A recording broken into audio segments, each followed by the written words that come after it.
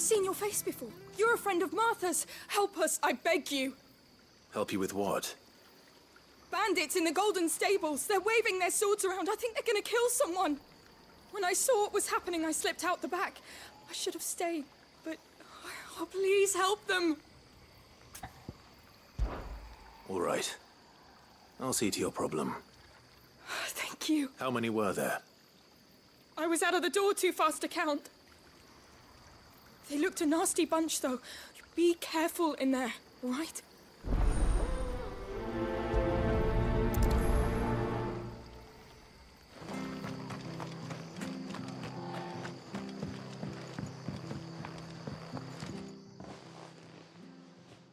Ha!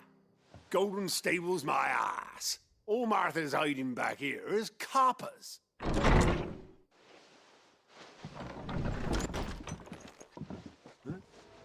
Oh, that's a fine sword, friend. Heavy, though, I expect. What say we relieve you of it? Get him, lads. I want that blade. Let's get this over with.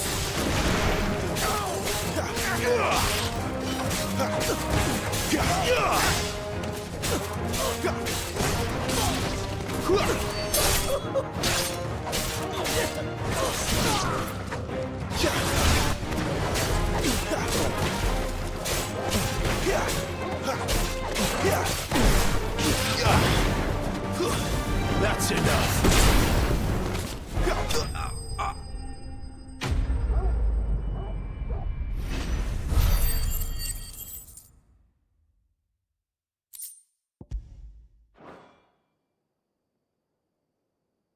I'll be keeping my blade, thank you.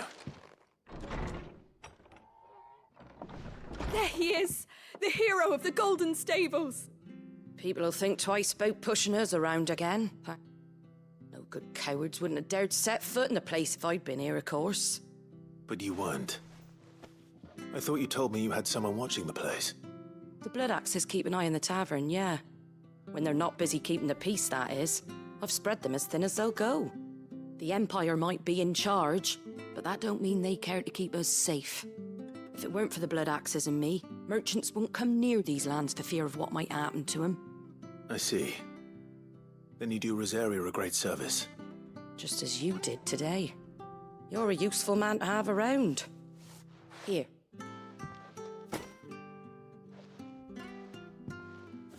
And there'll be a mug of something tasty waiting for you whenever you next stop by.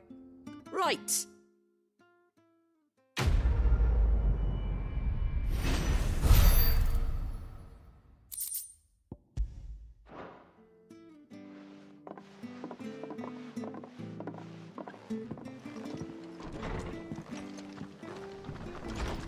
There he is, the man of the hour.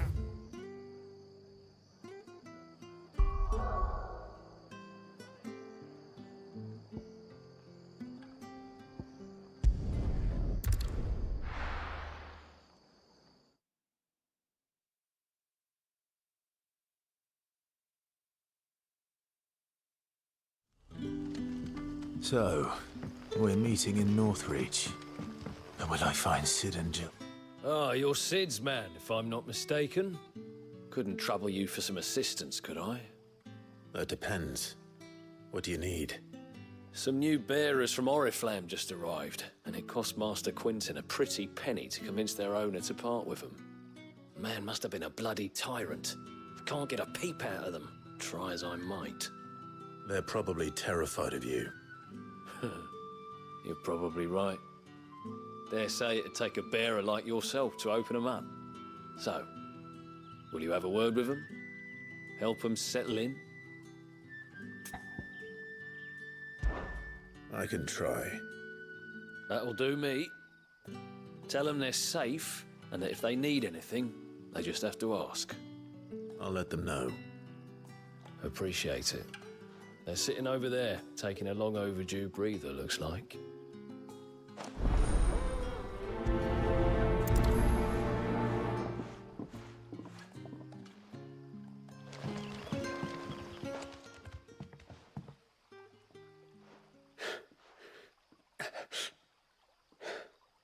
So you're the new arrivals. Is there anything I can get you? You're safe here. They don't punish people like us for speaking our minds. Truly. I'm hungry. My sister too, we're starving. Wait here. I'll fetch you something from the tavern. Thank you. I won't be long. You stay here and rest.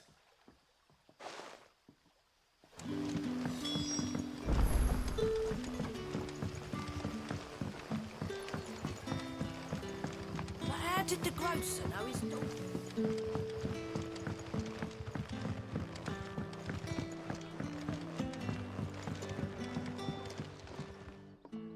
I'll have 2 plates of whatever you're serving. Sorry. We've enough mouths of our own to feed without tending to the wants of outsiders. It's not for me. It's for some new arrivals. Oh, my apologies. I didn't see the mark. So you're a comrade. Well, in that case, you may have whatever you require. Take all the bread and wine you want. That's really all it takes. One look at the innkeeper's mark. Of course it is. I do as Master Quinton commands, as do we all. And Master Quinton commands that none of his favoured guests be left wanting. Well, don't keep our new comrades waiting. Take what you need and see that they eat their fill.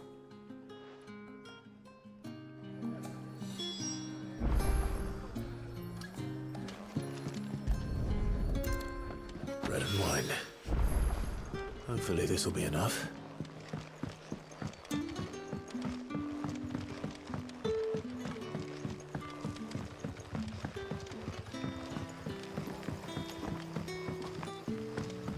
Don't tell me. Turnips for supper. Brother, did you see?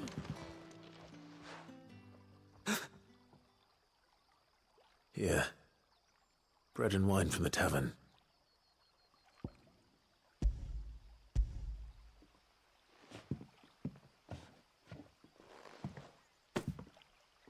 May we? Truly?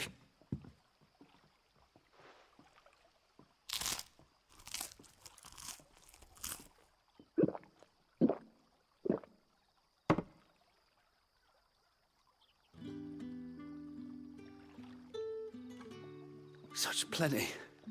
Never in all my days. Brother, this place is like a dream. We sat and no one shouted. We ate and more was offered. I know. I can't believe it. You're free now. And the next time you're hungry, you need only ask to be fed. Thank you for everything. Thank you.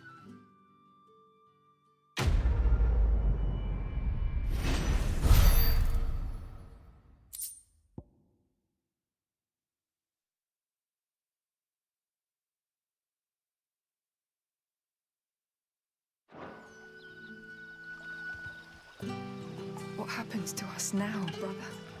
Nothing bad, I promise. Not ever again.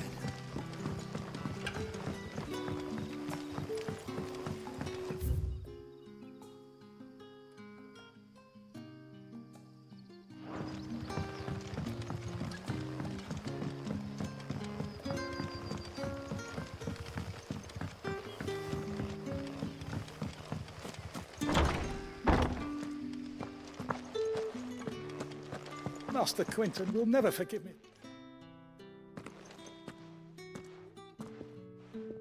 I want no trouble.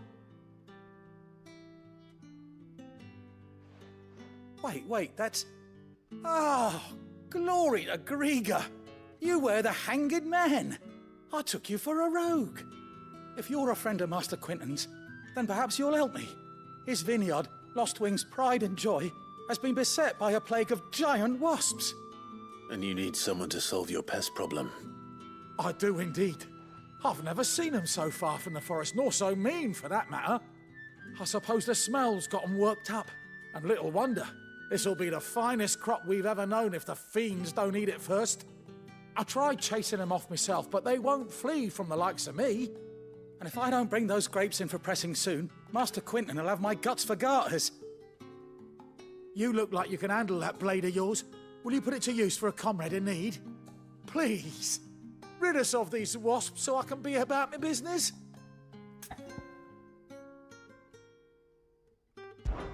All right. I'll see to it. Oh,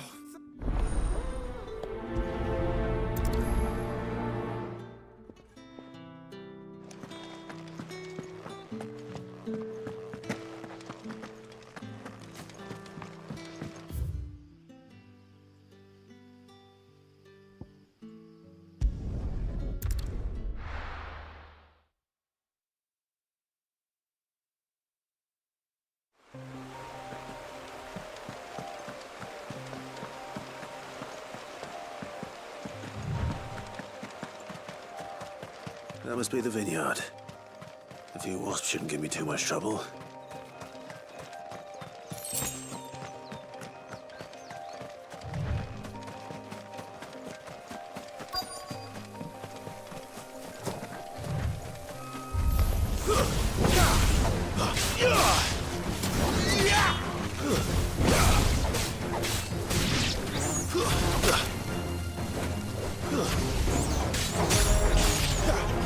It's over.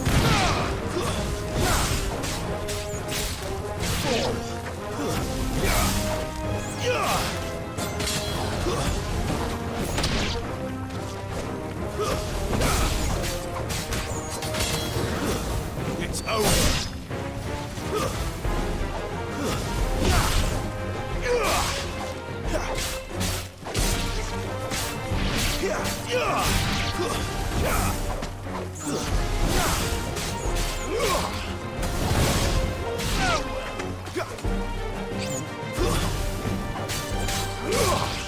Stay down.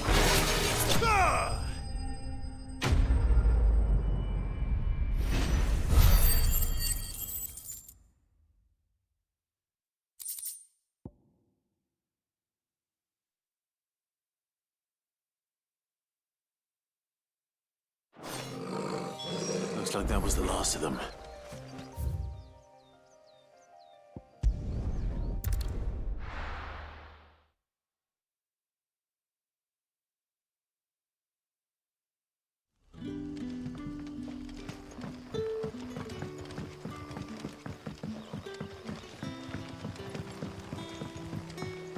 But how did the grocer know his daughter had been stealing?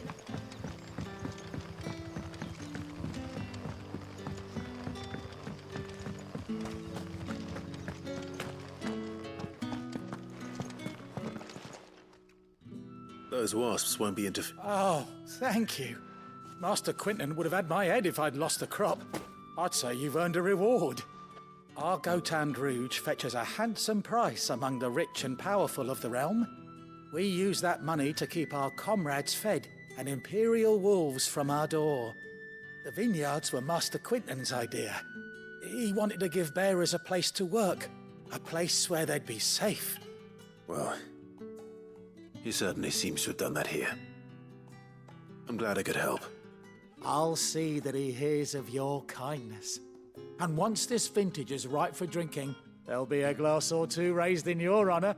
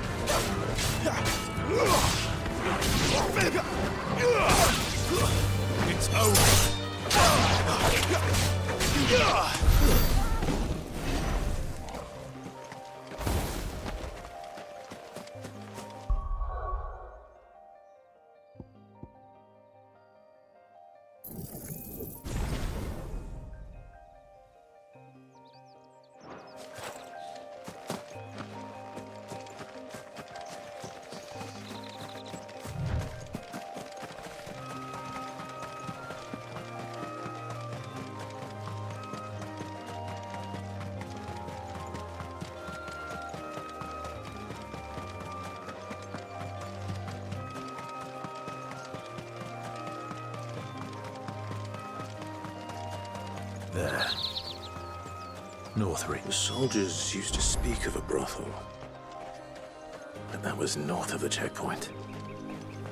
I hope the dame has friends in the south.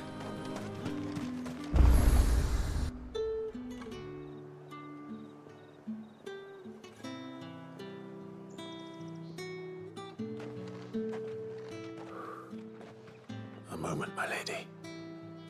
A moment? I doubt you could afford even that much of my time. Branded. My mistake. No, mine. Upon reflection, you don't have the scent of a branded about you. The flowers. Otto always did know how to please me. More than Sid ever did anyway. Do you think you could please me, Clive? You're the dame. Let us leave such impersonal titles to my less preferred clientele. You can call me Isabel. Otto assured me I could trust you.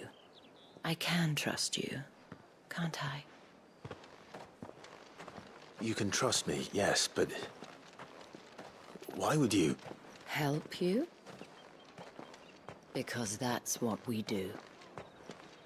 Long ago, Sid did me a kindness when no one else would. I have never forgotten that. Without it, I would not be where I am today. And so, I make it a point to do the same whenever possible. Which brings us here. To the final obstacle between you and whatever it is you seek in the holy capital. I fear the guards are not likely to let a masterless bearer pass unmolested. Unless... Unless... Unless, of course, his master deigned to appear. Yes, that will do nicely. But...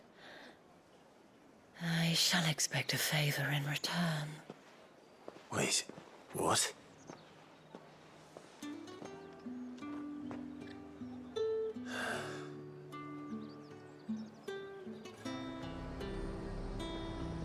You say these are all from Dalmekia?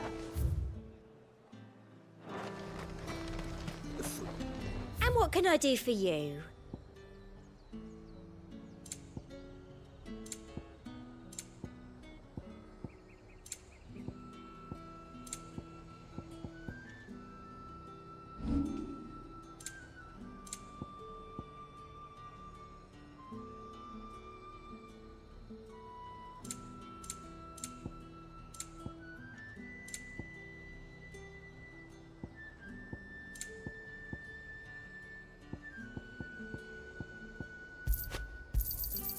Thank you.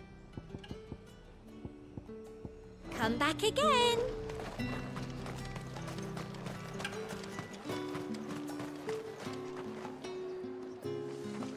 Tut tut. We cannot have people thinking I tolerate disobedience from my branded. The men who gave me this are no more my masters than you are. But... it's not as if I can hide it.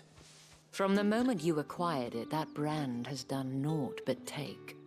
But today, it is going to give you exactly what you want. Just play along.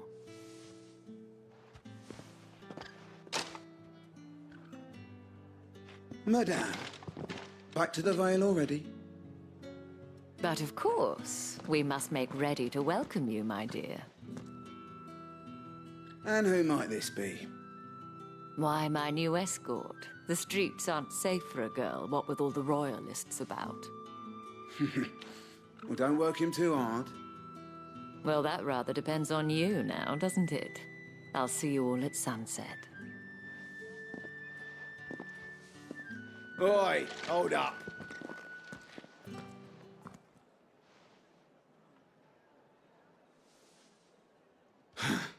Another fucking branded. Well, you're lucky you're with the dame. Now get out of my sight, filth.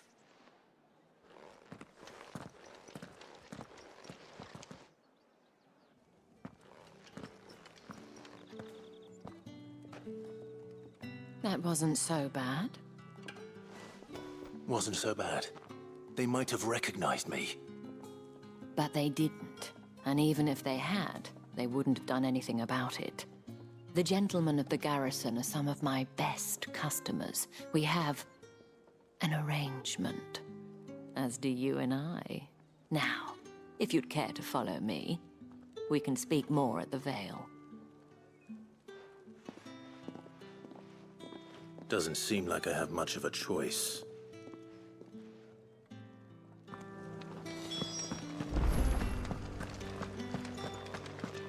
I haven't seen you around the Vale.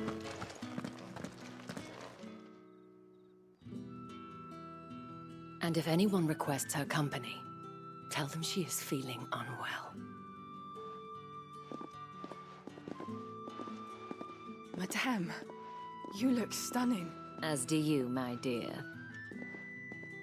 Shall I have one of the girls draw a bath? That won't be necessary.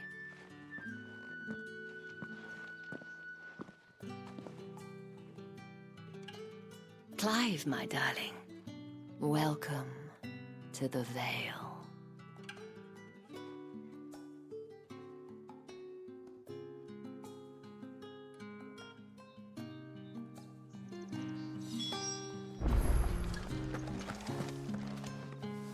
Thank you for seeing me through the gates, my lady. I am in your debt. Well, that was the whole point, wasn't it? And I told you, it's Isabel. Whatever wound you so tight, I wonder. It's certainly not Sid's influence. You, mentioned a favor. What is it you'd have me do? I don't want to keep my companions waiting. If you mean Sid and the girl, you needn't worry. They have yet to reach the checkpoint. Yes, Otto asked me to help them as well. But to answer your question, I need you to find someone for me. One of my girls. Tatienne has been gone for several days now, having left no word of explanation. And I've begun to fear the worst. I feel as if I've spent my whole life searching for people. No, I can't say I'm any good at it. I trust you'll do your best. Oh, and take this.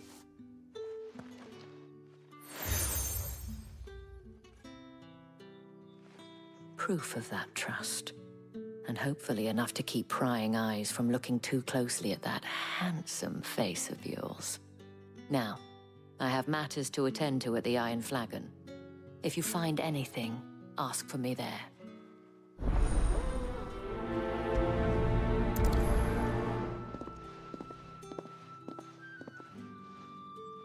I should probably start here.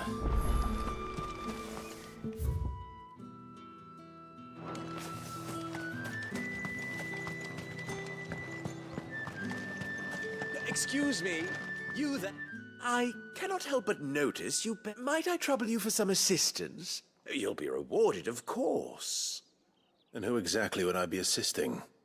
Oh, forgive me. I am Etienne, a humble merchant, though fortunate enough to count the dame among my acquaintances.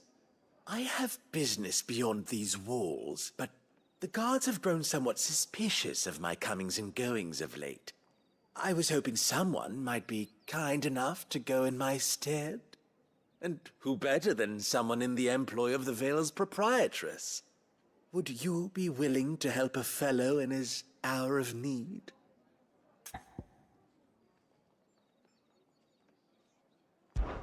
Why not? Marvelous. The task is simple enough. Pass through the gate and deliver packages to a few of my most valued clients. There are 3 in total: a grocer, an apothecary, and a distiller. You need only mention that the items you carry are fresh from the master's table. Nothing dangerous, I hope. Why, of course not. Merely trifles which folk beyond the checkpoint are keen to get their hands on. And though I cannot prevent you from peeking, I advise that you don't. Strongly advise.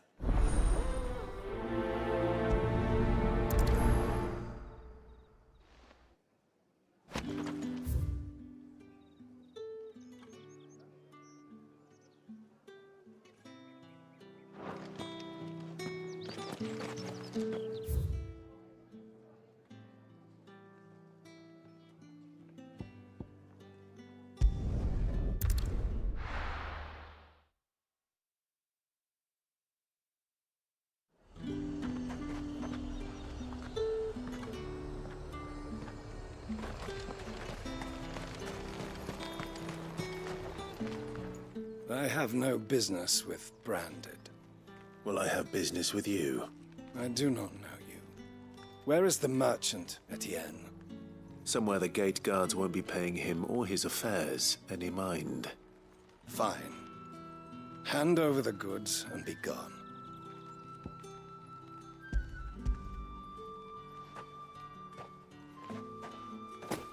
This is lighter than usual. Branded, if I discover you have played me false... I can always take it back. You will do no such thing. Your master should cut out your insolent tongue. Had you been the tool of any other man, I would see you clapped in chains. Payment. Take it and get out of my sight. Cigars? Those cigars are worth more than your life. Do be careful.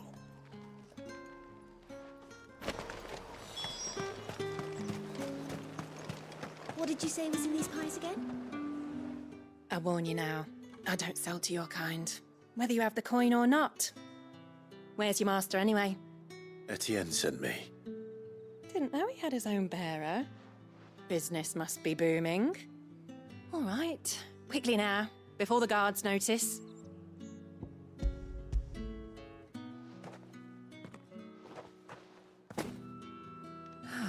That is no burden off my back. And this is for Etienne. All this... Not just any drink. The very best, specially distilled for my most discerning customers. The guards find that, they'll seize it before you can blink. You keep it well hidden, all right? If Etienne likes it, tell him there's more where that came from. For a price, of course. Of course.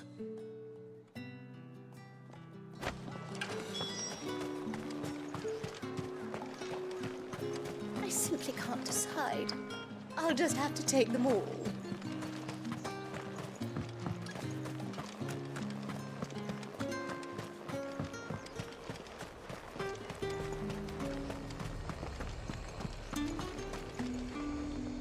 There's nothing here for you. I have a delivery from Etienne. Fresh from the master's table.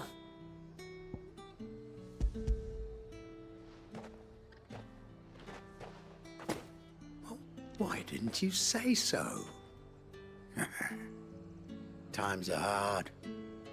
But this here'll make 'em less so. For a while, at least. Sorry about the welcome. I meant nothing by it. You wait right here.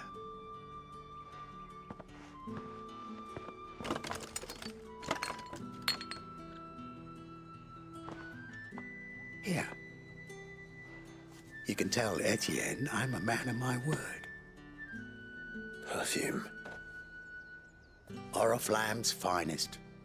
Just as promised. Perfume, cigars, and spirits.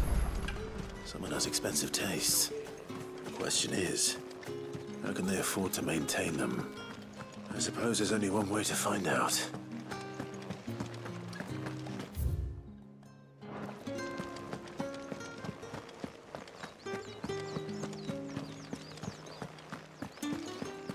I haven't seen you around the Vale of late.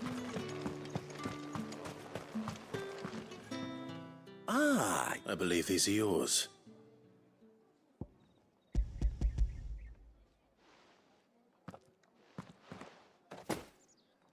Delightful. The dame will be pleased. You don't say. And would she be pleased to learn what you had to exchange for those items?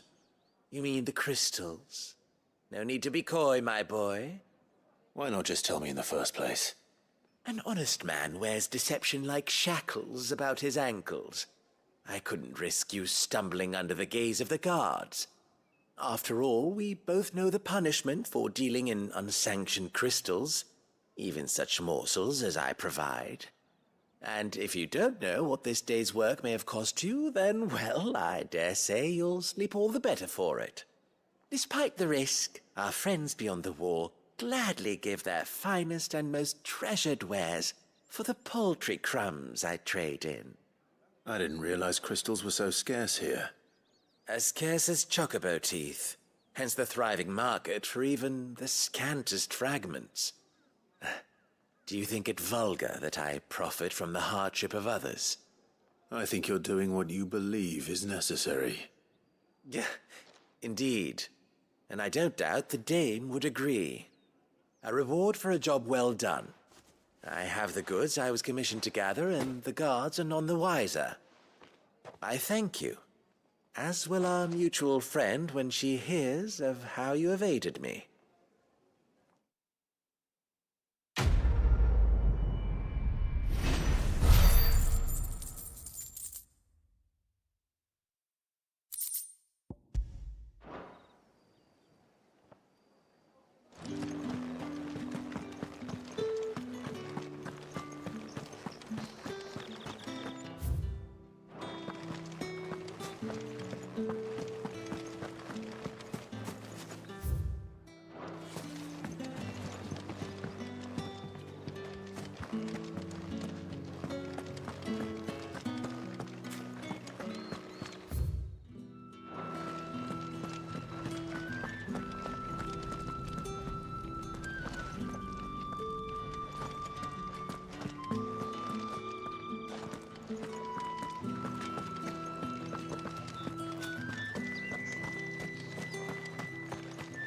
Heard the bones fell favourably. To the Vale, then, was it? What do you think? Nothing like a quick I don't know how a bearer came by the moon and stars, but thank goodness I found you. Can I trust you to be discreet? About what? About this. About what I wish to ask of you. About the fact that I, a humble creature, assist the Dame of the Vale in her endeavors.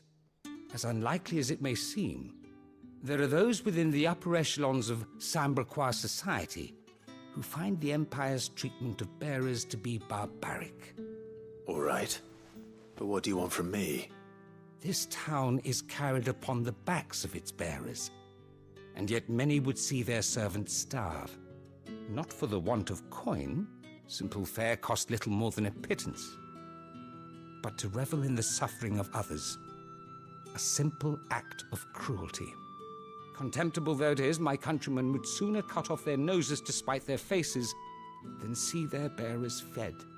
And despite my best attempts at secrecy, my efforts to dole out comestibles have been noticed. Which brings me to my request. The brand upon your cheek affords you a certain freedom. A freedom I could sorely use. Fine. What do you need me to do? Oh, thank you.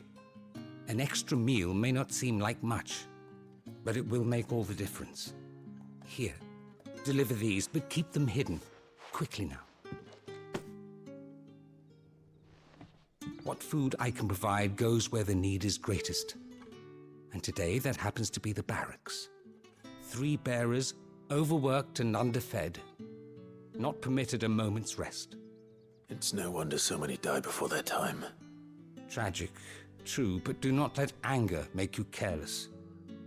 People will view this act of mercy as an undermining of the Empire's authority. Be discreet for both our sakes, and for the sake of those we feed. Oh, and when you're finished, a word in the ear of one of the Dame's girls would be appreciated. You won't be staying, then? I'm afraid not. I am expected back in the capital, and have already risked much speaking with you this long.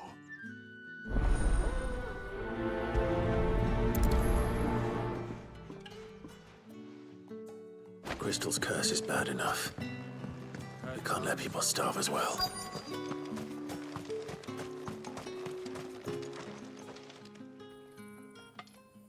Are you waiting for it to heal on its own?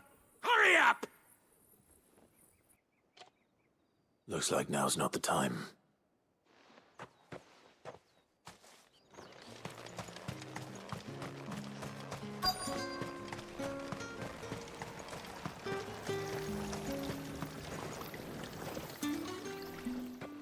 You look like you need a rest.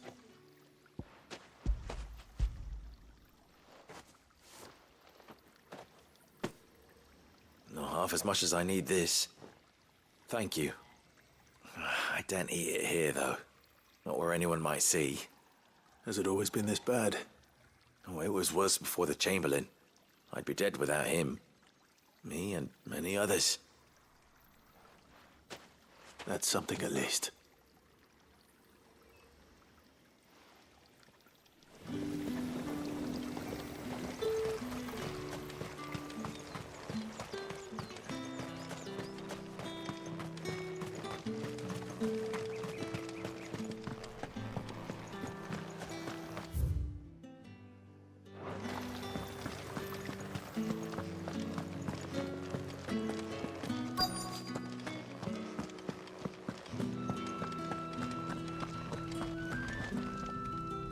I have something for you.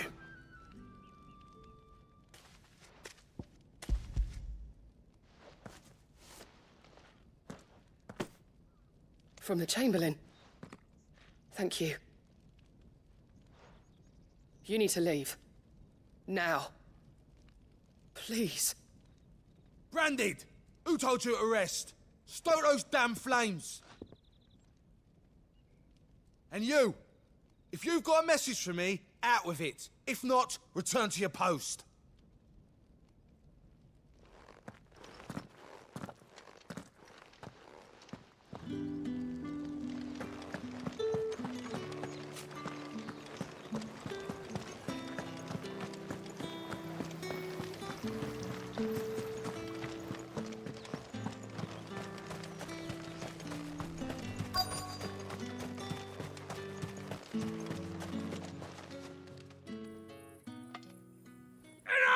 Curse you! Get away from me! You'll work faster next time if you know what's good for you!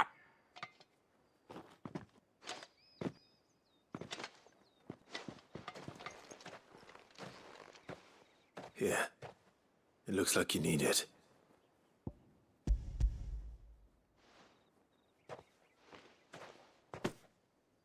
The Chamberlain must have sent you. But alas, my work is far from over. If I don't go now, they'll beat me. You need to rest. But I won't. I've wounds to heal and bones to mend. And what of your own hurts? They'll wait. As will my hunger. Thank you, though.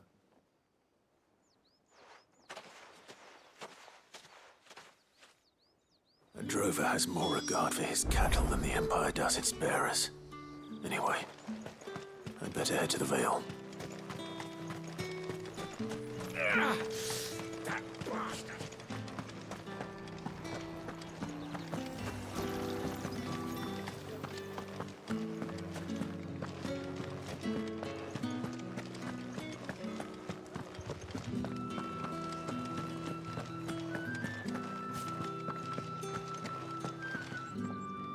All right. Are you here for business or pleasure? Business, though not my own. The Chamberlain put me to work delivering food. Ah, so he found someone to help him then. Just as well.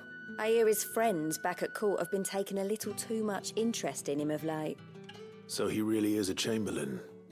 There was a time when he was the Vale's most illustrious customer. Us girls thought of him as a generous uncle. He was one of the only people round here who seemed bothered by the way the Empire treats its bearers. Rare for one in his position.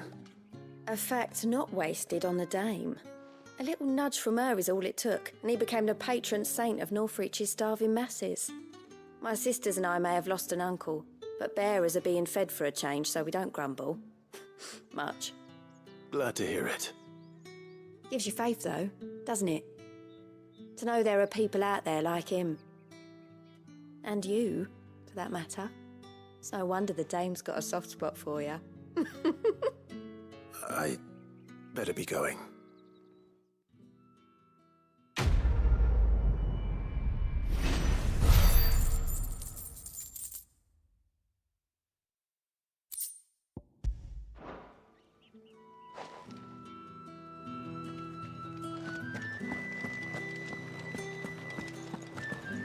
Well then, I suppose you're not.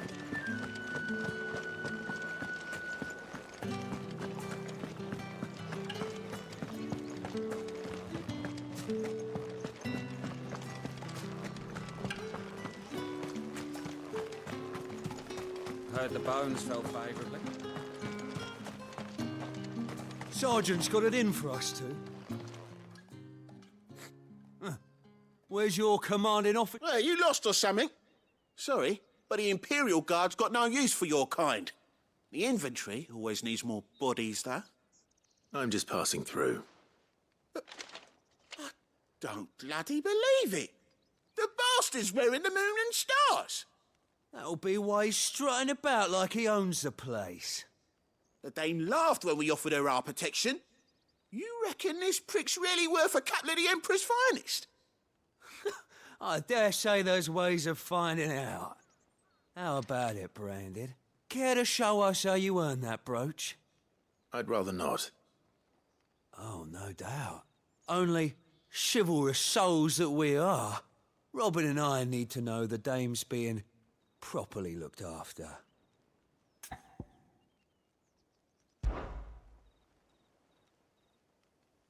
Fine. If it'll put your mind at ease. Oh, and just so you know, I won't be holding back. I suggest you don't either. Take a moment to get ready if you need it. Wouldn't want you whining about an unfair fight.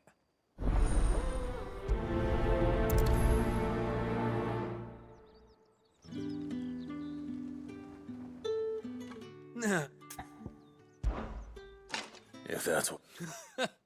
Cocky bastard. All right, let's be having you.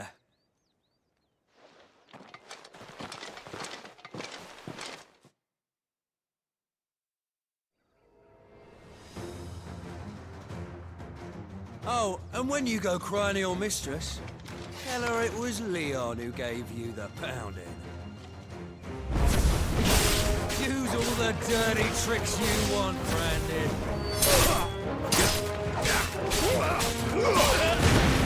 All right. So you know one end of a blade from the other.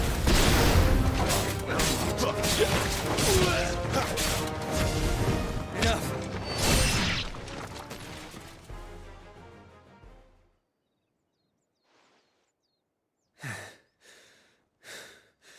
Fuck me.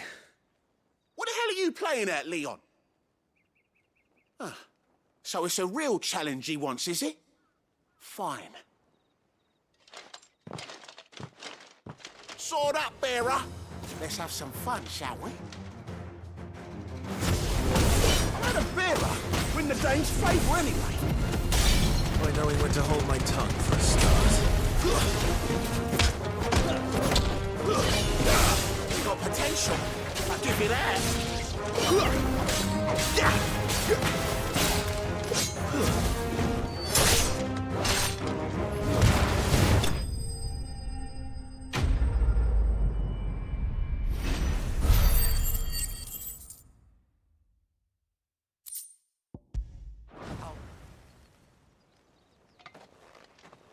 Can I go now? Grieger's gas. The bastard didn't even break a sweat. The Dame's man or no, he's still a Branded. Best hope the Sergeant never hears about this. Yeah, not after the bollocking he gave us for missing drills. Might be the old sod had a point. I'll leave you to it. Yeah, good bloody riddance. At least we know the dame's in safe hands, I suppose. Do us a favour. If you have to tell the dame about this, tell her we got a good few hits in, eh?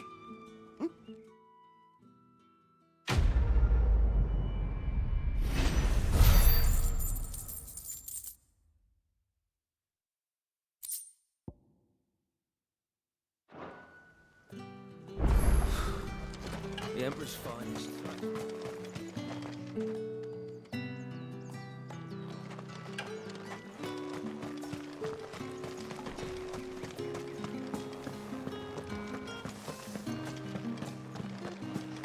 Did one of them get on this?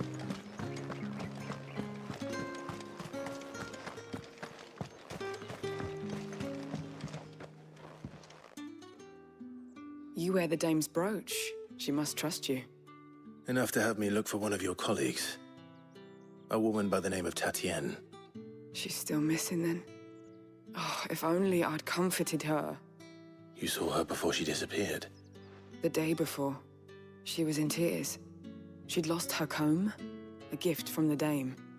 It wasn't anything fancy, but you could tell it meant the world to her. You see, Tatienne was an orphan, and she looked upon the dame as a mother, as do we all. So she was upset. And I didn't lend her my shoulder. But perhaps someone else did. Tatienne shared a room. Her chambermaid may have seen something. She's over there, sitting by the pond. Thank you. Let's see what her chambermaid can tell us then. So you're the new escort the girls have been talking about. And you've already been sent off on an errand, eh? Poor boy. You'll be knackered before the real work begins later on tonight. I'm told you share a bedchamber with Tatienne. Did she say anything to you before? Before she went missing. Only that she needed to meet with someone. She did mention a name, but I know exactly who she meant. You do? Lad from the garrison. Annoying little shit. Spent every guil he earned on Tatienne, and picked fights with anyone else who tried to buy her time. Followed her around like a lost puppy. Tatienne was flattered at first, but it didn't take long for her to get scared. She thought about saying something. But the dame was so proud of her for how much she was bringing in, and she didn't want to let her down. This man from the garrison. Did you ever see him? Of course I did. He tried to sneak into our room enough times. Slimy sod's got a scar over one eye. Claims he got it in battle. You've been very helpful. Don't let him get away with this. Find him, and you'll find her. A man from the garrison. Seems a trip to the barracks is in order. I haven't seen you around the Vale of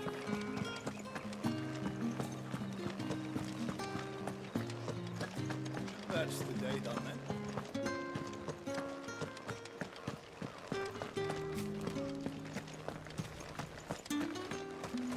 Heard the bones fell favourably. I'm looking for a man with a scar over his eye. Looking for a man? Does this look like a brothel, Branded? Fuck off. Hold your tongue. He wears the dame's brooch. One word from him and the Vale's doors will be barred to us for good. There's only one man in the garrison with a dodgy eye. His name's Yannick. I haven't seen him around lately, though. On account of him being in war. Yeah, Yannick left a few days back. Said he had dealings with a merchant there. The dame thanks you. Moor is the last village on the road to Oriflamme. I should let Isabel know where I'm headed. It's not been half a moon since Ben's talk.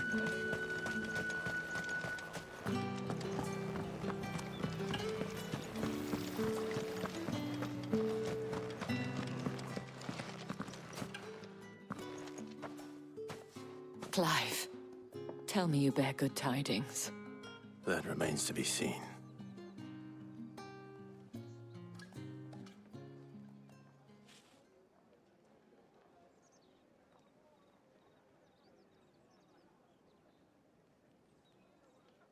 Oh, Tatienne, you could have told me. This Yannick, The soldiers I spoke to believe he's in the village of Moor. According to them, he claimed to have some business with a merchant there. Though that wouldn't explain his continued absence. And you plan on traveling to Moor to ascertain the truth? Isn't that what you want?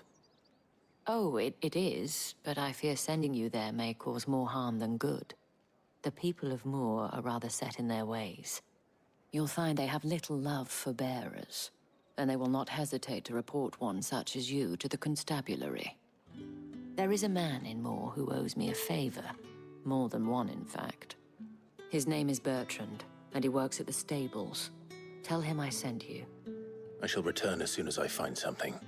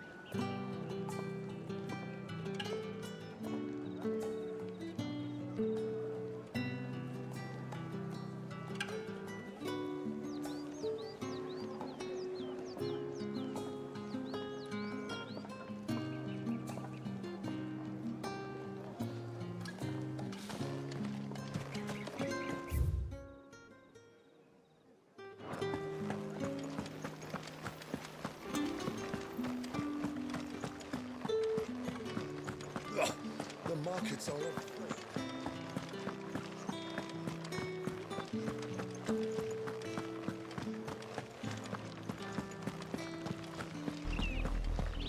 Oriflamme, how many bearers suffer to keep your granaries full?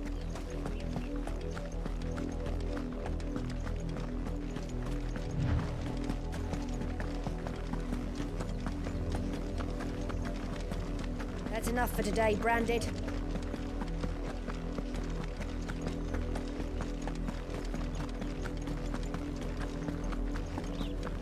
Go on.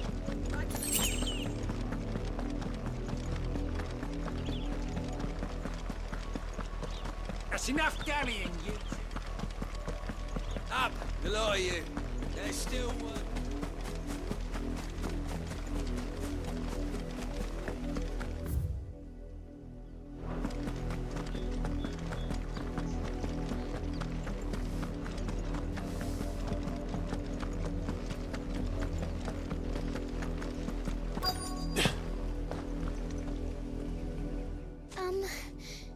Have you seen my Chloe? I let her out of her pen while I did my chores, but she hasn't come back yet. I think she's lost. Please, can you help me look for her?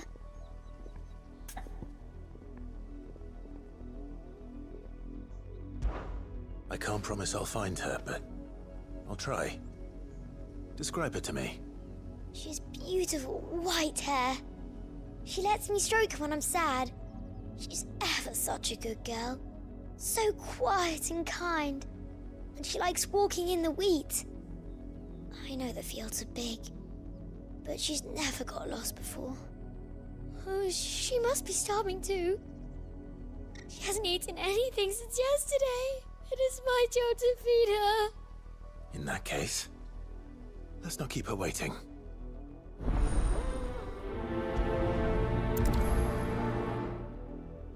That's a lot of field to search. With a little luck, someone might have seen her.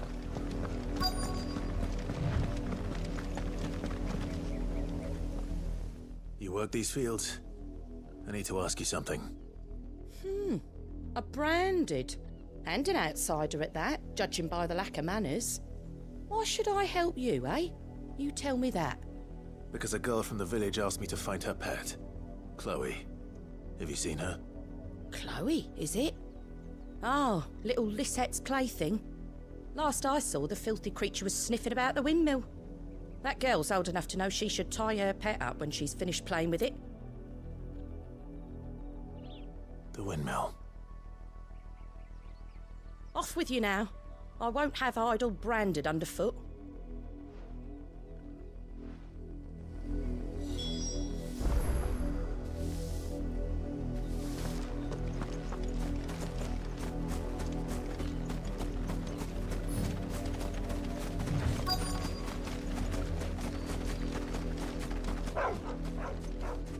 Chloe?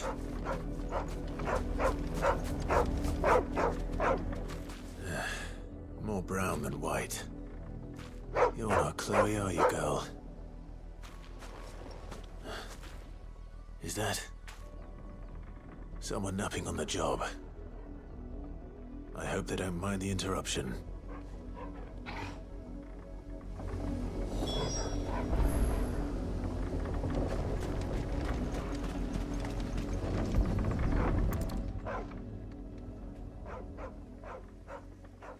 The crystal's curse. Chloe, I was calling you. Didn't you hear me? What? Get up now. You've slept long enough. It's time to go home. Chloe? Why did you already turn into a rock? I only made you do a bit of magic. You knew you were my favourite. None of the other Chloes had pretty hair. It could be months before Dad gives me another one. I have to wait until they're too tired to work anymore. Is that all she was to you? A plaything? Do you really not care that she's dead? She's not dead. She's a rock. That? The crystal's curse? That's just how she died. And now she's gone forever.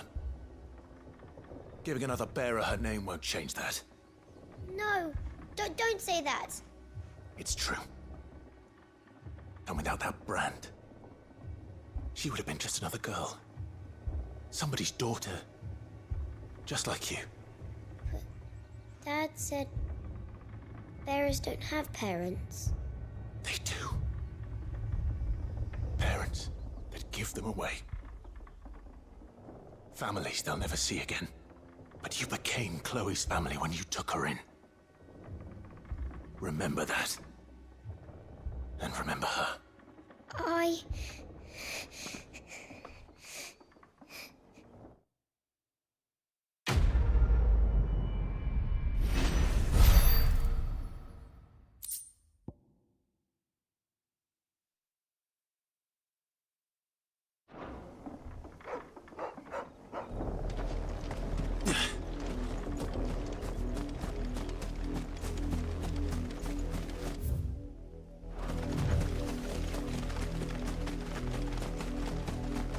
Up, the lot of you.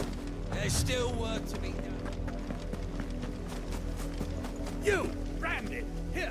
You're late. What kept you? Late for what? Did they tell you nothing?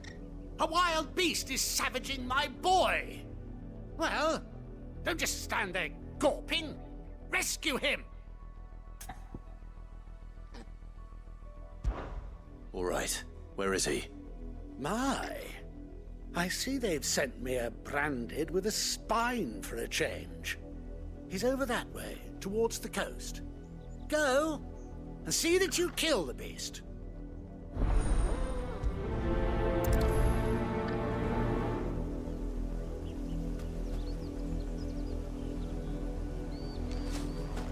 For someone whose son's in mortal danger, he didn't seem all that worried. Something's not right here. I need to be careful. But the wolf! It's going to eat me! Not if I can help it.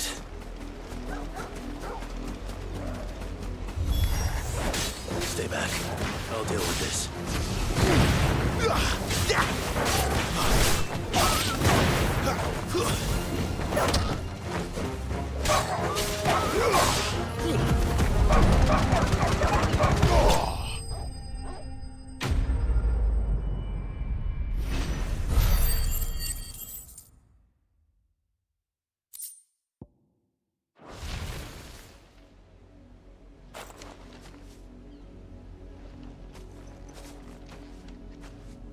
No!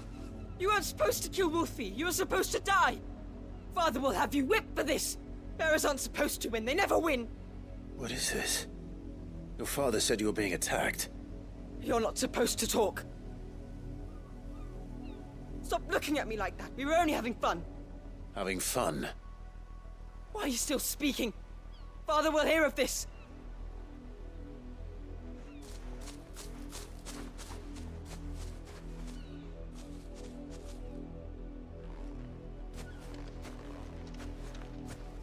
The wolf's work, no doubt. But it's not the wolf that's to blame. Someone needs to put an end to this, before it happens again.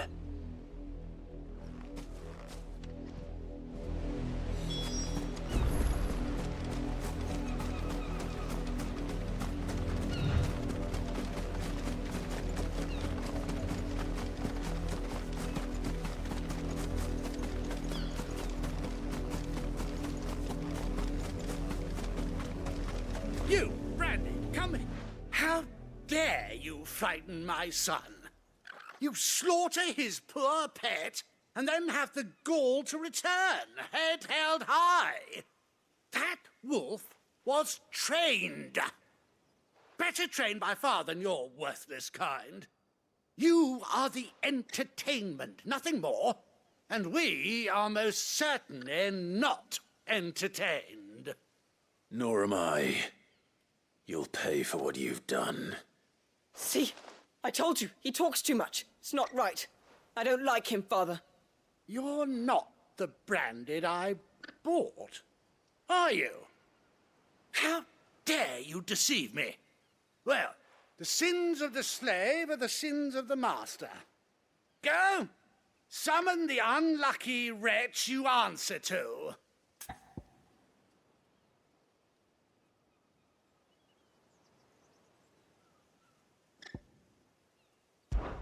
That unlucky wretch would be me. I'm my own master. I'm beholden to no one. And I take orders from no one. Lies! Do you think I cannot see that brand on your face? Shut your mouth and listen. Those bearers you killed, they were people. They felt fear and pain, just as you do. And unless you wish to share in their suffering, you would do well to remember we are not your playthings. Father, he's scaring me. How dare you threaten us? How dare you? Can't we just buy another hound? A bigger one, a better one. Of course, my son. I'll have the villagers fetch us another. With jaws powerful enough to nip this Branded's head clean off his shoulders.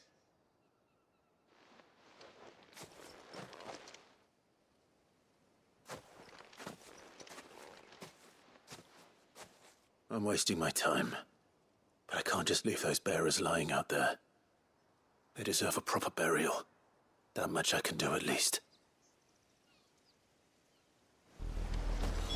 How many bearers have lost their lives to this nobleman's sport?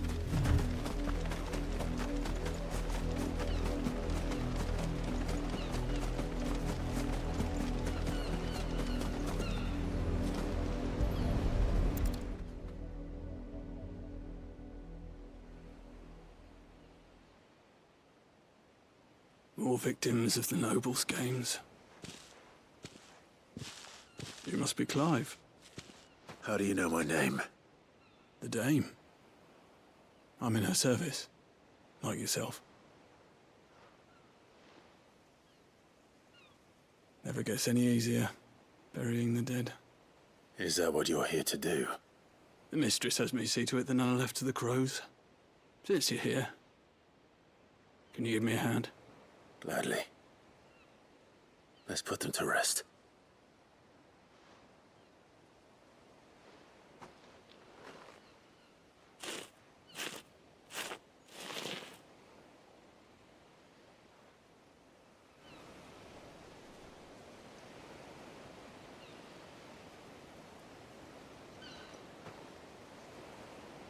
May their burden finally be lifted. I take it you slew the nobleman's pet? I did. Now I expect they'll find another soon enough. And when it gets here, More bearers will die. How can they think so little of sending us to the slaughter? Simple. Because you are not them. Bearers are tools when they're needed, and toys when they're not. And if one breaks, well, you can always buy another.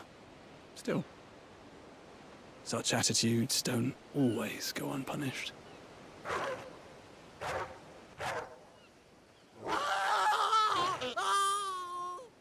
Father! Father! Is this your doing? Of course not. Wolves kill. It's in their nature. Invite one into your home, he's gonna tear your throat out eventually. Same with bearers. Fed or not, they don't lack for fangs. What will folk do when they bite back, I wonder? The realm's less two murderous bastards, and I won't mourn the loss. Here. For their help. You don't have to. Take it. You never know. Our paths may cross again. Till then.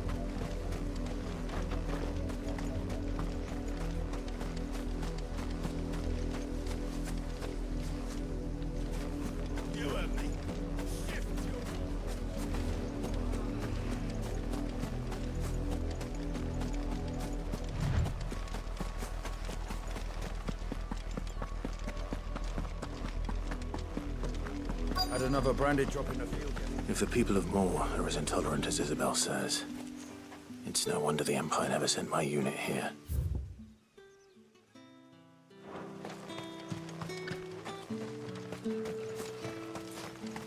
Weren't expecting any new branded until the new moon. You don't think he's a deserter, do you?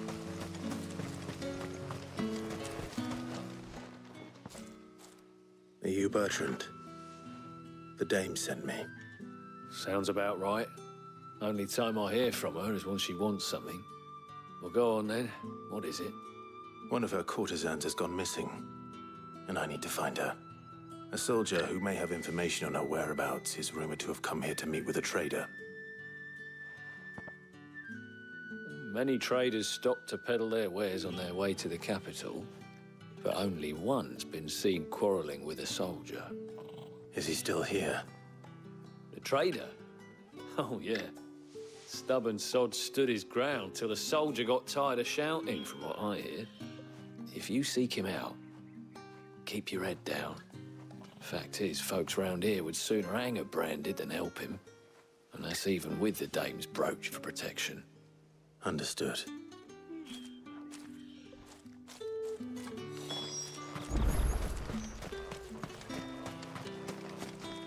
What do you want?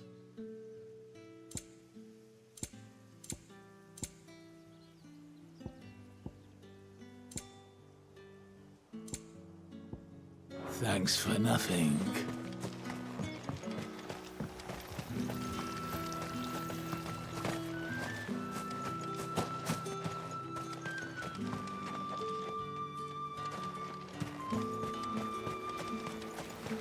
All that clean? You good-for-nothing slut! What's this? A branded? Where's your I come to you from Northreach, at the behest of the dame. Perhaps you've heard of her. Why, of course I have. I am the good lady's servant. What is it that she requires of me? Rumor has it you were seen arguing with a soldier some few days ago. A soldier with a scar over his eye. Yes, that's right. He had a comb which he claimed was an antique. Said he wanted to trade it for a newer one. But old though it was, an antique it most certainly was not, as I told him. Nevertheless, he insisted that it was of great value, and was quite vehement about my appraisal. I stood firm, however, and for all his bluster, he still purchased a new comb, albeit an inexpensive one. And do you know where he went after that? My customers aren't usually in the habit of telling me whither they are bound, but as it happens, this one did. Yonder ruins, strange as it may sound. My thanks. Not at all. I would do anything for the dame. Anything. Be sure and tell her, won't you, that I was helpful. I mean, most helpful.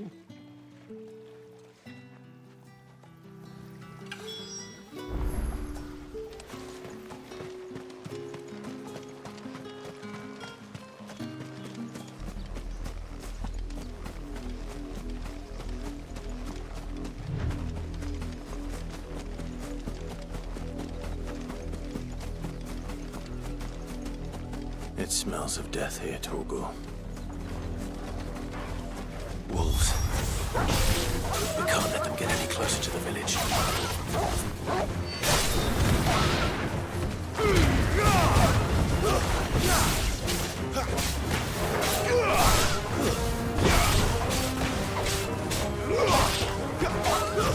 That's enough.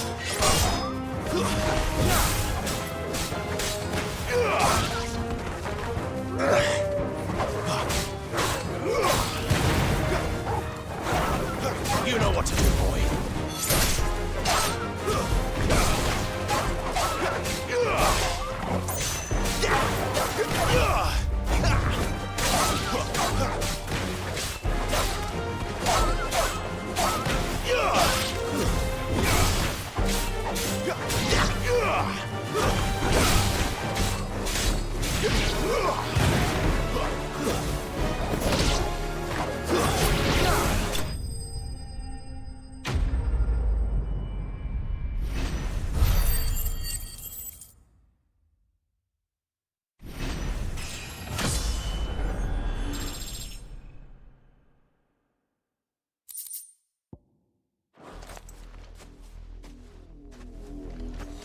Damn it all. Bodies.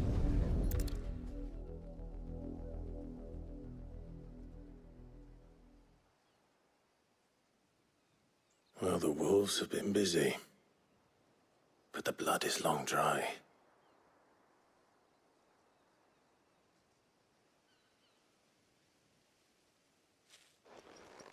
So it is you, Tatienne. If that's true, then the body next to hers will be Yannick's. The girl Yannick went off to sea every night. You said her name was Tatienne. You. Did you follow me? Now, why would I do that? Unless you think I'd have good reason to. But no. I was sent to find Yannick. By the looks of things, I have. We both found who we were searching for. Nah, he was a jealous sod. Couldn't stand the thought of his woman with someone else. Then one day he sees her with a new comb. Thinks she's got herself a new gallant. Tells the garrison he's going to find the man and kill him. We know it's all talk, but then he disappears off to Moor for some dealings and doesn't come back. If you mean this comb, it was a gift from the dame. If only Yannick had bothered to ask, eh? He might not be rotting on a hill. I think he meant to ask her something else. He stole the old comb and bought her a new one in the hope they'd wed. Wed? Where would they have gone? Certainly not back to Northreach with a dame waiting. And we all know what happens to deserters. Tell the dame I'm sorry for her loss. When the lads come to collect Yannick's body, I'll see that Tatienne is delivered to the Vale. Is that wise? Oh, there won't be any covering up this mess. The most we can hope for is that the dame doesn't hold it against us. Speaking of which, I saw her in Moor just now. Could you tell her what happened? Might sound better coming from you.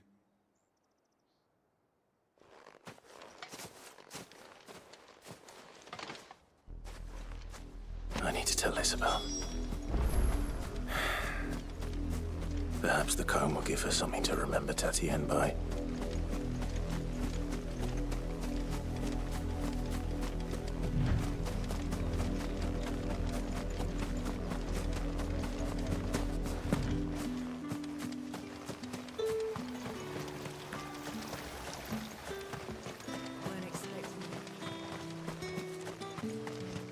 If it was a mess... You are still in one piece, I see. You will be pleased to hear that your companions have arrived. They said they would meet you at a little chapel to the east of here. Thank you, but you needn't have come all this way just to tell me. I was on my way to see you. You found her then?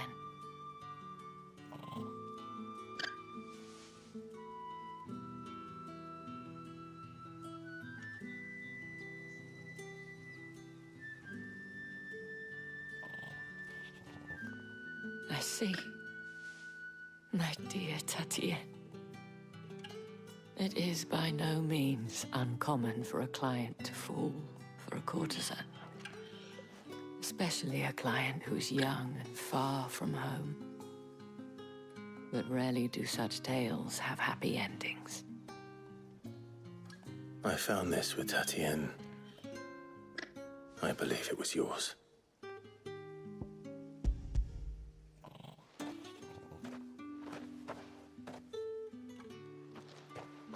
Thank you for returning it.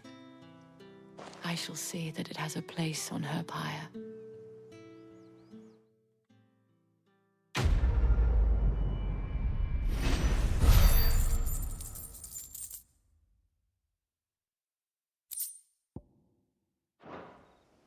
I should go. Before you do, I have one last gift. A token of my thanks. The Vale counts among its patrons several high-ranking officers of the Imperial Army. According to one of the looser-tongued gentlemen, it would appear that the legions are planning to march south. Otto mentioned the same thing. But did he mention that it was all of the legions? This is no mere skirmish. Were I to guess, I'd say the Emperor planned to abandon the capital. But that couldn't possibly be true now, could it? Take care, Clive. I will. And thank you again.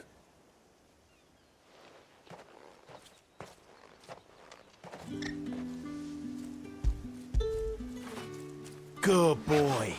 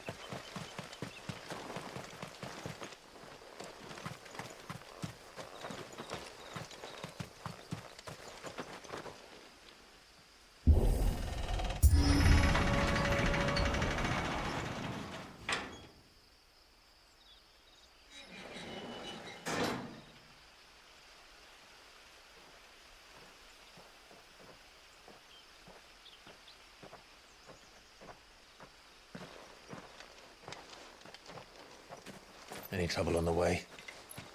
None worth mentioning. As I was telling Jill, it's worse than I thought.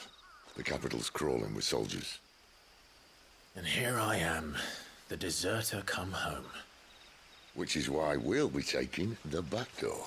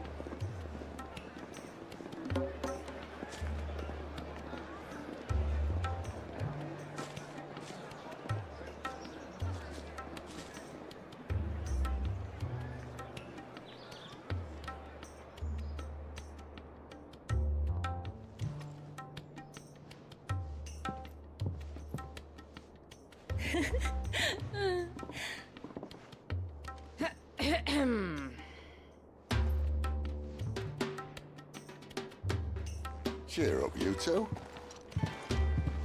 Can't think of a safer place in the Empire than it.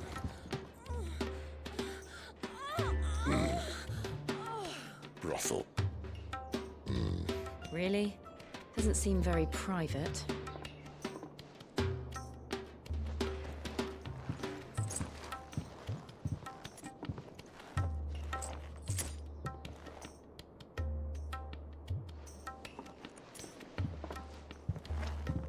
So then, how do we proceed?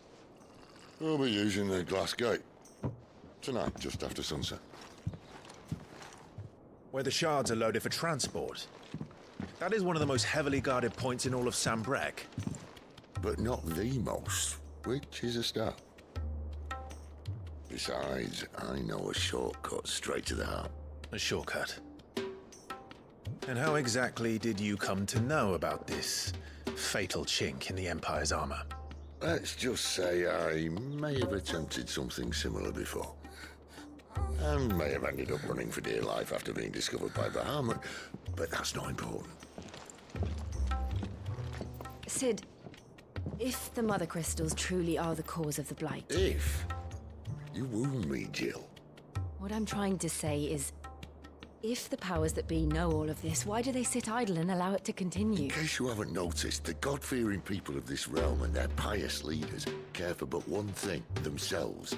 And they'll do whatever it takes to hold on to power. The rest of us are just a means to an end.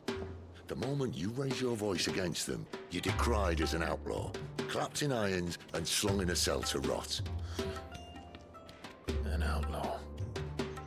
Whoever controls the crystals controls the realm. But our kind can wield magic without them. To our rulers, we must seem the most convenient of tools, and the most dangerous. But what makes them think they have the right to use us? To leave us to die when our bodies are spent? Does a nobleman weep for a broken mug? A torn tunic? Our fate means nothing to them. No, this isn't a battle you can win with words. Believe me, I've tried, but nothing ever gets through. The world is simply not ready to listen. So to hell with talking. If they won't give us a say, we'll decide our fates another way. You can't blame a man for wanting to bring an end to all this, can you? I can't. But what of all the people you mean to rob of their comforts? Are you happy for them to call you outlaw? Sid the Outlaw. Ah, that'll do me. You might at least pretend to take this seriously. Have a little faith, Jill. Even if you don't think much of my choice of digs.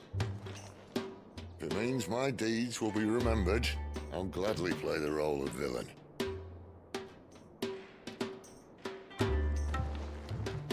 But first, we have a gate to crash. And once we're in, there'll be no turning back. So you best make ready.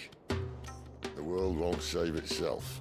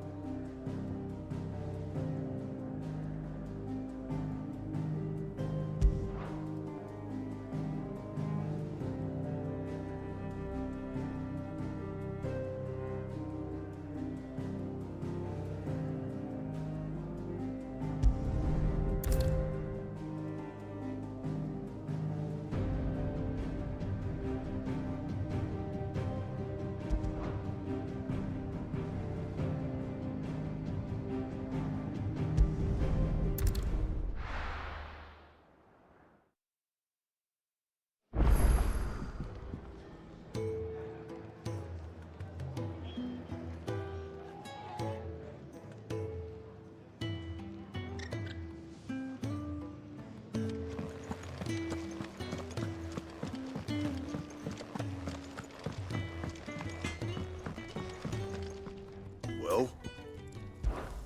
What's that for you, dear?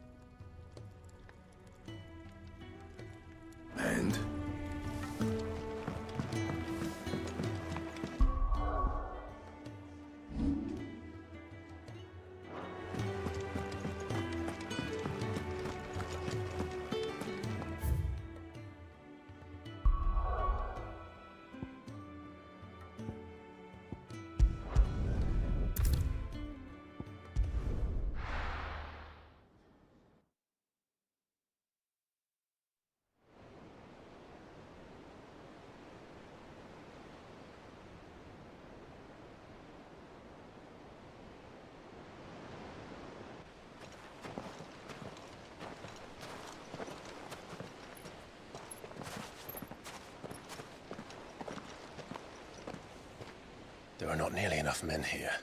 Then it's fortunate the city guard doesn't take sentry assignment as seriously as you do. This bodes well. Won't be a first. This may not be such a terrible plan after all. And what exactly is that supposed to mean? Only that your last secret shortcut was nowhere near as secret as you claimed. Yeah, but that's half the fun of it. Life's too short for perfect plans. You want a plan that'll keep you on your toes, stop you growing old and complacent. Worked for you, has it? Clive, my boy, even life's smallest challenges offer the opportunity to grow and to change. You must embrace these moments. Allow them to suffuse your heart with a deep sense of fulfillment. Narrowly escaping death at the hands of an enemy is not my idea of fulfillment. Something wrong? Not at all. Just wondering if the two of you had finished. Right. We make for the Mother Crystal's heart as planned. Destroy it and the whole thing should come tumbling down. And if the passage to the inner sanctum is guarded? Then we embrace the moment and use it to grow and change.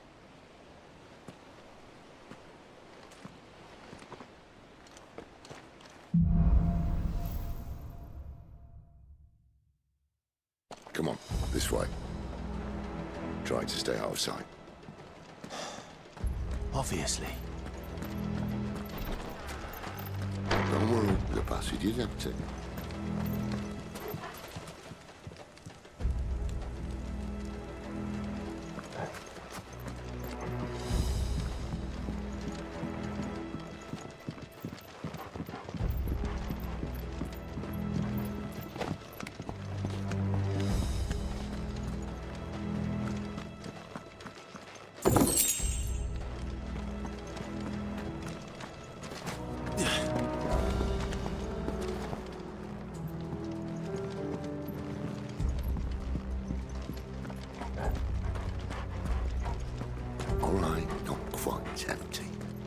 Let's get this over with. One single man for reaching the sanctum, so shut your Man, mouth. I swear this passage used to The have enemy's upon us!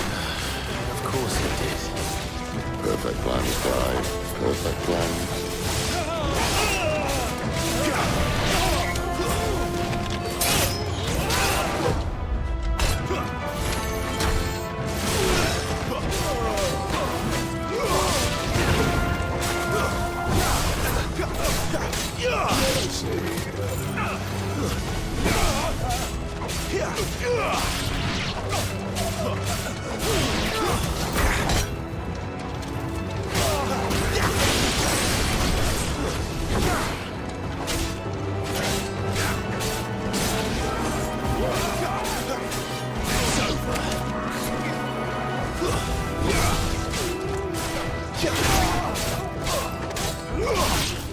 But at least we won.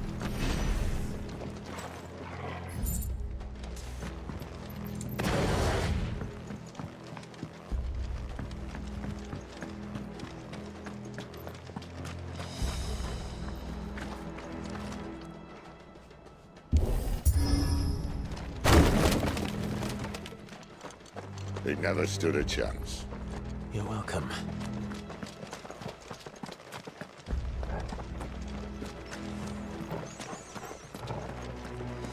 The main tunnel.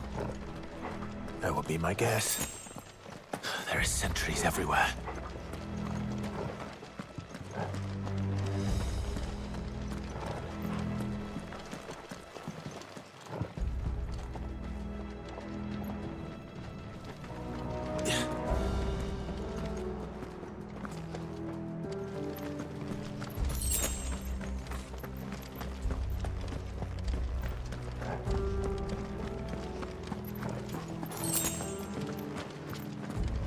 And all good things must come to an end. We might have a bit more company from now on. Captain, to arms, men! And summon the cannoneer!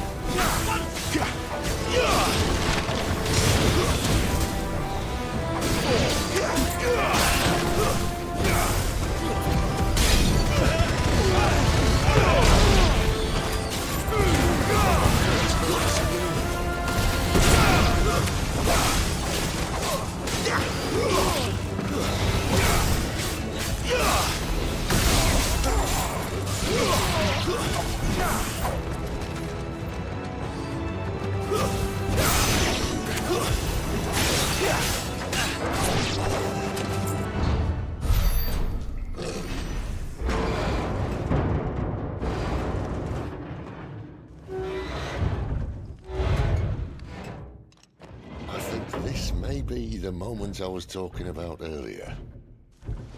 What have we here? More insects come to be squashed? You will find my mortar and I only too happy to oblige. With a talker. Then let's shut him up.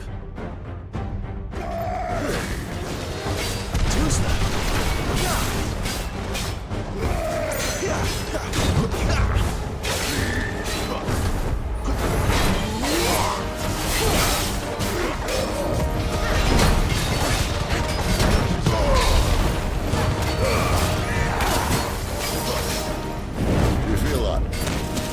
Something in the air. Ether. It's ether. Then we better make this quick.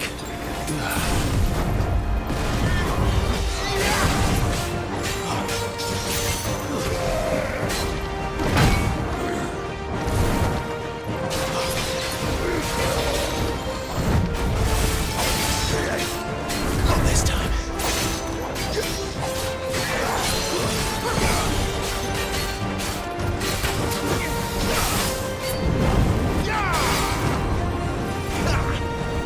Not this time. Too slow.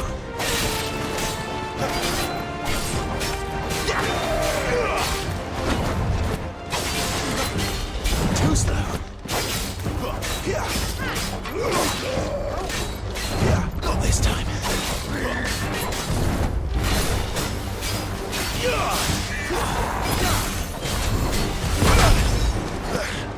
That's right.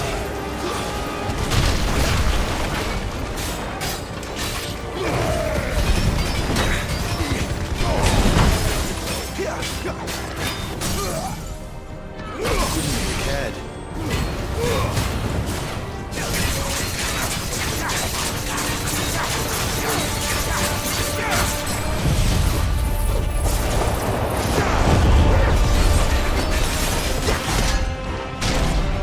Why won't you die? Is he?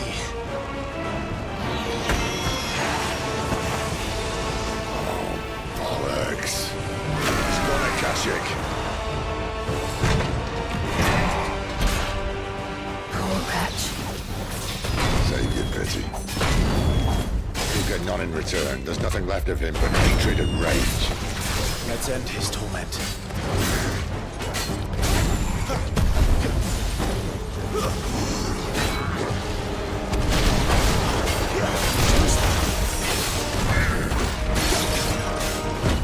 Not this time.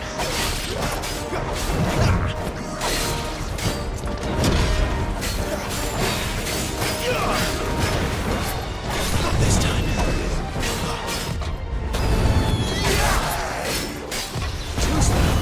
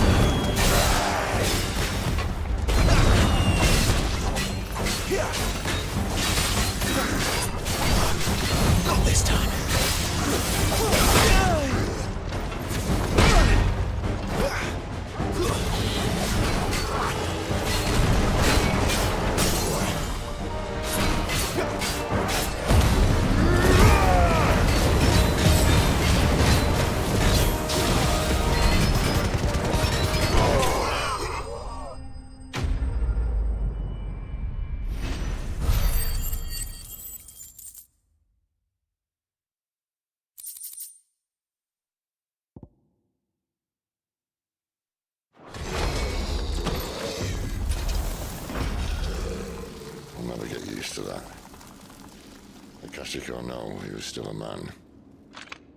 A man who drowned in ether. It's no way for anyone to go.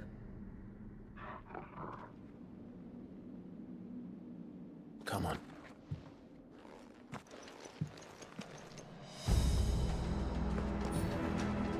Guard duty's a death sentence in this place. Not that Sylvester cares.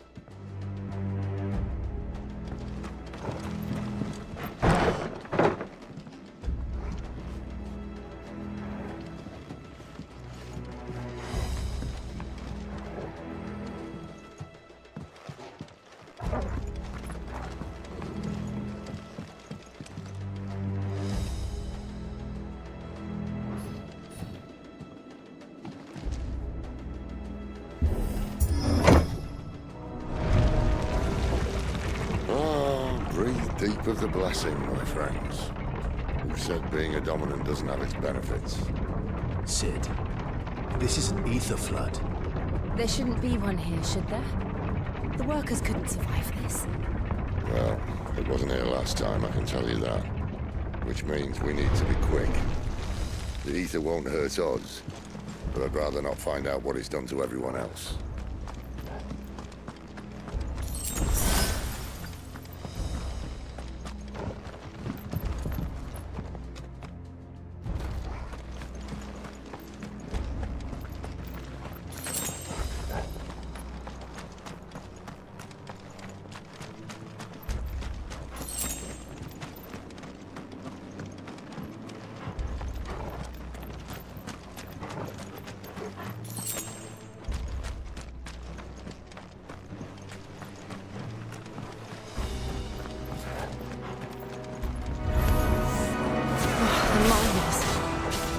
Gods. Too far gone. The ether's made monsters of us. All we can do now is put them out of their misery. Sybil said she thought the Empire might be planning to abandon the capital. Could this be why? Oh, no. You said you could call her Isabel. Never mind. If ever there was a reason to up sticks, an ether flood would be it. Those guards at the gate. They weren't there to keep people out. They were there to keep the Akashic in.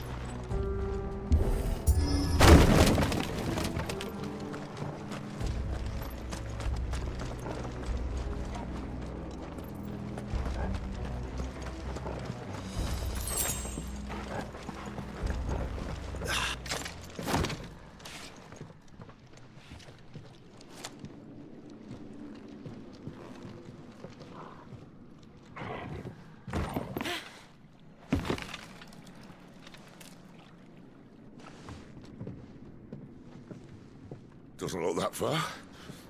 Right.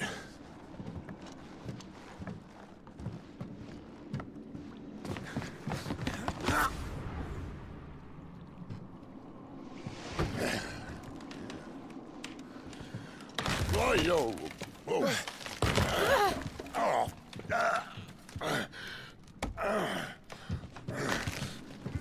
Some help. Hold on.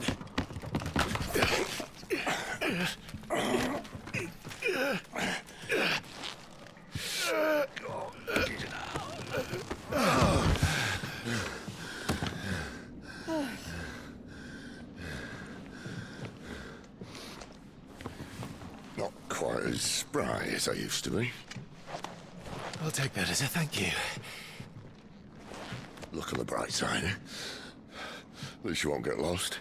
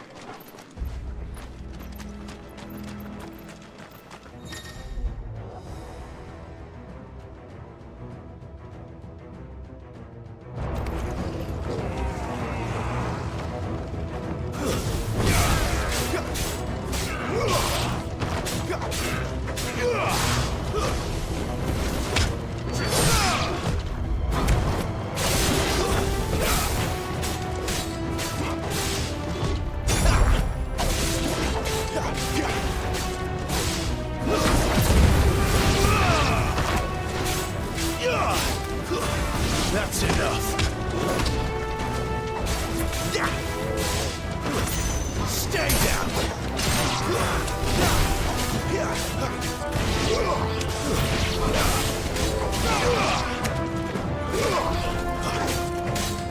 Not this time. It's over.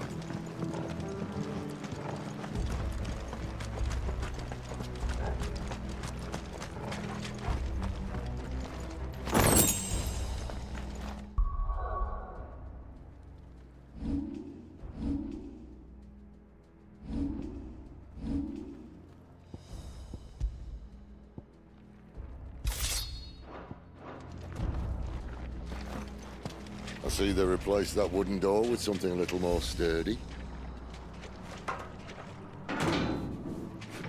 On the count of 3.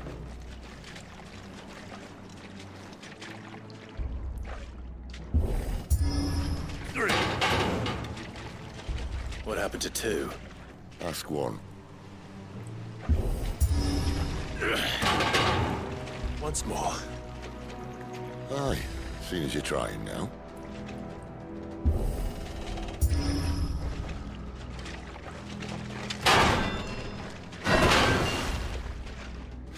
As if that was going to keep us out.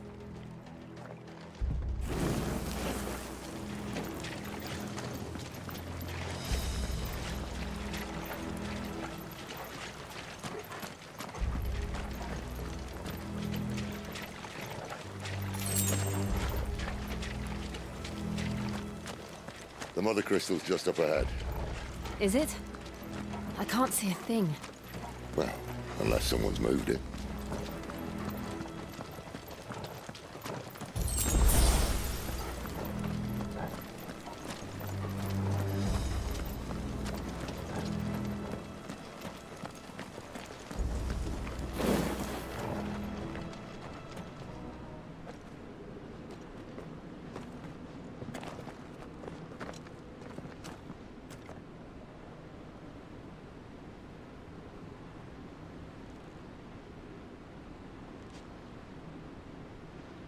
There's no one about.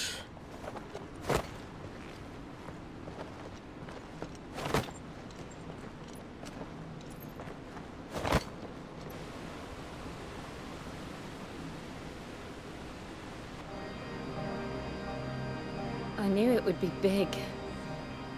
But this...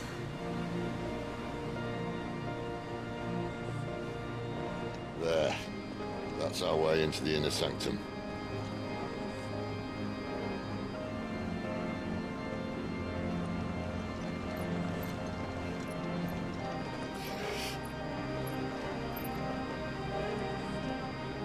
You'd think they'd have patched that up by now.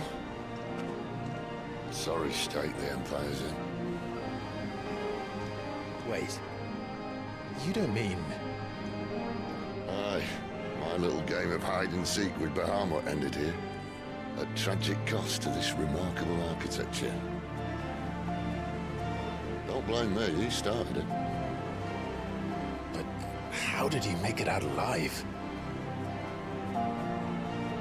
I walked. You should try it.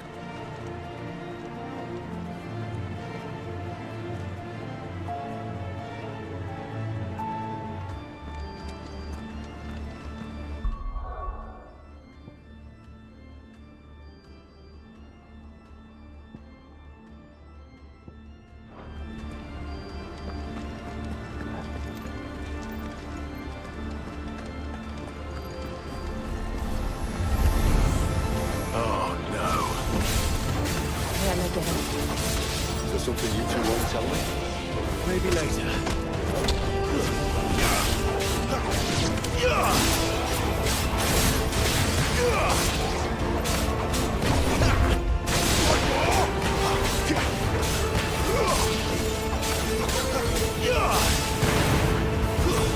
It's over.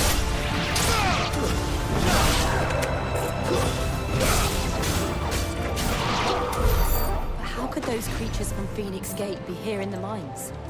Are the two places connected somehow?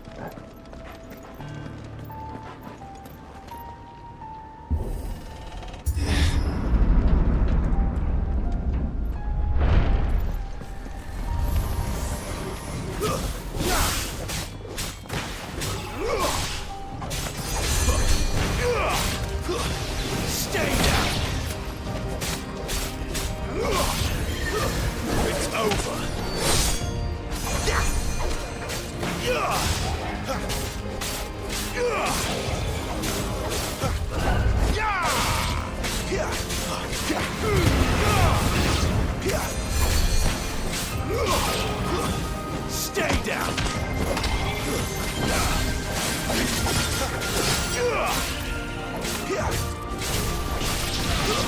It's over!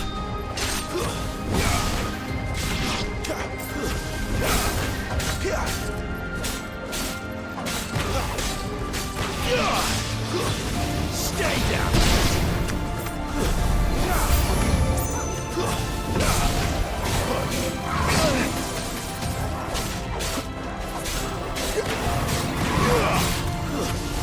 That's enough.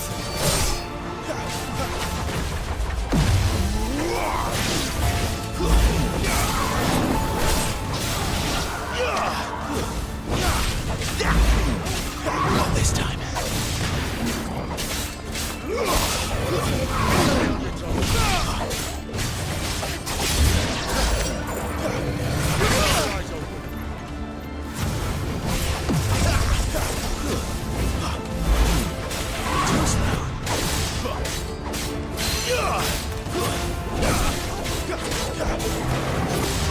Not this time.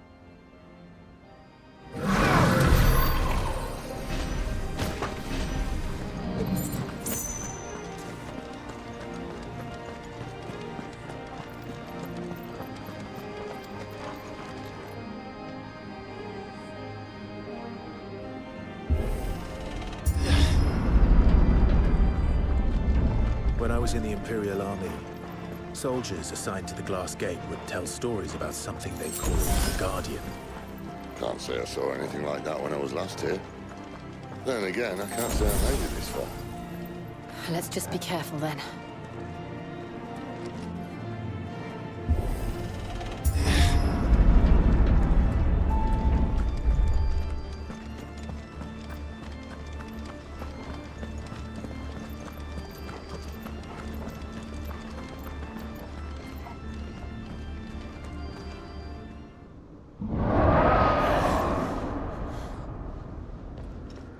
Where did that come from?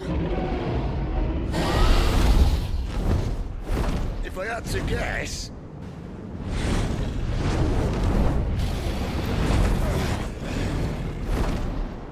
Poor beast. Another victim of the flood.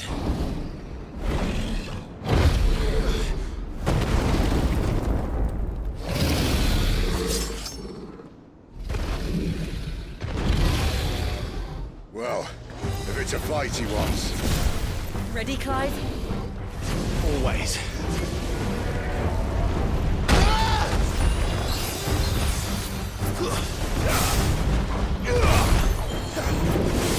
Not this time.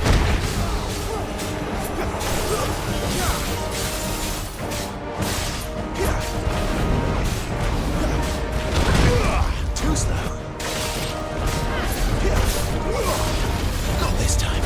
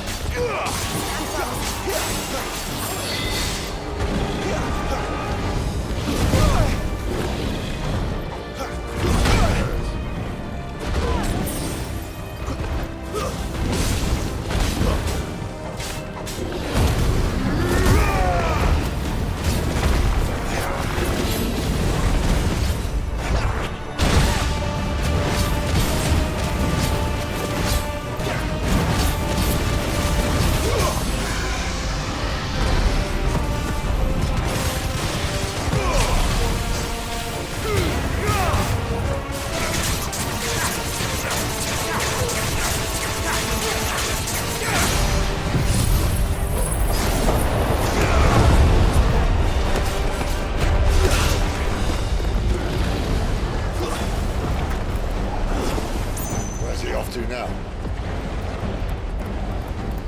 Clyde, look out!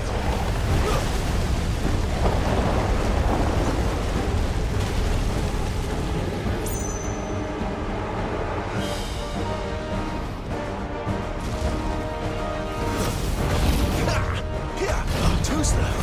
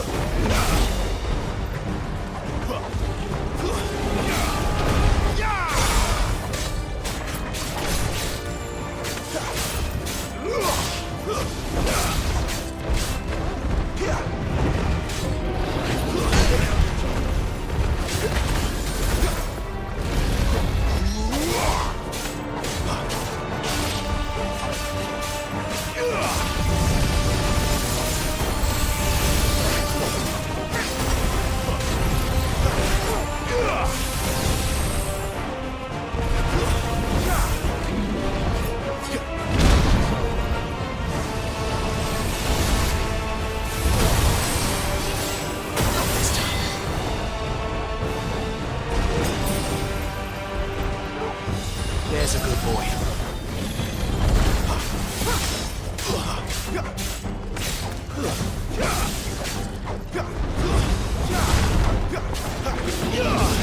Too slow.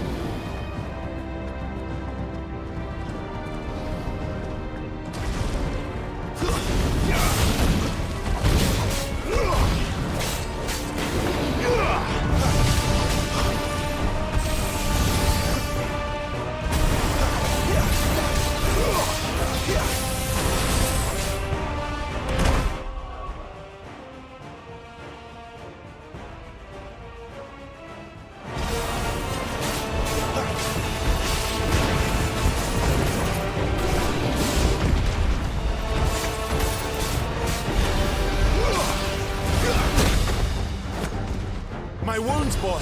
That'll help.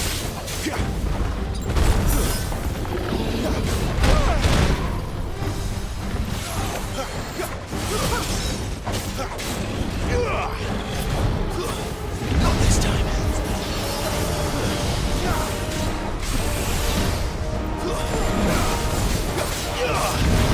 Who's that?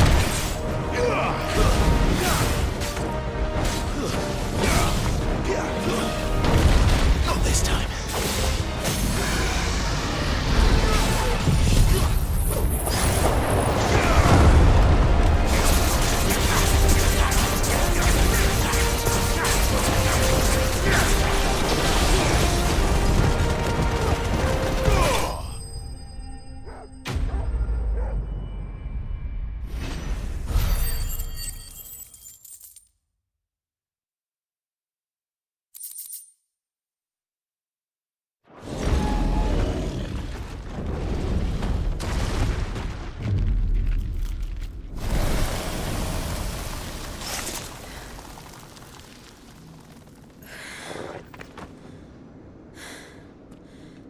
Are you all right? Fine. The inner sanctum lies just beyond. Chances are the palace guard knows we're here. We should move. Not that any sane commander would send his men into a place awash with this much ether.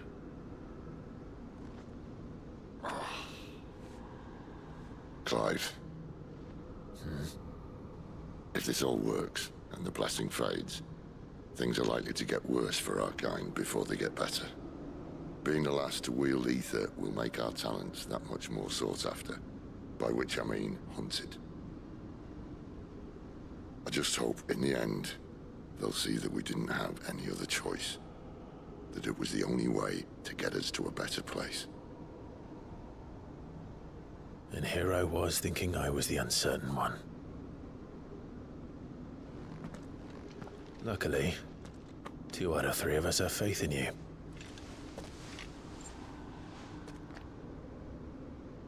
Then it all starts here. Time to earn that menacing title. Sid the Vicious, was it?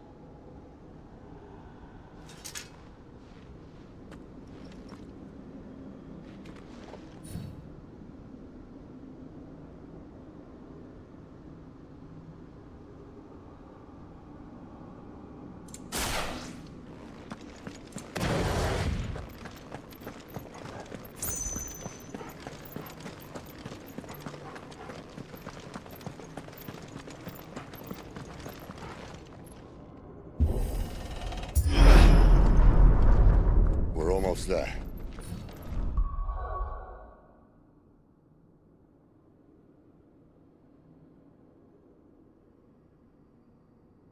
Anyone having second thoughts? Not me. We're with you to the end, Sid. Then what are we waiting for?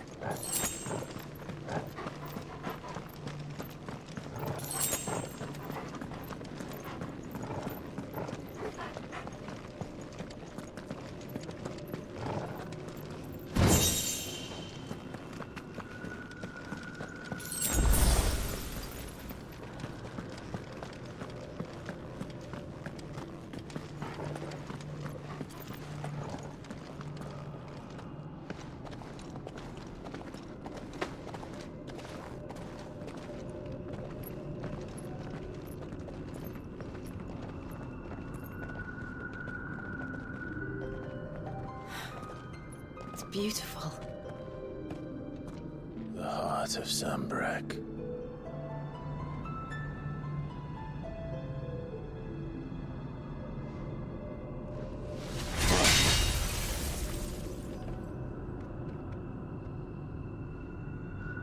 Well, that didn't work. I think we're gonna need a bigger sword. Mine's bigger.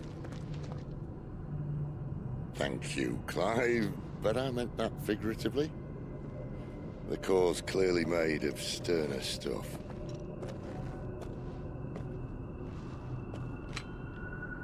Tyler's going to have a fit when she hears about this. Stand back. It's about to get cramped in here.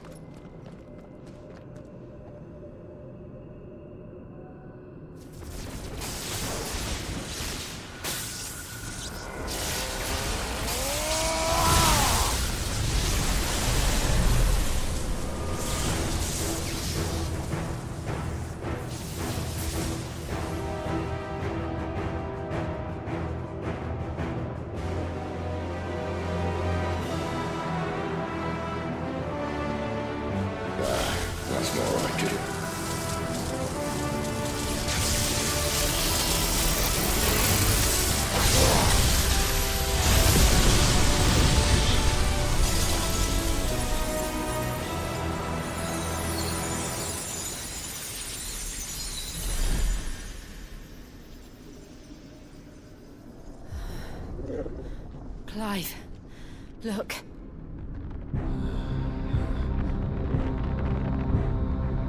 What is that?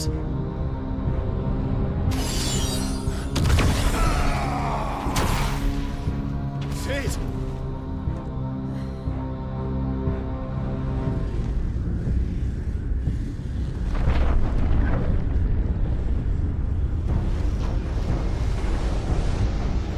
Ifrit, I need Ifrit.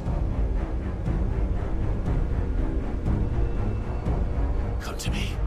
I can't do this without you.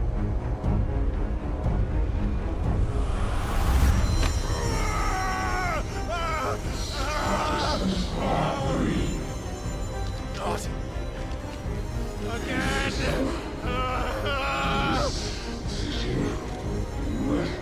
Where are you?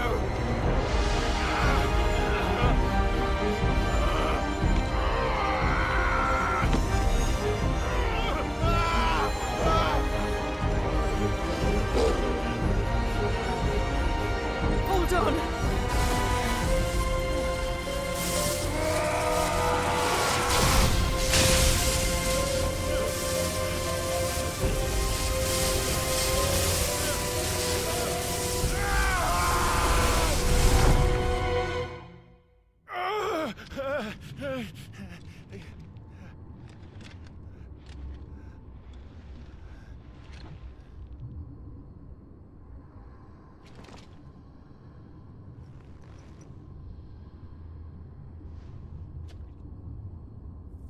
Where the hell am I?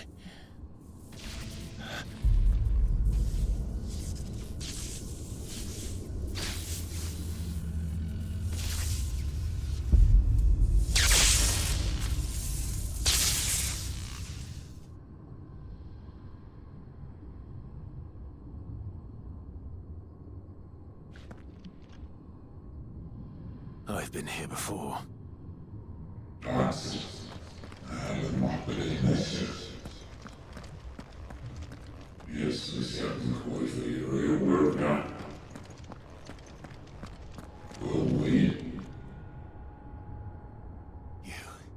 You again?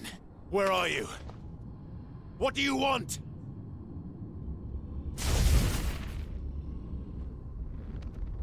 Fuck. He's still alive.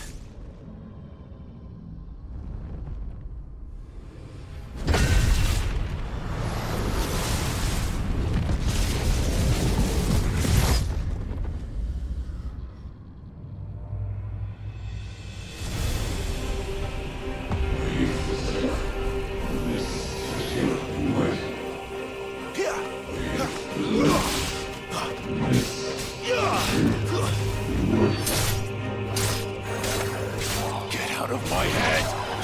I don't answer to you. I'm leaving, one way or another. That's enough.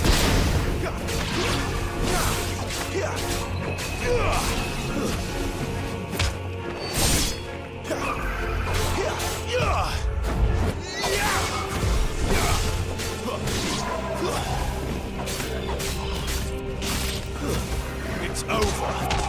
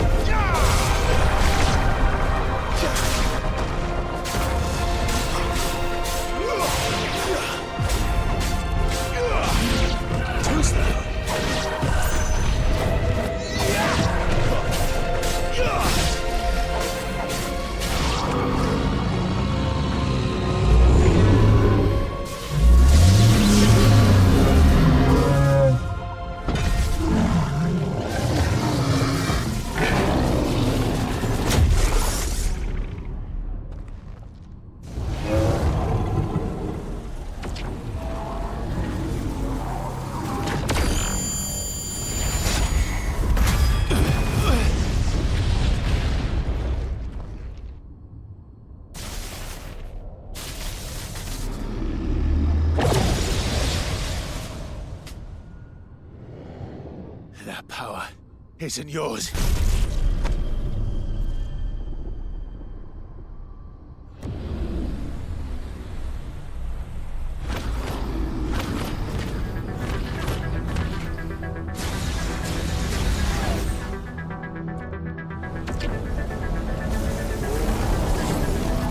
But this is mine.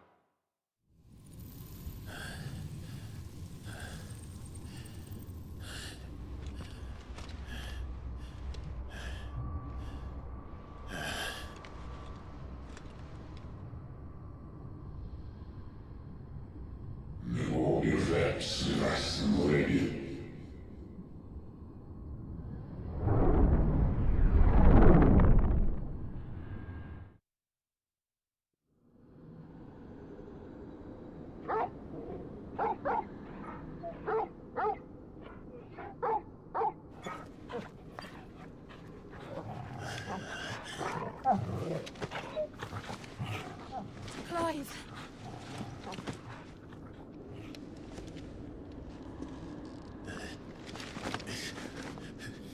Well, enjoy your nap.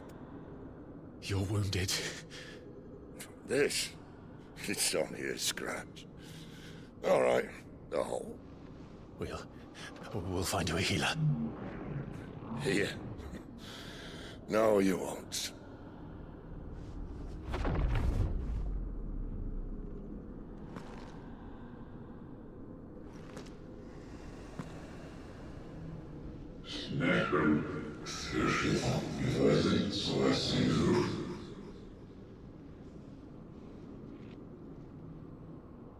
I know who you are. And if you think I'm gonna let you have him...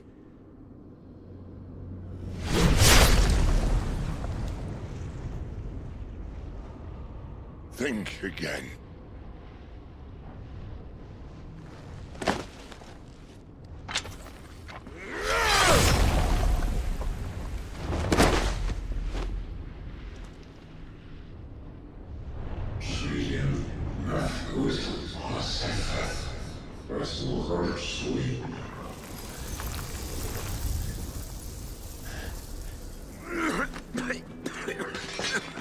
Sid.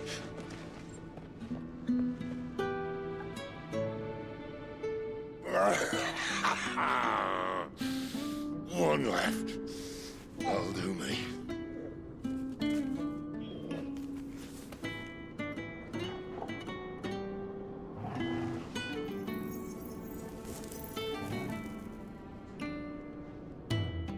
Try not to talk.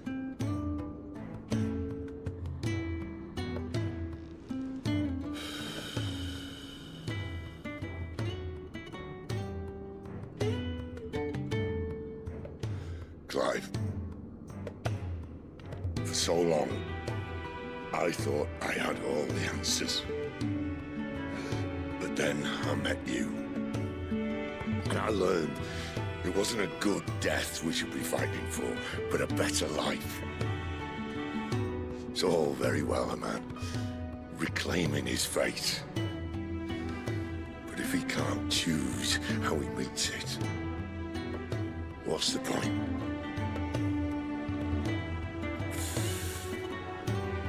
So, I made a choice.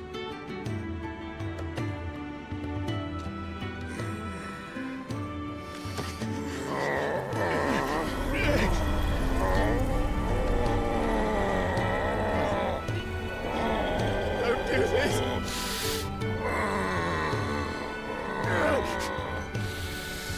The rest is in your hands. Crystal's blessing is a prison, Clive. And if it's an outlaw the world needs to help it break free... Stop. Please. I can think of none better than you.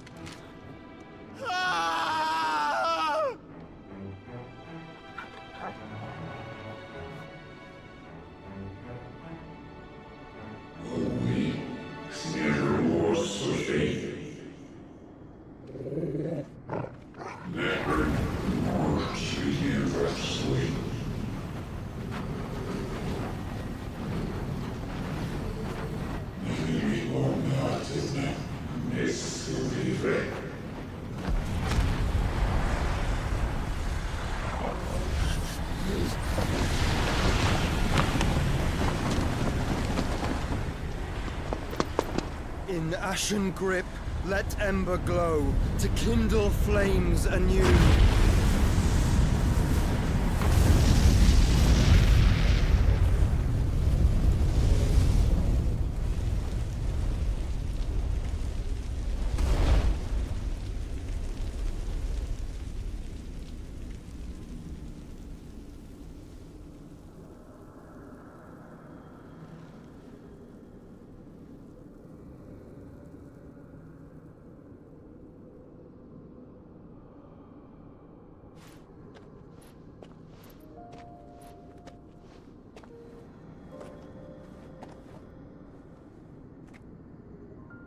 I'm sorry, Clive. Had I arrived but a moment sooner.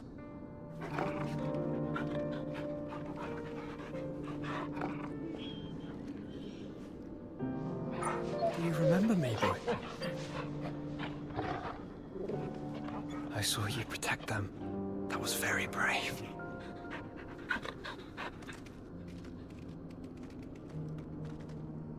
I know you're there, Ultima.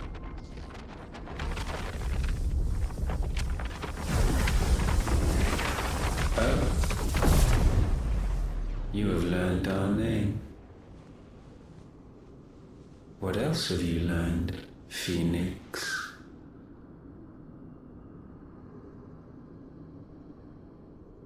My travels have revealed much about you and your ambitions. I know that it was you who tore me from my brother. And I know that it is his power that you seek. But know this. If you want him, you'll have to go through me. Very well. Breath of mine ancestors, fill these lungs that I may dispel the songs of suffering. A disturbance. We'll leave!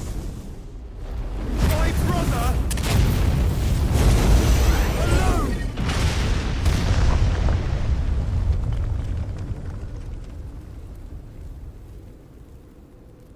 This is getting us nowhere. We agree. No more games, Phoenix. We have come to claim our vessel.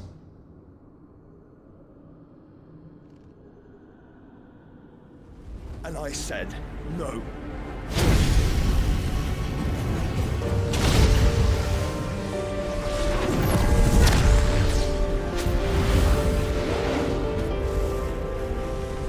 These flames are nothing.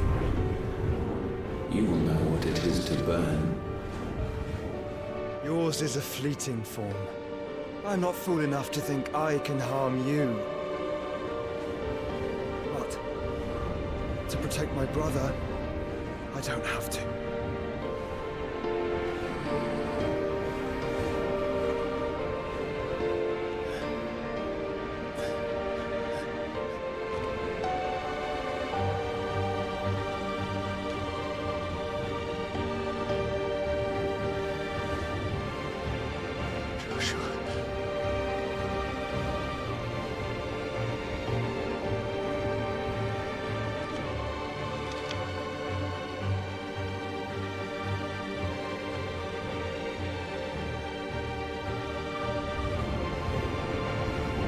These are not flames of destruction.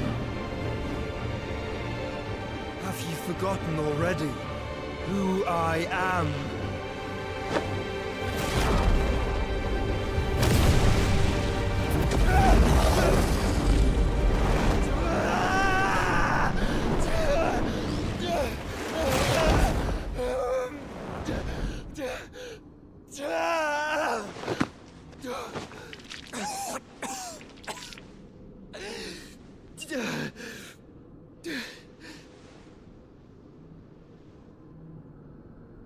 Just try and get to my brother now. Fiend.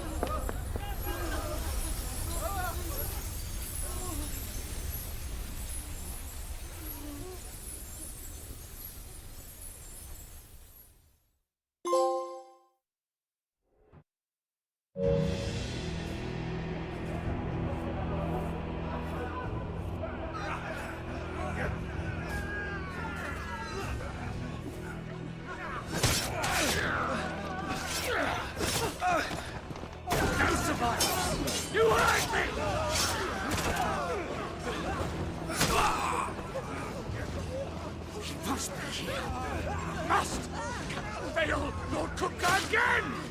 Find Sid! Or you're all fucking dead! Sid, help us! Where is he? You'll do!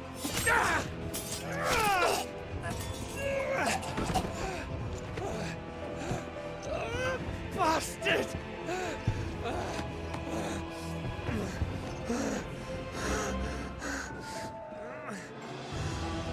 Gab, we've got to go! Not without this!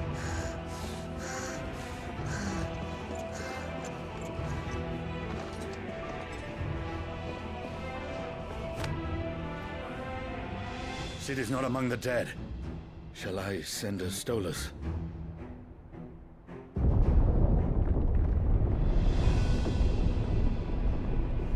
That won't be necessary.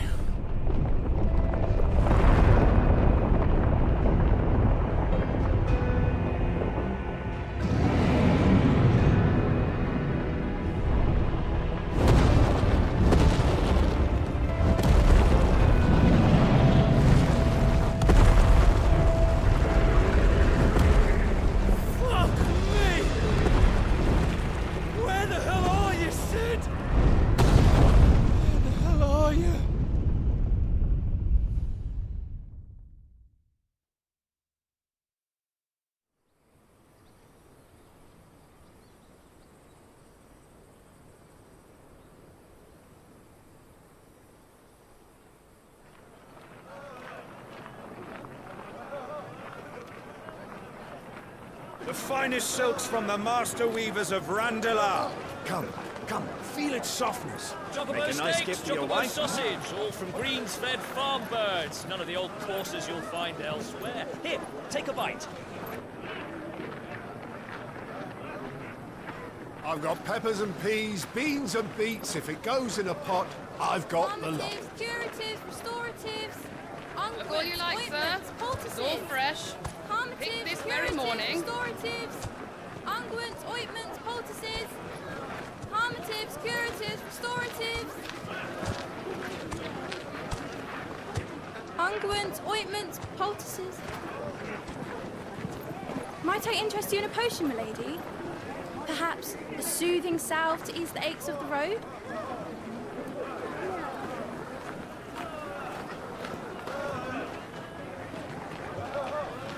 I'm sorry. I wish you well, but may the mothers guide you. Calmatives, curatives, restoratives. Unguents, ointments, poultices. Calmatives, curatives, restoratives.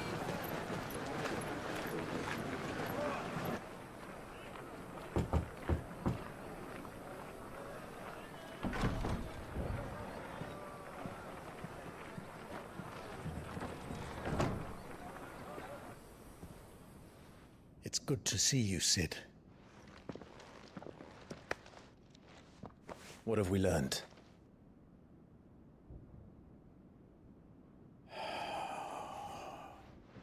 The bearers are locked up in an old courthouse on the edge of town. And I hardly need tell you who is there to make sure they stay that way. Kupka's private guard. It's a trap. And not a very good one at that. Another? What does he hope to gain from this? I'll have the captives free before nightfall. You do nothing of the sort. Our comrades didn't give their lives for you to get your throat slit in a god's-forsaken slum. So those in the courthouse should be left to suffer. That's not what I said. I simply meant it doesn't have to be you who frees them.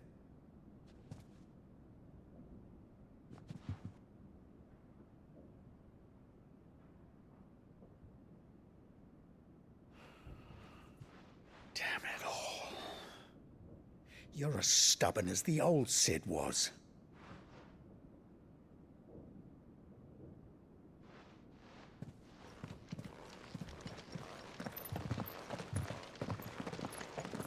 Just don't say I didn't warn you.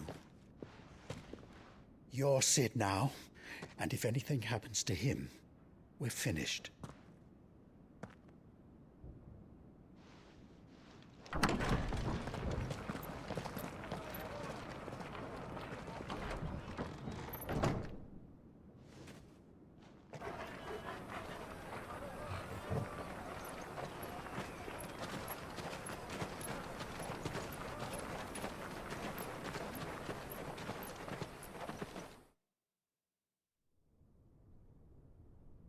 Please, we don't know anything.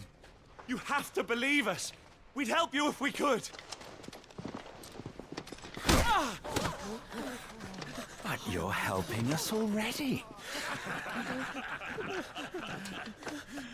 Forgive him, my lord. He did not mean to offend. Quiet, you! No sign of Hugo. I'll wager he thinks as highly of his minions' traps as we do. Then this should be easy. Don't hurt us. I beg of you. Quiet means quiet, branded scum.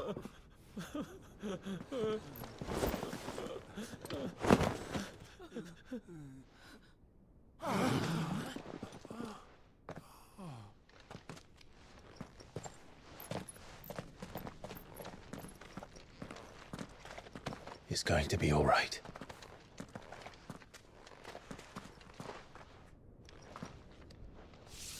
I'm here to even the odds. Any objections? It's him! The outlaw. Sit here!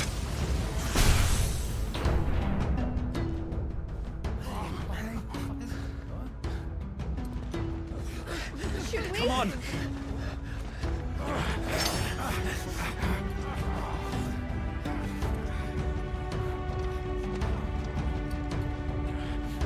Go!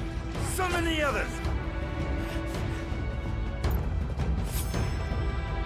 The bearers? Safe.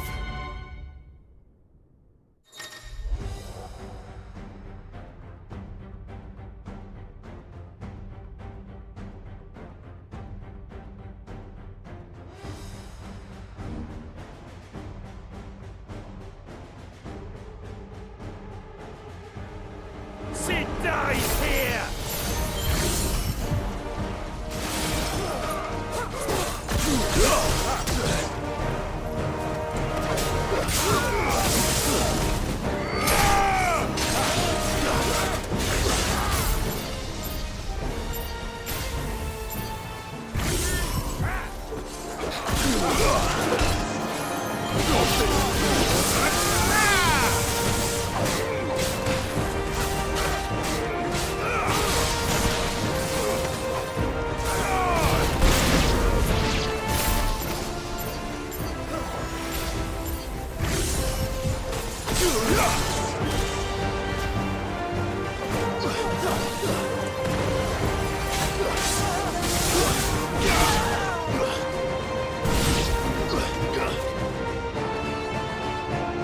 Outlaws in here! Bring me his head!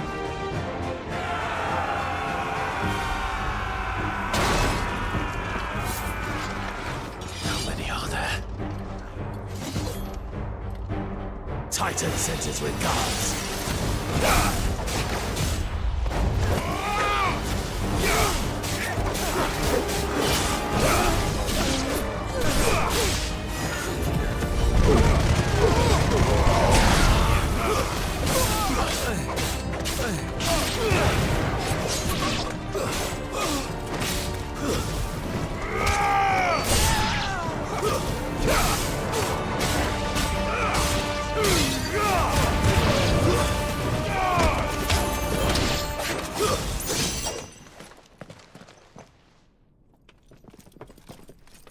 Enough of this!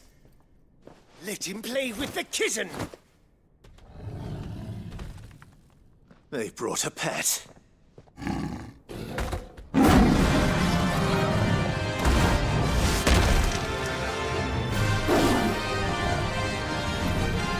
You'll pay for what you've done, Sid. Those things are fast. We'll have to be faster.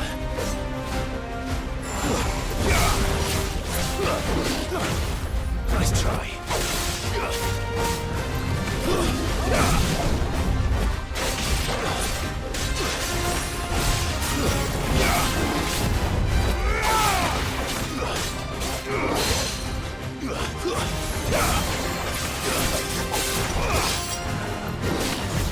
Too slow. Nice try.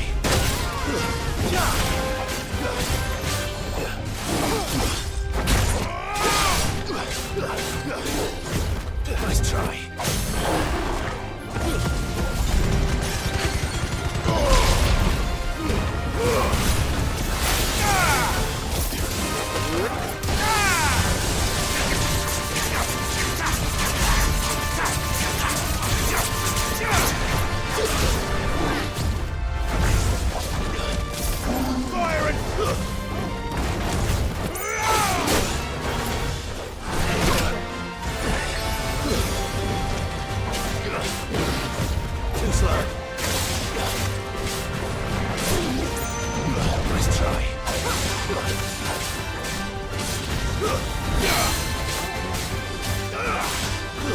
Enough!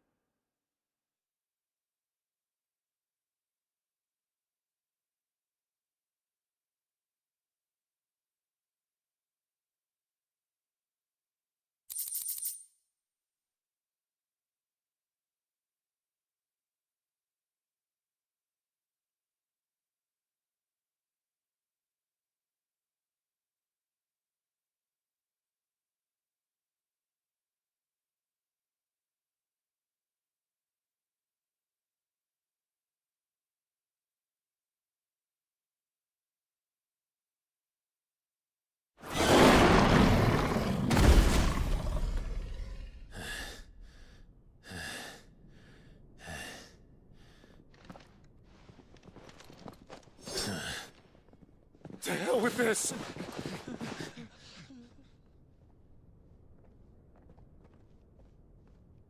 They'll tell Hugo. Let them. There's been more than enough bloodshed for one day.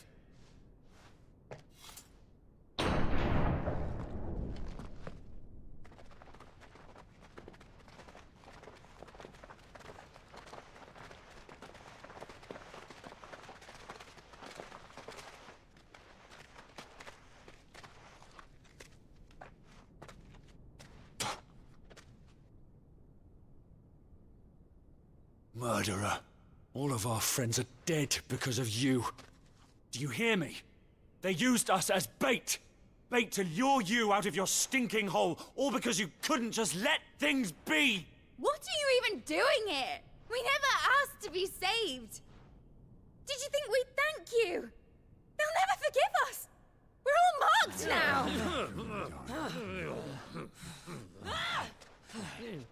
For 5 years we fought to secure a better life for our kind. To see that we are treated as equals.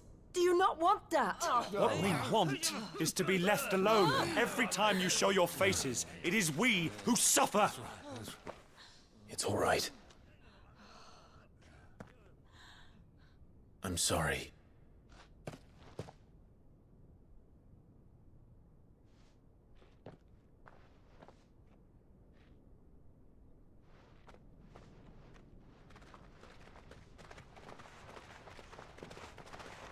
Just leave us be. This is our home, and this is where we'll stay.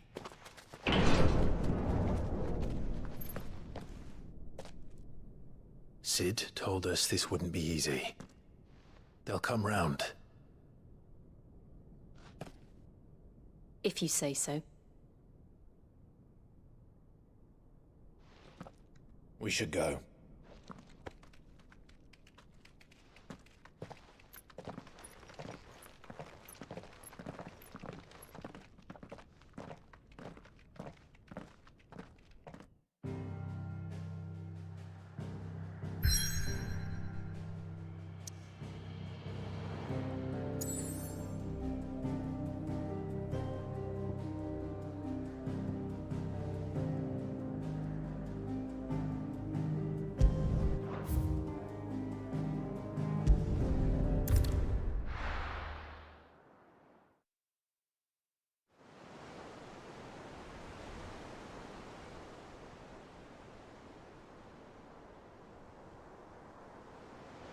That night 5 years ago, we destroyed what for many was a symbol of hope. For a reason they'll never know. We cannot blame them for thinking us the cause of their misery. Though it's to give them a better tomorrow, they see only that we've made their lives harder today. Yet the boil must be lanced if it is to heal. I can't help but wonder if we've made the right choice. When Sid said that he wanted to create a world where we were free. Free to choose our own path.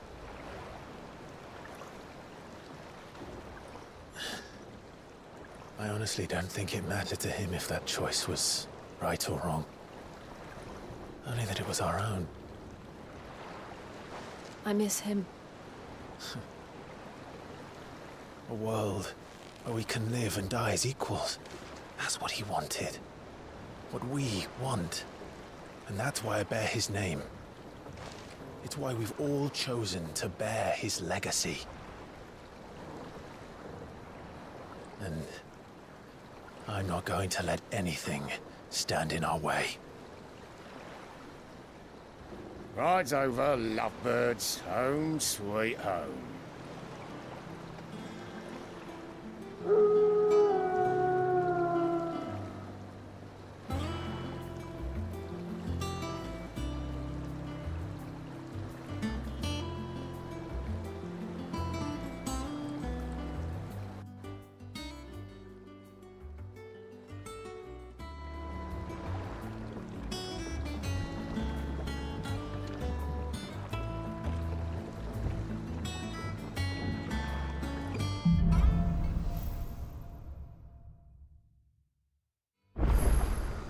Otto was asking after you. Let's go and see him. Never a dull moment.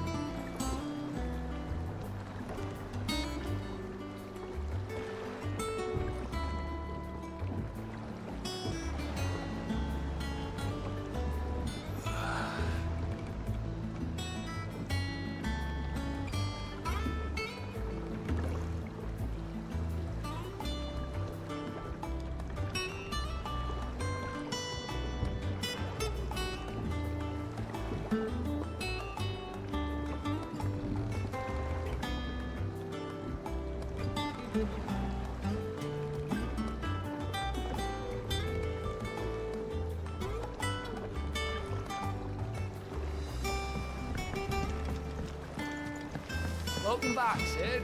Finish with that log so we can call it a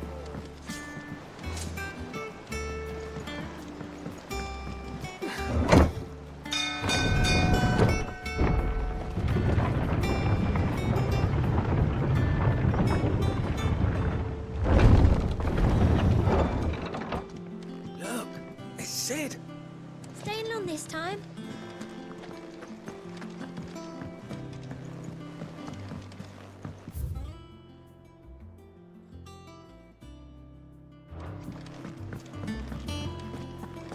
I don't know. Perhaps I should just have Blackthorn make me a new one.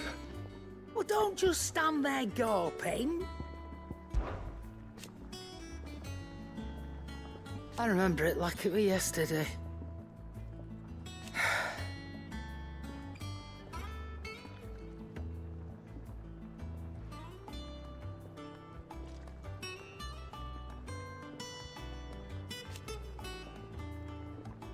You're our leader now, Clive.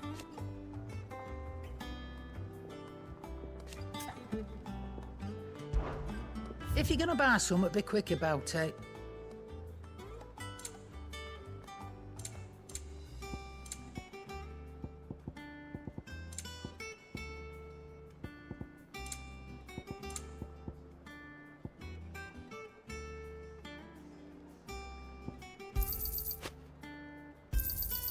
You're rubbing me blind, you know.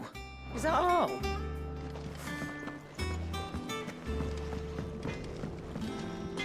Clive? Because I haven't.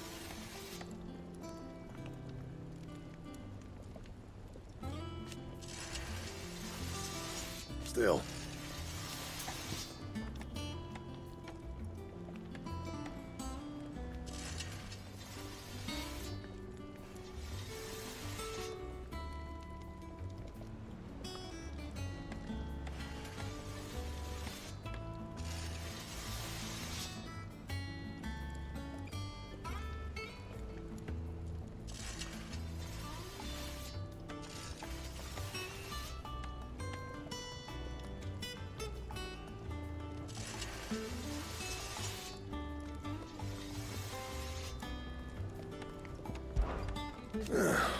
Things here ain't too bad.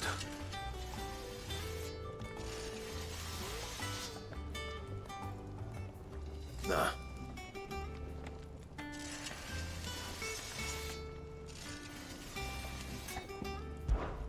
Not Sancfordian, do you?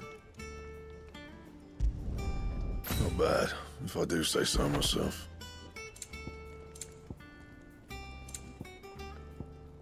And?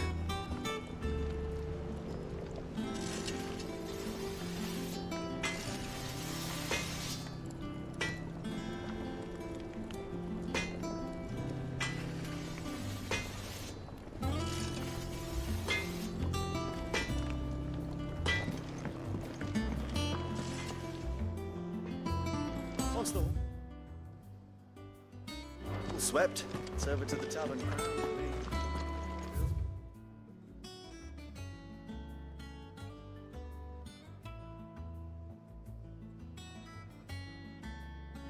With the serving girl, are you? She's a fair one, all right.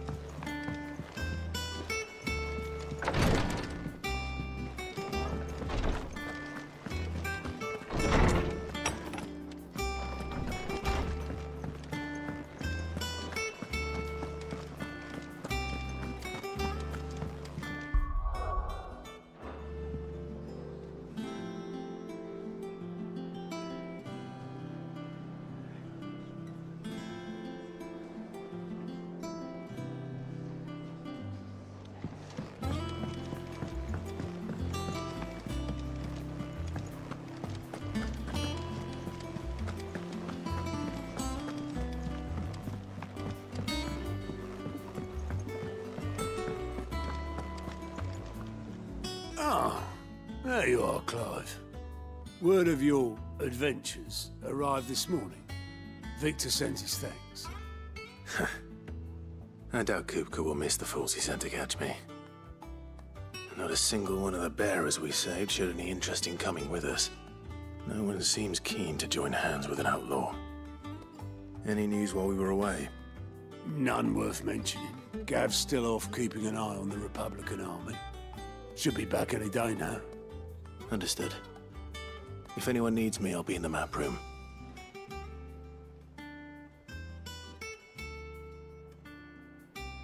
Still can't work that one out. There must be better places than the hull of a gutted airship to bury your nose in a book. Yet this is where she's chosen to be. And I'm sure she has her reasons.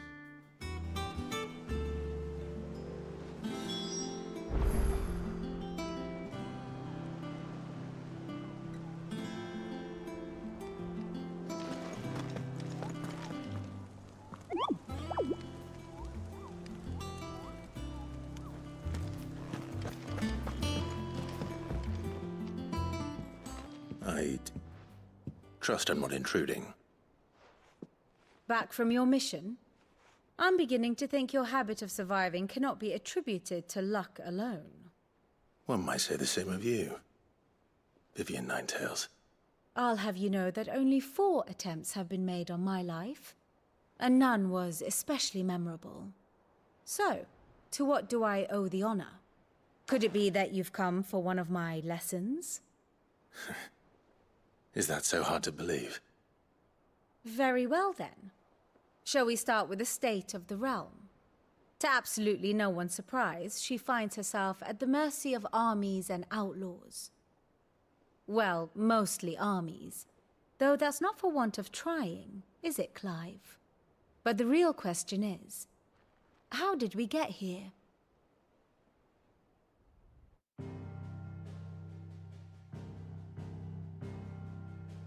Long though Sambrek's dominion over northeastern Storm has endured, recent days have seen the Blight wrest ever more land from her grasp.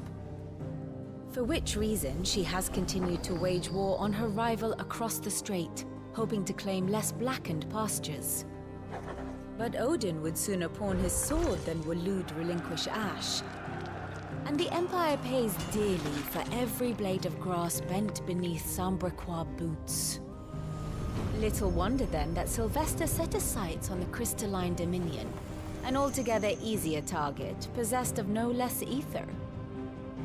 It was 5 years ago, while you were busying yourself with the destruction of Drake's head, that the Empire made its move, subjugating its theretofore neutral neighbor. A nation which could legitimately claim to be the center of the world. Certainly, there is no better place to stage an army. From there, the Holy Empire's reach spans the Twins. The non-aggression treaty was the only thing keeping them in check. But if they truly broke the pact without provocation, it is only a matter of time before others reply in kind. The Holy Empire, the Dhalmekian Republic, the Kingdom of Waloed, and of course, our friends in Yaran. Who will be left standing, I wonder, when the last drop of blood is spilled?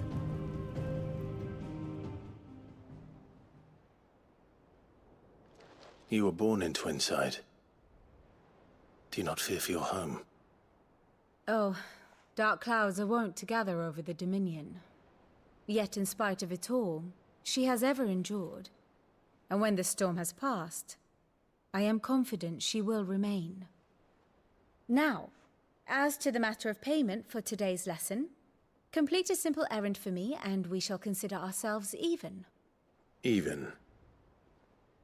Right. Return this volume to old tomes in the shelves. Tell him it was, adequate. I suppose it wouldn't hurt to visit our resident historian.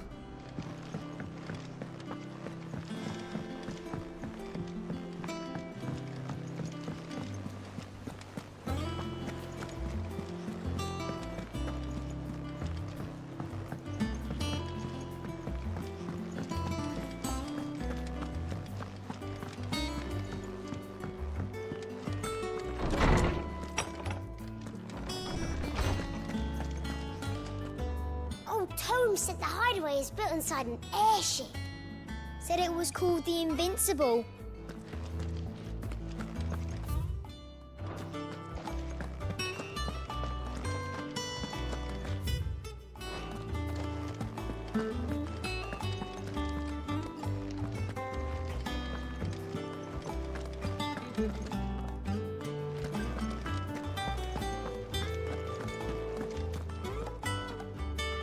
Lawsman Harpocrates.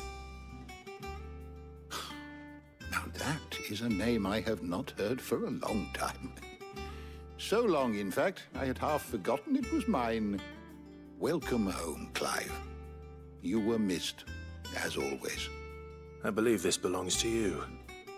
Vivian asked me to return it.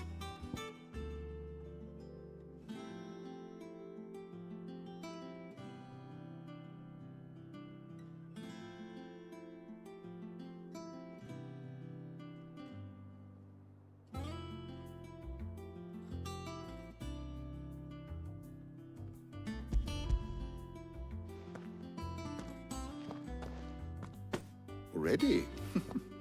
Our resident scholar devours books faster than young Tet does lemon tarts. Would that I could do the same. But alas, I no longer possess the necessary constitution for such indulgence, either in words or tarts. That said, I have continued my search for mention of the creature you encountered at Drake's Head. But without access to the great libraries of Oriflamme or the Dominion, I regret that I have been able to find little and less. I am sorry. Please, don't apologize. I'll send word to our associates. See if they can't furnish you with more books. I fear it is not more books that I require, but the right ones. Mayhap we look in the wrong places. There are still libraries to the north. I'll see what I can do. You are too kind. There are not many in this world who would indulge the whims of a tired old historian. Not too tired to go filching Kupo nuts, though. Always got a pocket for him. Nicks him off the Moogle. Hush now. We all know there's no such thing as Moogles.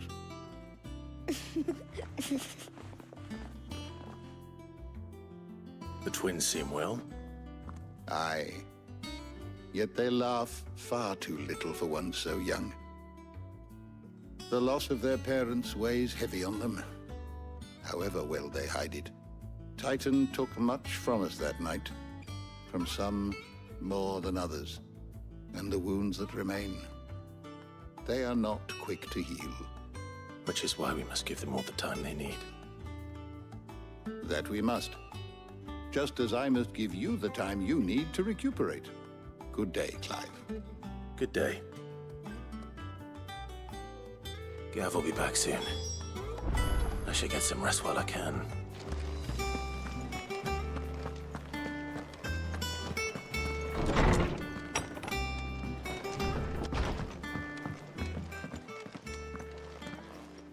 Not back a blink and you're already off solving everyone's problems. It looks good, Clive. Goes well with the scowl. I'd had that brand for so long. I'd forgotten what life was like without it. What it was like to be myself. And it's all thanks to you, Talia. The scalpel did most of the work. Ah, before I forget, a rider was here with a letter from Gav. Otto left it on your desk. Otto stole us. All right, I'll have a look. And then you get some rest.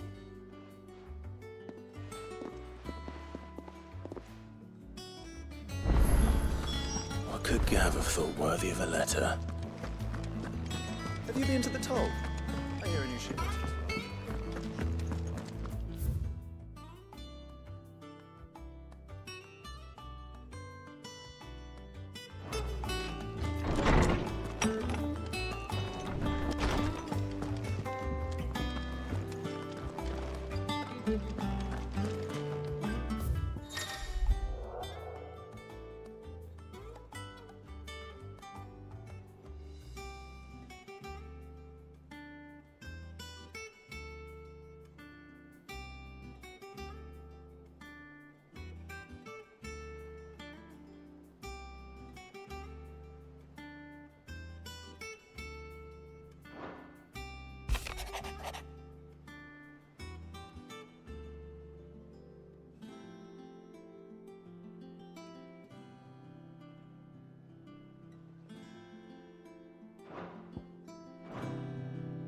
What does Gav have to say?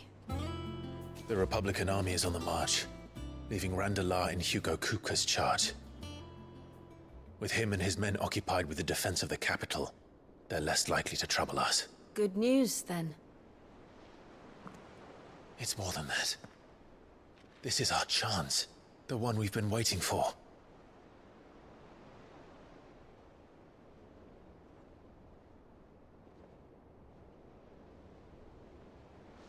But look how far we've come. All that we have here, our friends, the hideaway, are they not cause for joy? 5 years. 5 long years. If I could only command this power I've been granted, we might have achieved so much more. But each time I reach for it, it's like something is holding me back. Summoning an icon exacts a price not easily paid. Your body knows this only too well. It's merely trying to save you from yourself. And every burden I cannot bear falls to you. This mission of ours has made me question everything I thought I knew. But one thing has become abundantly clear. The crystals take more than they give. In exchange for momentary comfort, we must endure a lifetime of pain, war after war, loss upon loss. And now they rob us of our very homes, leaving naught but dust and ash. But you're trying to change that. We're trying to change that. And to me, that's no burden. I know, but... Try not to forget. We're only here because Joshua gave us a second chance. It would be a pity to waste such a precious gift.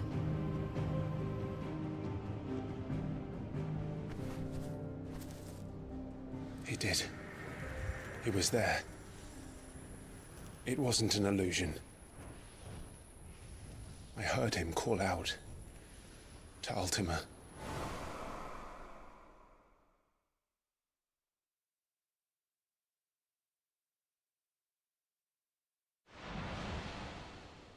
If Joshua is still alive, he'll be looking for that thing. Do you think he will ever come back? I know he will. And we must be ready when he does.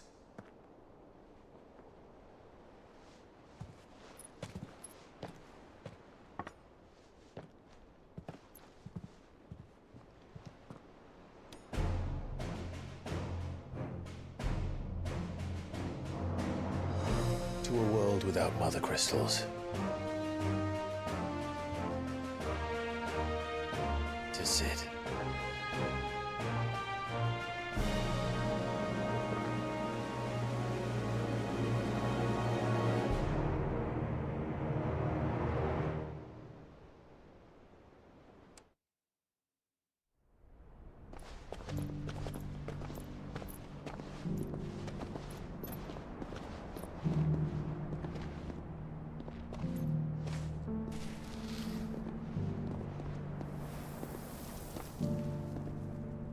And so the North is lost.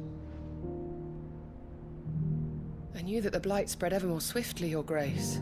But this is far, far worse than any could have imagined. It is only a matter of time before the twins are no more.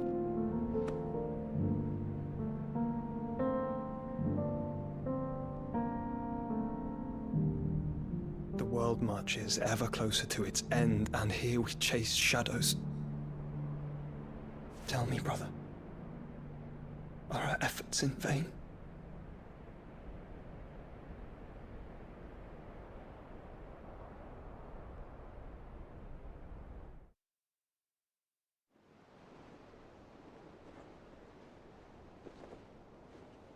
Master Clive, a moment, if you... my apologies, I didn't mean to... intrude. Not at all. We were just discussing strategy. Speak freely, Otto. It's Martha, from the inn. She's gone missing. Anyway, I'll be in the mess when you've finished. Very well.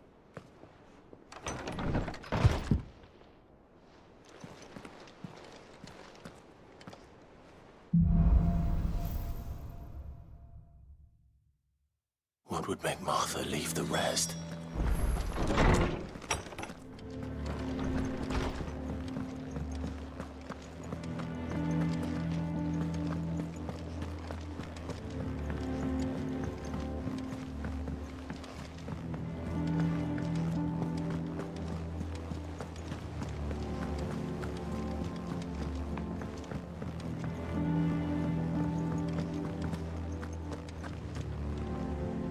What do we know, Otto?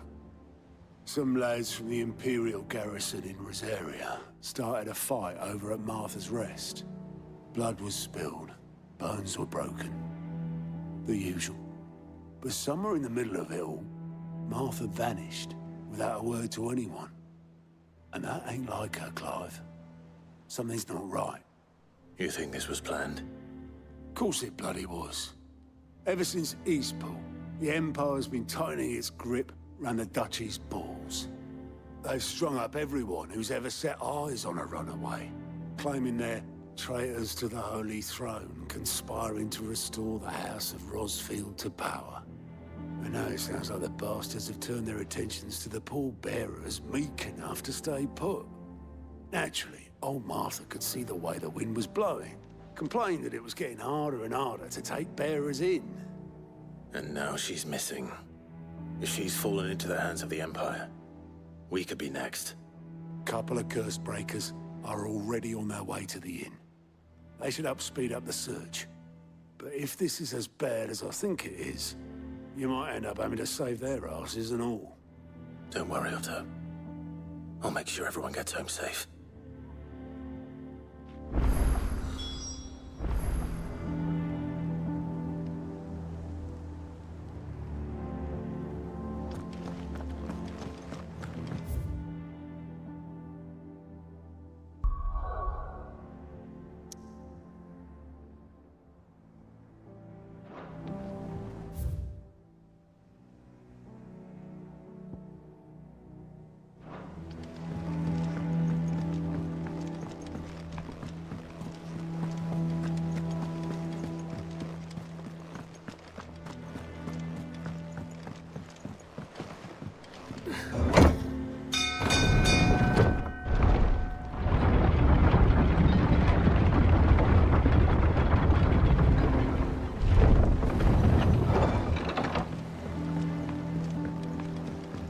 Finish with that log. Back, Sid.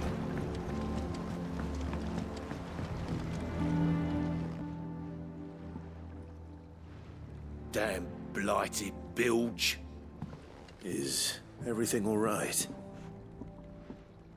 Aside from the holes in my hull, everything's roses. The lake water doesn't agree with it, then? That's one way of putting it. And unless you got some grand scheme to suck the black from the lake like we do in the atrium, that slurry'll keep eating away at the timber like young Tech does our lemon tarts. Suppose a coat of pitch might stave off the rock for a moon or so. Assuming we had any pitch, which we don't. Not any bloody more. Doubt the old tub's got more than a dozen runs left in him.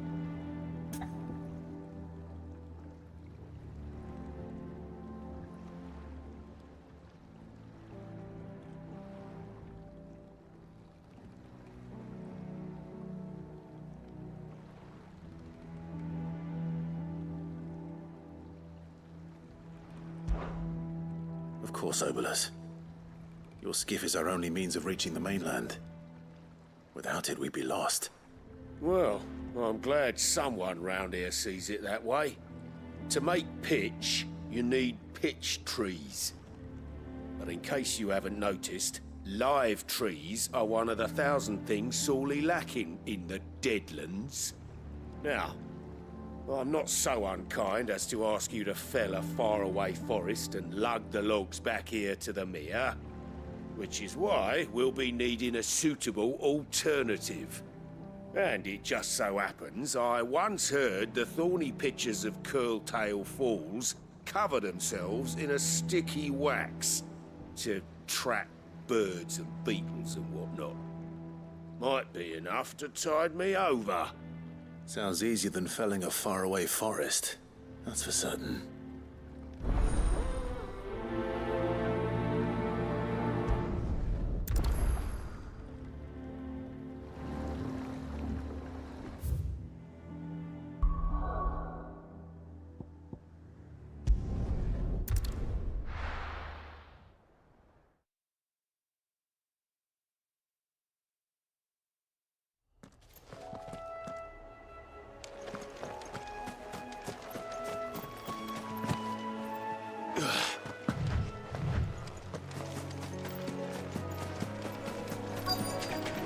Easier than felling a forest, I said. Trees don't have teeth.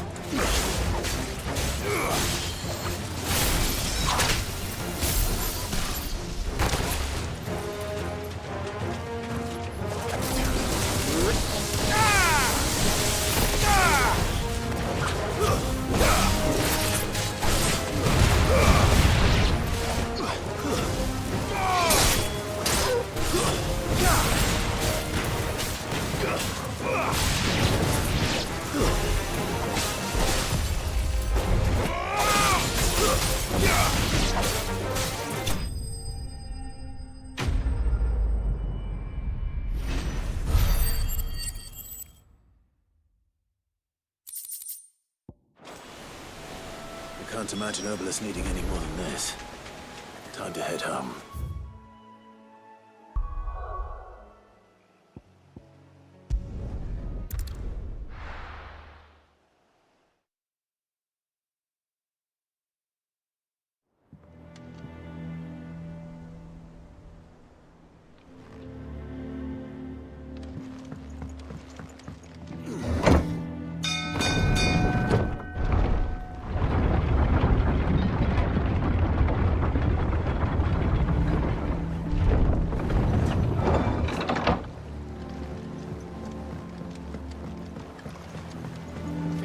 Welcome back, Sid.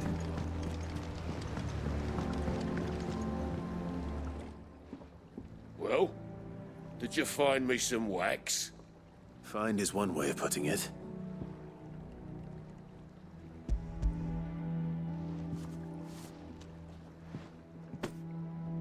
Ugh! Reeks like a chocobo's arse. I don't suppose the Argo will mind as long as he stays above the waves. Argo? So your boat has a name? I didn't know. Yeah. Same as me old man. He was a ferryman himself back before the Blight came. The boat's all I have left of him. And thanks to you, he'll sail another day.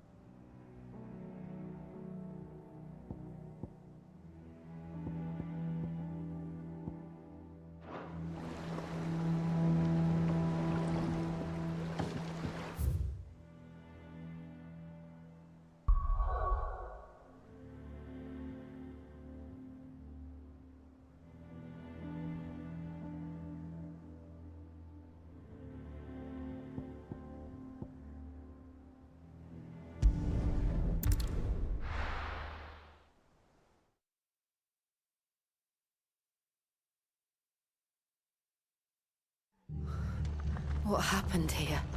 Come on. We need to find the others. Best off staying where we are for now, I reckon. Let's get you to a physical, shall we? Sid? What said you'd be coming? I trust you don't mind. Also thought you might need some help. And it appears he was right. You, could say that, yes. They're saying the Imperials ascended like a storm. No one was spared their fury. Martha tried to step in and calm things down, but all our efforts got her were a pair of iron shackles and a hard march. Any idea where? Judging by their tracks, they headed towards Sorrowwise Bay. To the Abbey, sheltering Martha's bearers. The bastards. Jill and I will go after them. You take care of the people here. We will. But, before you go, one of the locals heard something. He said the soldiers were talking about a culling. I don't know how big this is, but it doesn't sound good. Be careful out there, Sid. You do the same.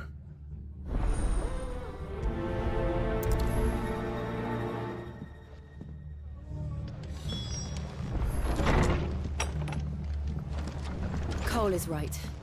That was no tavern brawl. It was a message. But a culling. Bearers are the property of the Empire. The garrison wouldn't have the authority to act alone. The orders would have had to have come from higher up.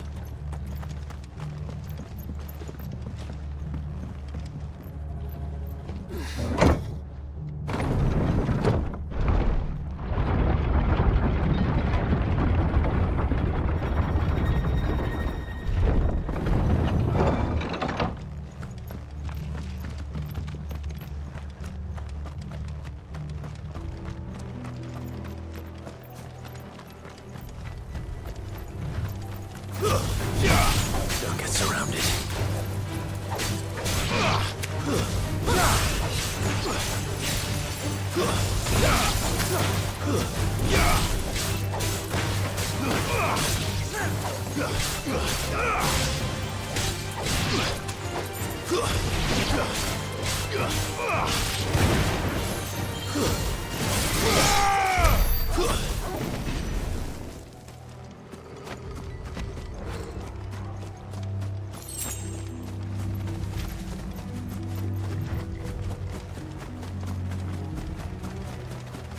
Look. Up ahead. Martha, are you hurt? Don't worry about me. It's them at the Abbey who need you. You have to do something. Tell us what happened. What happened? The damn Black Shields, that's what happened. The Black Shields? The bastards caught wind. The Abbot and I were helping bearers. They were gonna hang us both. When the sick rose from their beds. Poor souls turned on the Imperials. Distracted them long enough for me to get away. Then, they may still be alive. Martha, do you think you can make it back to the inn? Cole is there with the other curse breakers. I think so. Thank you, Clive.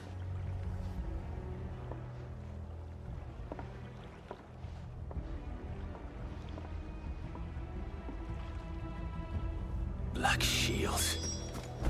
Is this some sort of twisted joke? There has only ever been one order of shields in this area, and they fought to defend all her citizens. Seems a step too far, even for the Empire.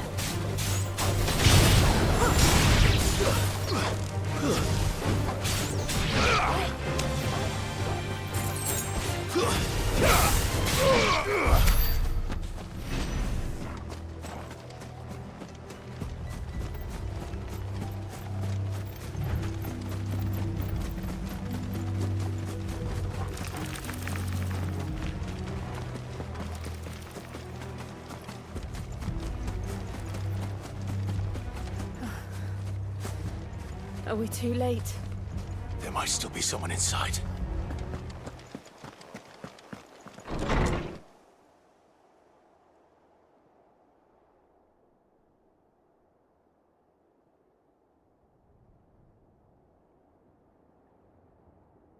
No. Damn it. I thought you lot were all spent. Murderers. They drove the bearers to this. Wait. These two aren't turned. That bitch of an innkeeper must have sent them. Colluding with the enemies of the Empire is a serious offence. And for their crimes shall they be punished. Such is the law. To dwell in darkness that we may purge the night and welcome lasting dawn. On these our swords we swear. How dare you speak those words? Have you no honor? Clive. This won't take long.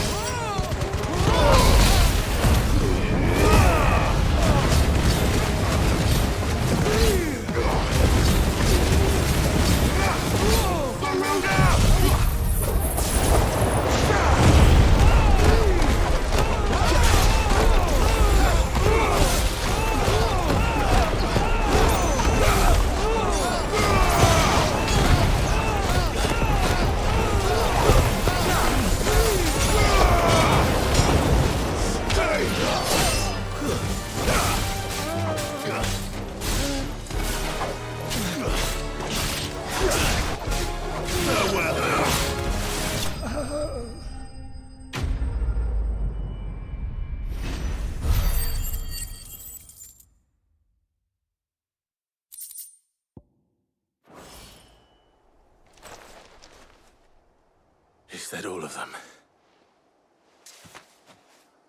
I think so.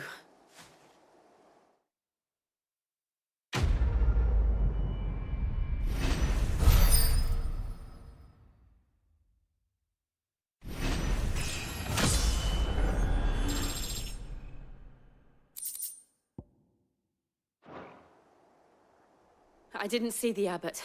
He may still be alive.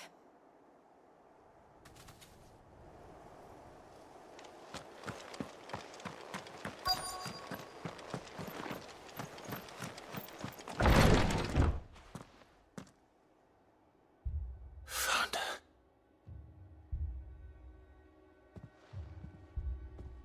The abbot.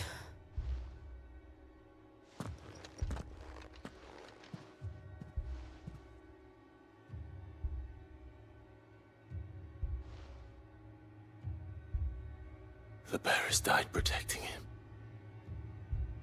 Calling upon what little magic they had left in their bodies. Clive. He's breathing.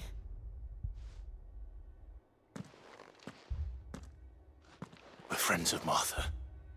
We're here to help. Are the Imperials dead? They are. Every last one. If only that were true. The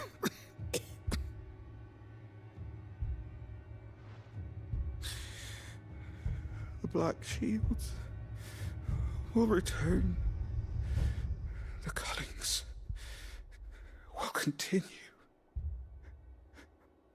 Rosaria will never be saved unless we save her.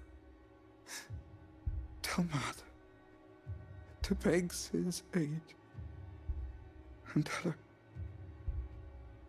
this wasn't her fault. I shall. Cid! Where are you? Cid! In here! We found a survivor! Clive. He's gone.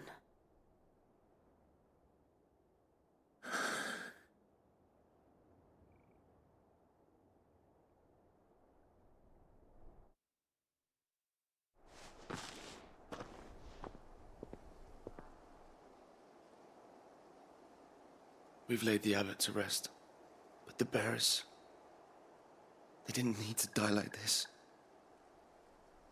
No, they didn't. But it was their choice. They knew the fate that awaited them and chose to meet it on their terms, fighting for those who fought for them. Martha said they rose from their beds, threw themselves at the Imperials so she and the Abbot could escape. I've gathered the bearers' remains. We should consign them to the tide. There's a drawbridge not far from here. Radix Jump. The currents there are swift. If the Abbot was still with us, he'd have taken the dust there himself and performed the casting. I'll get someone to... I'll do it. Of course. Cole and I will remain here and see to the Imperials.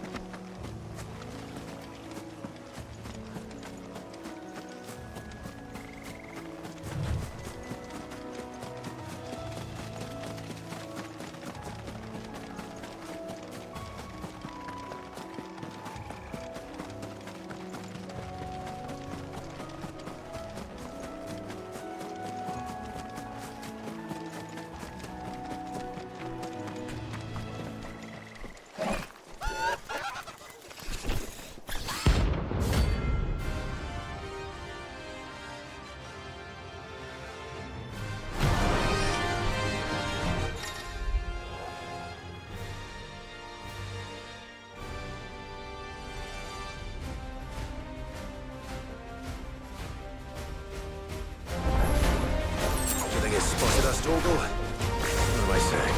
Of course it has. It's a floating eyeball.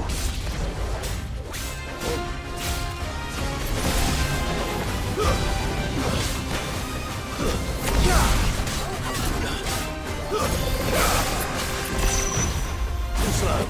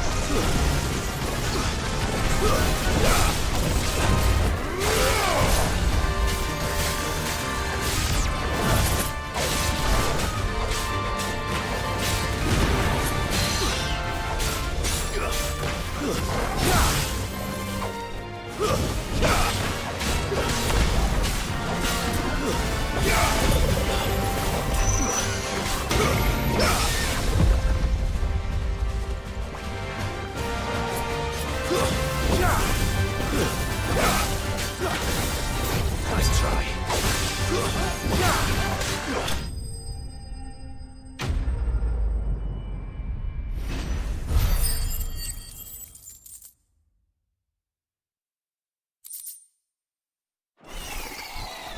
You didn't see that coming.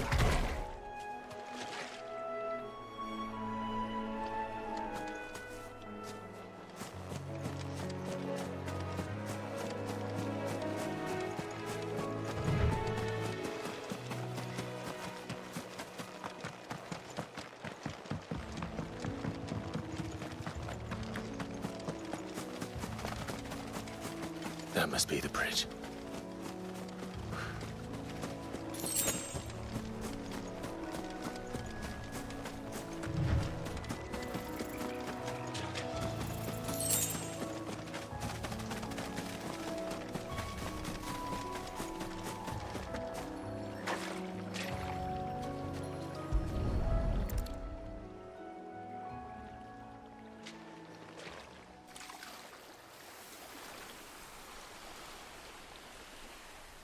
So shall the waters cleanse thee of thy burden, and bear it out to sea.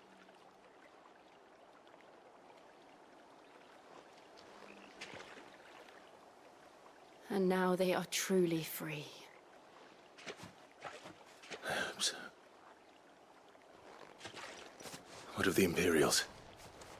A pyre was made. It's more than they deserve.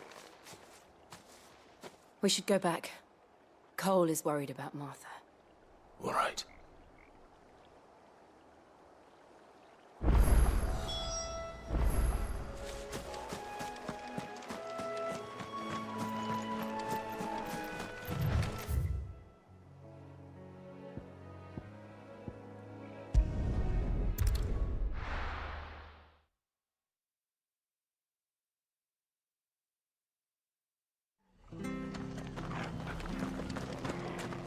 Best off staying where we are for now, I reckon.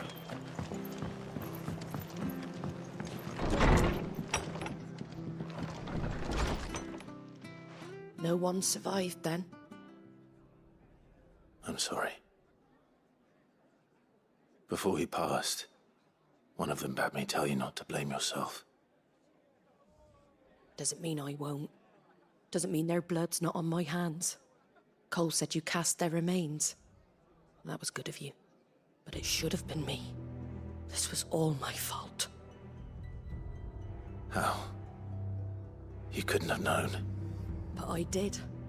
And I turned a deaf ear to the warnings like the fool I am. The rumors started moons ago. Of black-clad devils descending on villages in the dead of night to slit the throats of sleeping bearers. But I assumed it was all just nonsense concocted by the Empire. Nothing but a ghost story meant to make folk think twice about lending a hand to a fugitive bearer. And in ordinary times you would have been right. What these Black Shields are doing is unthinkable. Which begs the question, why do it at all? My mother obviously has a hand in this. I cannot make sense of her actions. Unpicking what goes on in that woman's head is a job for someone with more time on their hands. Right now, I need swords and men to wield them, preferably big ones. If those Imperials think they can come in here again and threaten my people, they're in for a rude awakening. Oh, before I forget, a Stolas from Otto landed just before you arrived. He asked me to tell you that Gav has returned. Then we must as well. Will you be all right here, Martha? We can stay longer if you wish. No need. I'll be ready should the Imperials come calling. Though I wouldn't turn my nose up if you were to lend me a pair of them strapping young curse-breakers.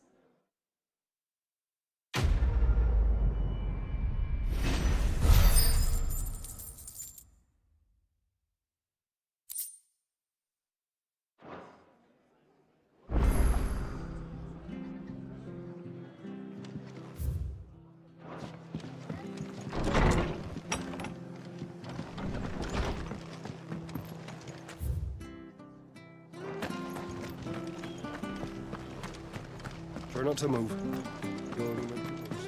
Oi! You handy with that sword of yours? Course you are. Bet you're a bloody marvel with the thing.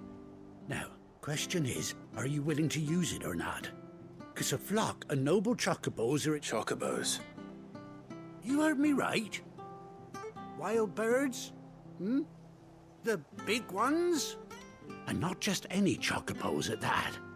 Whiteheart and her flock are the bravest birds you ever did see.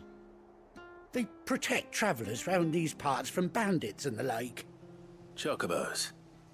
Fighting bandits. It's true. Why, they saved me from a gang of footpads only yesterday. Nasty lot they were too. And now they're back, looking to settle the score. Oh, go on then. Don't just stand there. Go and help them.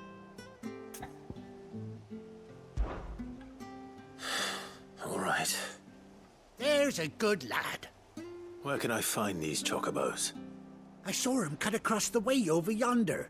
The rotten scoundrels were driving the poor things towards the old dock. It's a dead end, that is. You save Whiteheart and her flock, you hear me? There ain't a pluckier bird in all the world. She's a hero to us locals. And don't worry, you'll know her when you see her right enough. I'm sure I will. And good luck to you. And give those no-good bastards a hiding from me.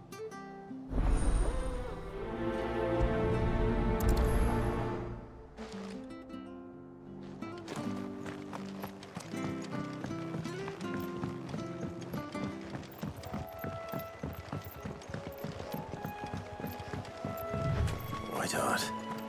That's quite a name for a chocobo.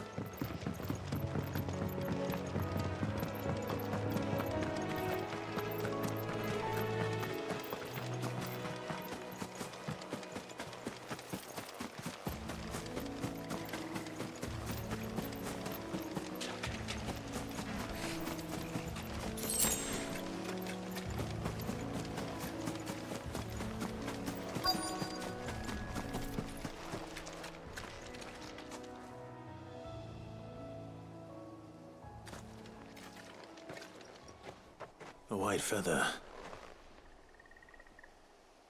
I thought Ambrosia was one of a kind. Speaking of brave birds. Looks like they went that way.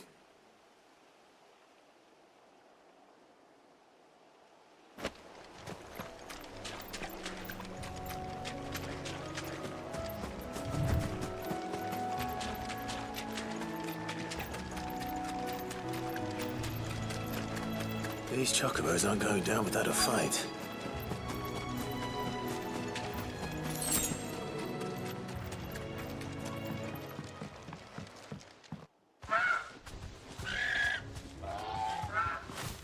We got you cornered, Feathers.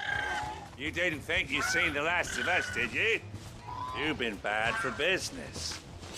But I reckon someone will pay good coin to mount your head on their wall. Not around here, they won't. Oh. And why's that, eh? Because she's something of a hero in these parts. You hurt her, and I hurt you. Piss off. Or better still, how about we hurt you both? All right then. But don't say I didn't warn you.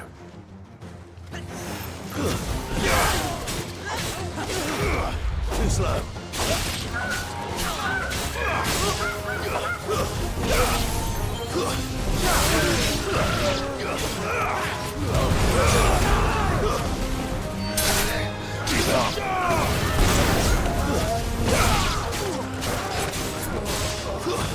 Stay down!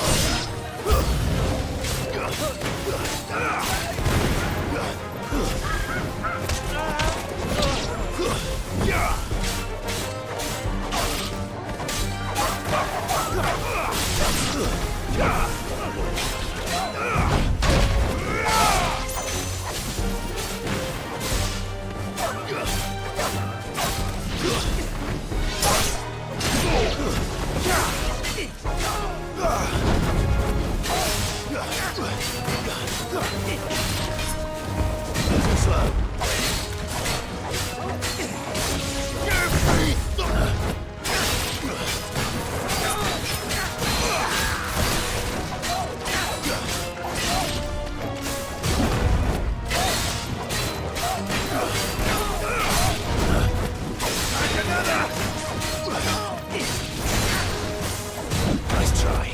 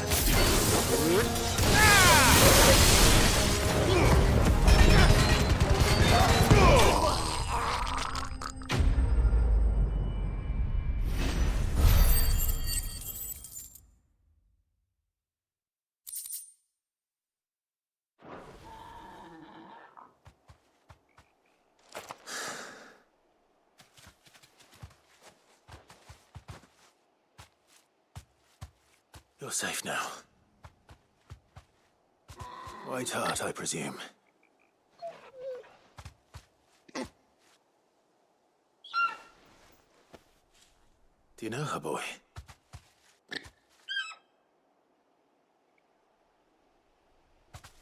That scar. It couldn't be.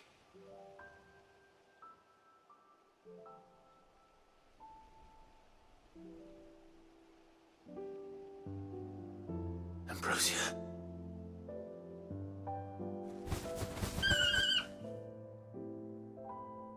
It is you. You survived.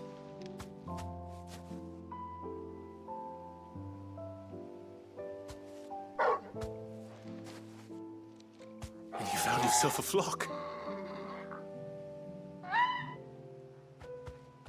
Oi! Is it over? I thought I'd come and see how you were getting on. Oh, you sorted the bastards then. I knew you would. And the whole flock made it through unscathed.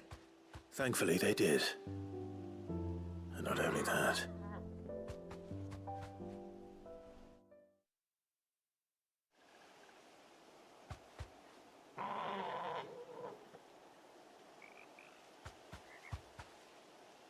Well, I'll be. I never stopped to think our hero here might once have been someone's mount. Though I dare say she'd suit a fine fellow like yourself. Reckon our feathered friend must have learned a thing or two from her master. Kind-hearted warrior that you are. Bird like her would have cost a princely sum. You born a lord or something? Well, Oh, no, sorry. I didn't mean to pry. Don't matter who you are. You done right by me. What is it, girl?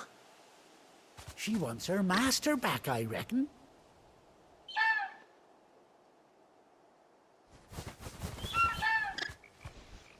Told you.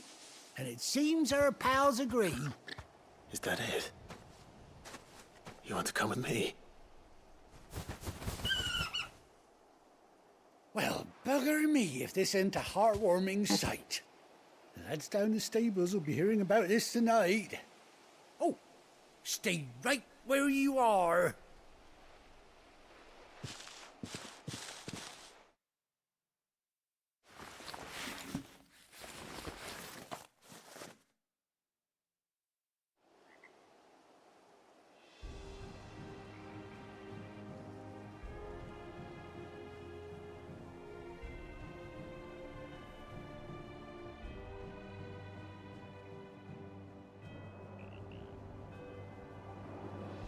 Doesn't she cut an handsome figure, eh? She does indeed. How much do I owe you? Ah, a few scraps of leather's the very least I owe old Whiteheart. Oh, I'll be sad to see her go, of course. But she's earned her right to happiness and more besides. Don't you worry, we'll get along just fine without her. You hear that, Whiteheart? You've earned yourself some time off. You have fun traveling with your master now.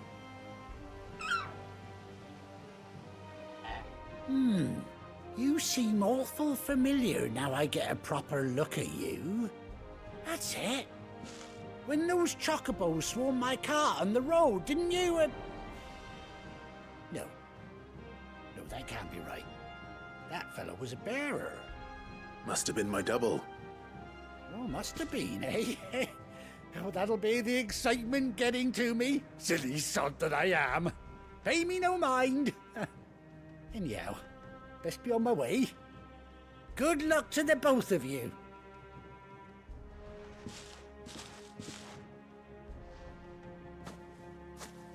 You take care of your flock for now. I'll call you when I need you.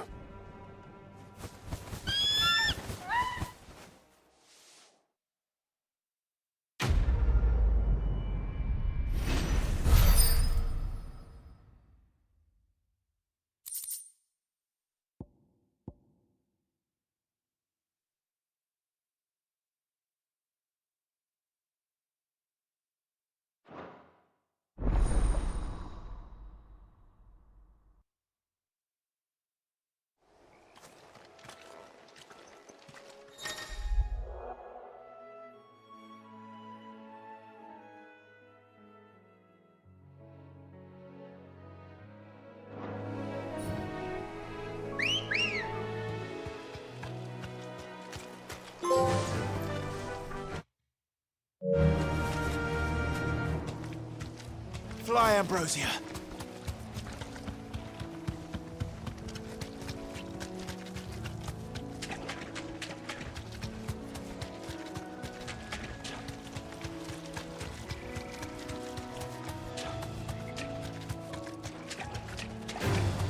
Time to fight.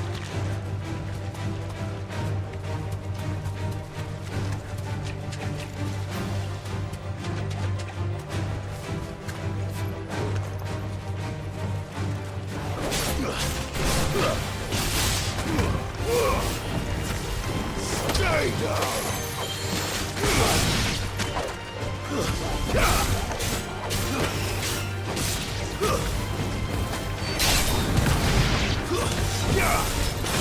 Farewell!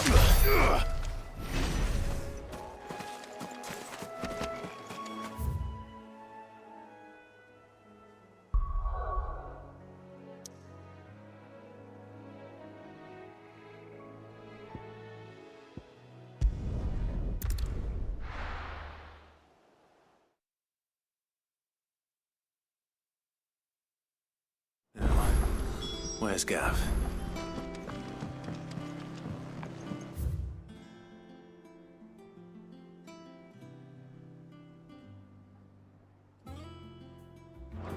I hear there's trouble in those areas. Think it's all right to touch him?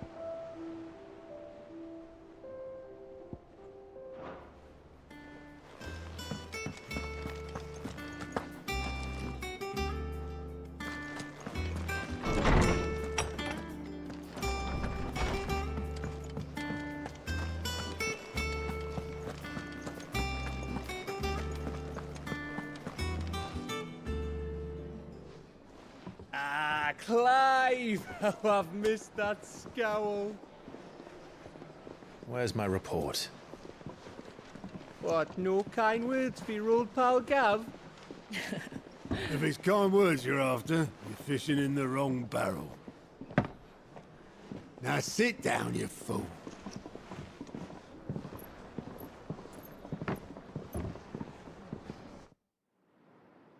So, you remember how quick the Empire was to occupy the Dominion after the fall of Drake's head? And how pissed off all the other nations were that they didn't think to do it first? Half a century of independence gone at the whim of a madman. So much for their bloody treaty. Clearly, the promise of unblighted land and the world's supply of crystals was too much for his radiance to resist. And now the Republic's finally decided to follow suit, using liberation as an excuse to declare war on Sambrek. Lined up right outside the Dominion's gates as we speak, looking to starve the Imperials into submission. And now all eyes are on the Strait of Author. While the two nations beat their shields, the rest sharpen their daggers, ready to set upon the war-weary victor. They'll never see us coming. It's time we moved on the Mother Crystals.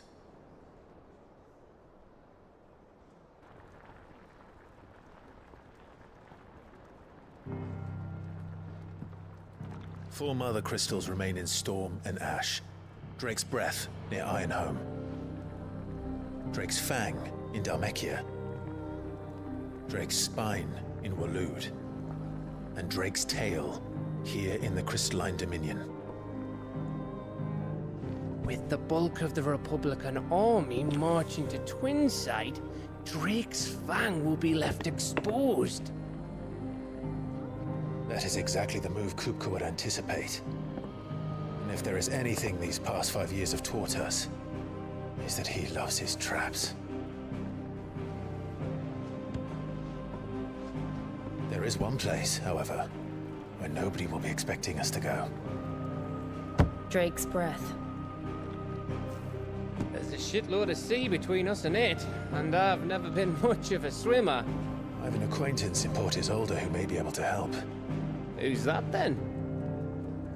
My uncle, Byron Rosfield. Lord Byron Rosfield of the Seven High Houses, the trade magnate with holdings in over 100 cities. Wait, Rosfield. And you're a Rosfield, of course. My uncle's name gave him his start in the world, but it was his acumen which earned him his fortune. Along with a handsome fleet of ships. Well, it's settled then. What are we waiting for, eh? Huh?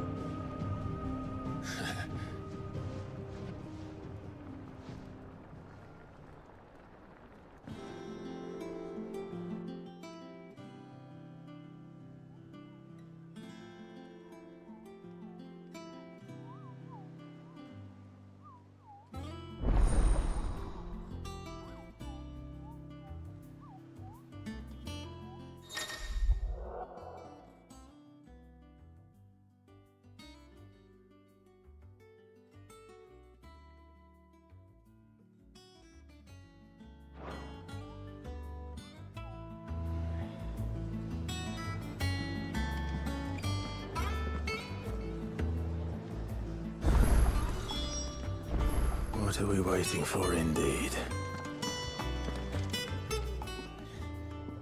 Those men didn't hurt Martha, did they? I think it's all right to touch. What do you need?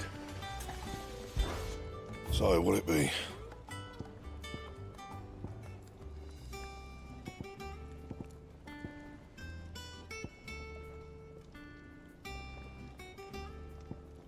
And?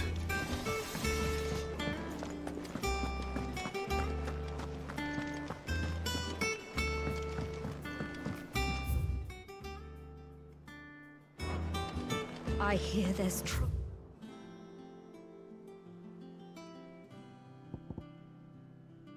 In Rosaria. That broom's as ragged as... So Martha's all right.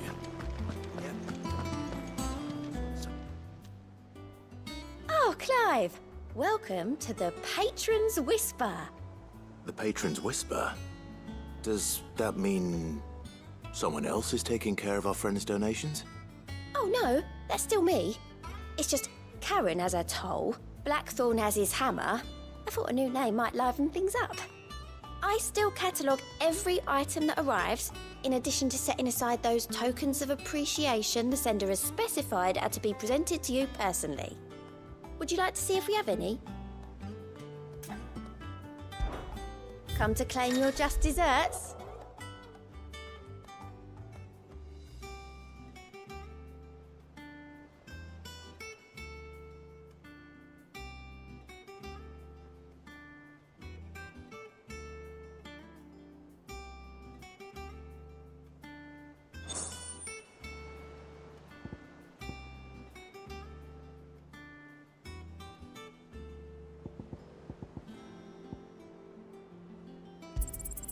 Here you are. You earned this. All done?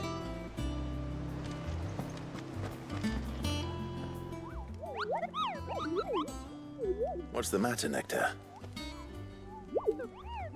The hunt board? It's where the curse breakers post sightings of particularly fearsome beasts. Those, just because they can't be dealt with when they're spotted, doesn't mean they can't be dealt with later. Was that what you wanted to know?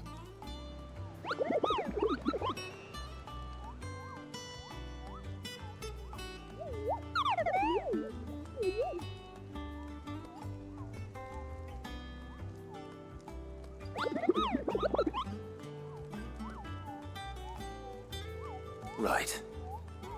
Well, leaving your mightiness aside for the moment, the people of Alastia are going through a lot already. What with the Blight and the war, the last thing they need is ungodly fiends terrorizing them on top of everything else. So if the Cursebreakers are too busy to help, then perhaps I can. Or at least I can try.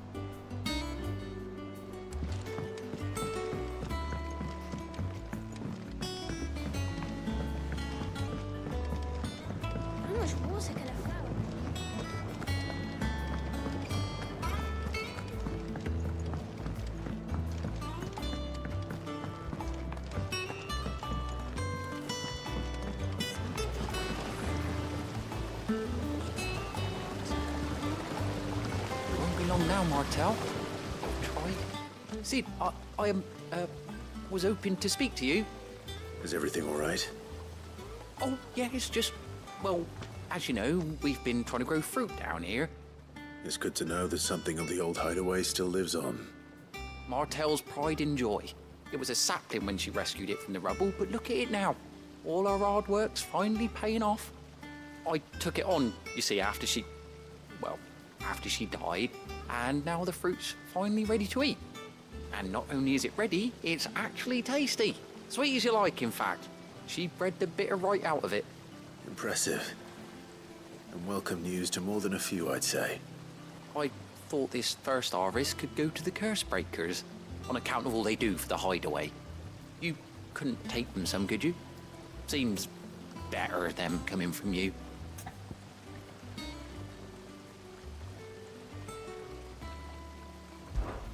It'll be nice being the bearer of good news for a change. Oh, she always had a soft spot for that lot, see? And once they've had their share, I'll see to it that everyone else gets some. Here you go. Martel apples, they're called, in honor of her memory. You hear that, Martel? Today's finally the day.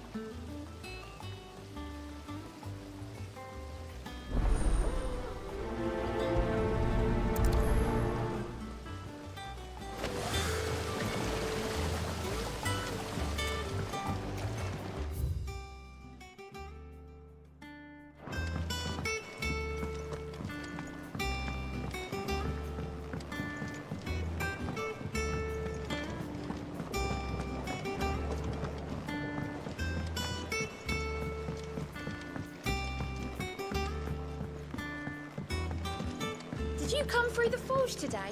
It smells like...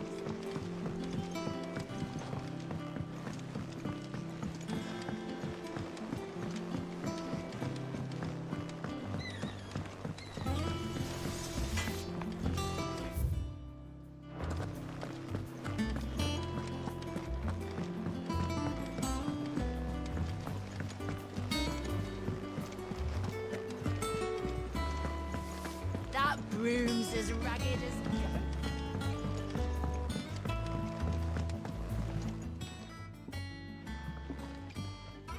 You two look like you could use something to eat. Here. Courtesy of Martel.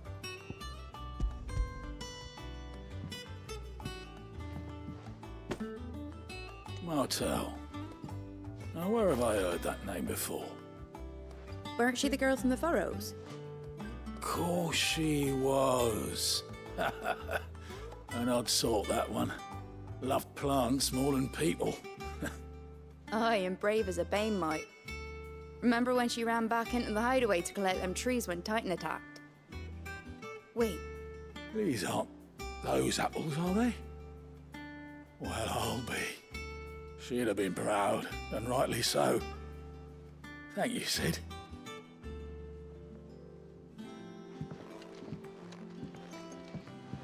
Others weren't so lucky, though.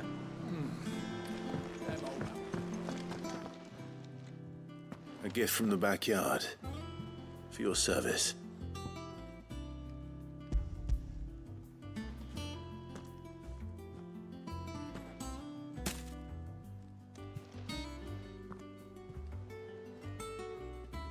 Blimey, these take me back.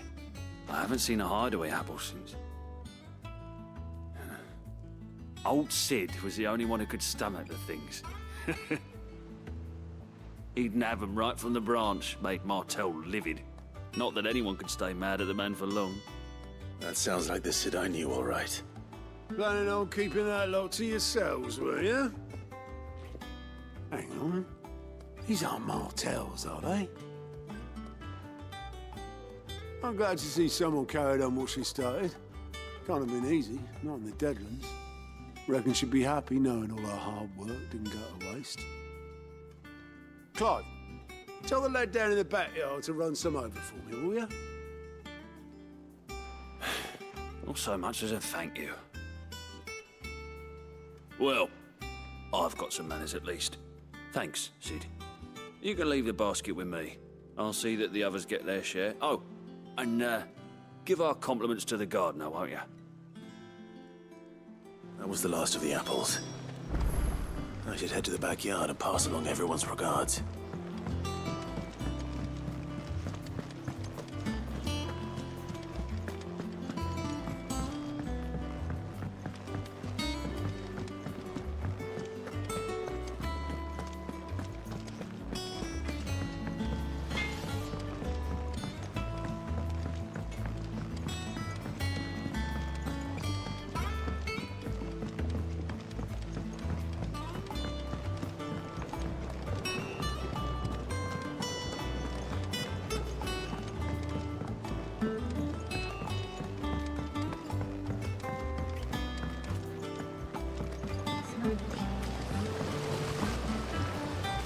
Cursebreakers sent their thanks. And their compliments. They were clearly very fond of Martel. They remembered her. After all these years. I suppose she was very kind, even to a tongue-tied lummox like me. You were one of the good ones, Martel. Why did you have to die? She put everything into her work. She wasn't going to rest until we had fruit sweet enough to enjoy. And now we do. When she died, I named a sapling after her. And now it's a full-grown tree. Martel lives on through the fruit it bears. And through you. Her dream would have died with her, had you not kept it alive. That's something to be proud of. I didn't do anything really, but thank you. You're kinder to me than I deserve. By the way, Otto's expecting some of your crop. And I wouldn't mind some of it either, if that's not too much to ask. Of course not. I'll see that you're both well provided for. They like your fruit, Martel. Isn't that wonderful? I'd say it's about time we planted you some siblings, don't you think?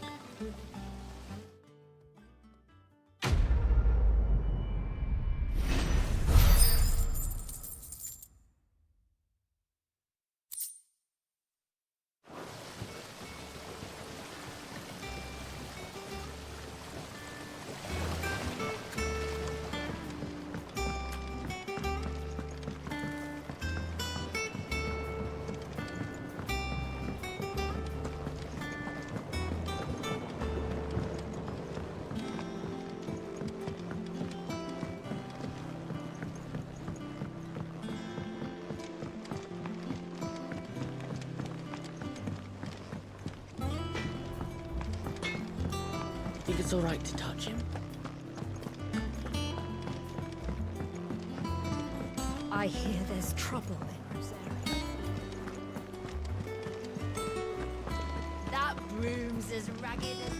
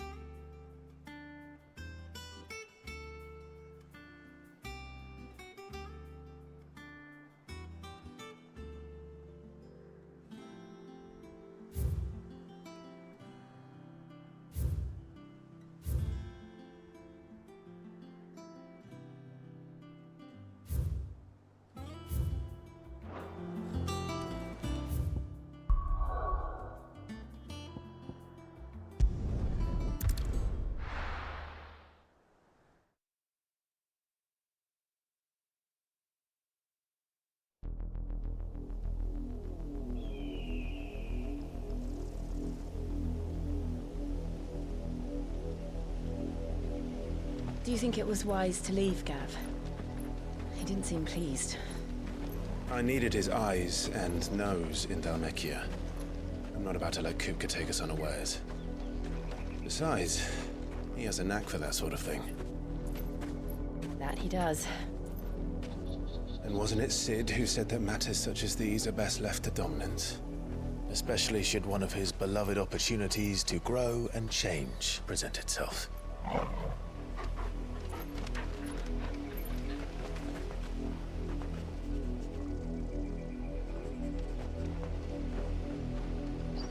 I always knew that I would return one day.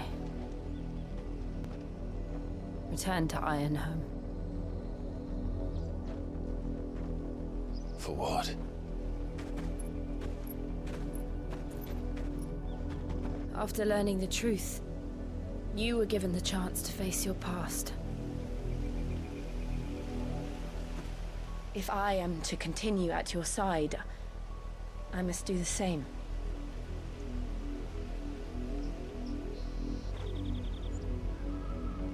We will face it together then.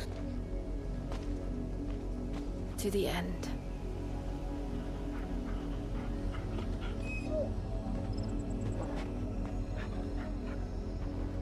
Come on.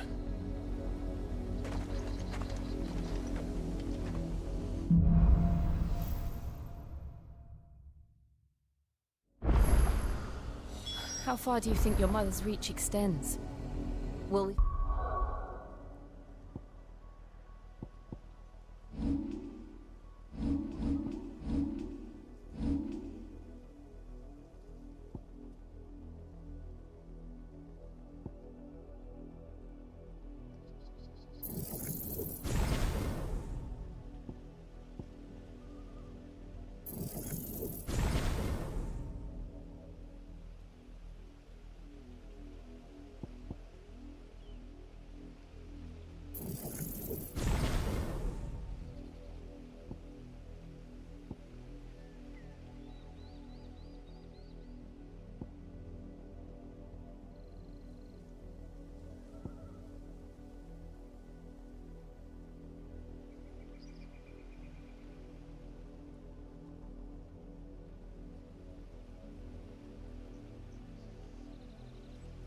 Find the same tragedy in the south as we did at Martha's Rest? More than likely. Which is why we should hurry. There are still many settlements between here and Port Isolde. We visit as many as we can and hear their stories. Starting with the village of Amber.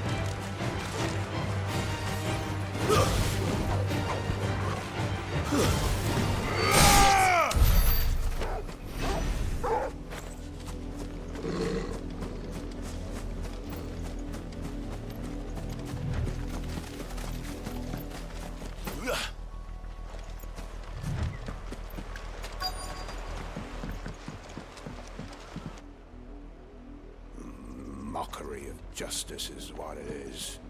Lord Elwyn would never have stood for this. Quiet, you! Nothing, we're loyalists. Jill, look.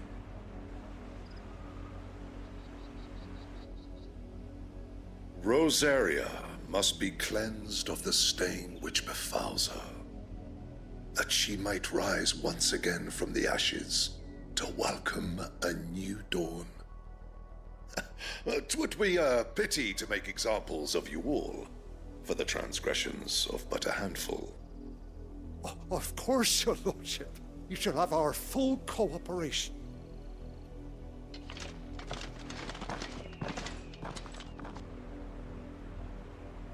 What business could the Black Shields have in a village this small? There's barely room to hide a bearer. Then they must be here for something else. You fancy dancing a gallows jig like the miller's son? I ain't got much, but what's mine is yours, for a price.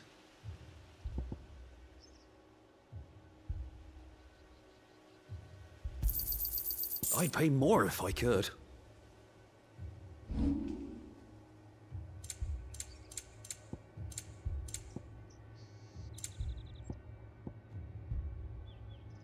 Fare you well?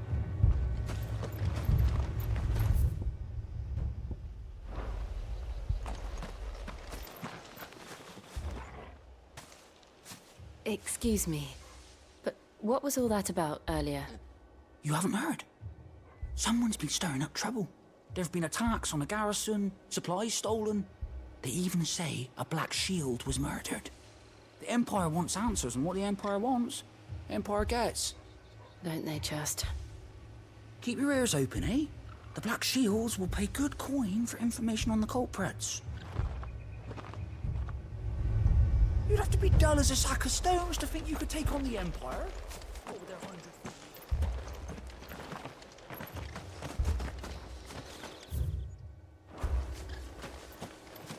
We're going hunting for outlaws.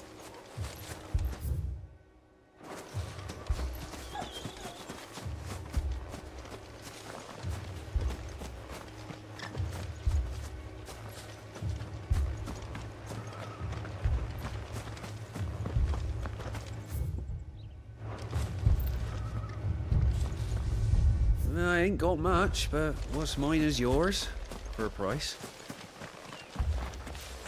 Word is, Port Isolde's closed their gates to all but the Highborn, and now a great You seen him, didn't you? I'm sorry. The Black Shields. Just now. You seen them, didn't you? At least I think they was the Black Shields. Can't say I ever saw one before. Was this the first time they visited the village? What do you think? Amber's the arse end of nowhere. And they thought we might be harbouring firebrands. Huh. If only we were. I might have turned them in and become a Black Shield myself. You don't think these firebrands the Empire is looking for could be us, do you? I don't know. How'd you get it? But we need to find out.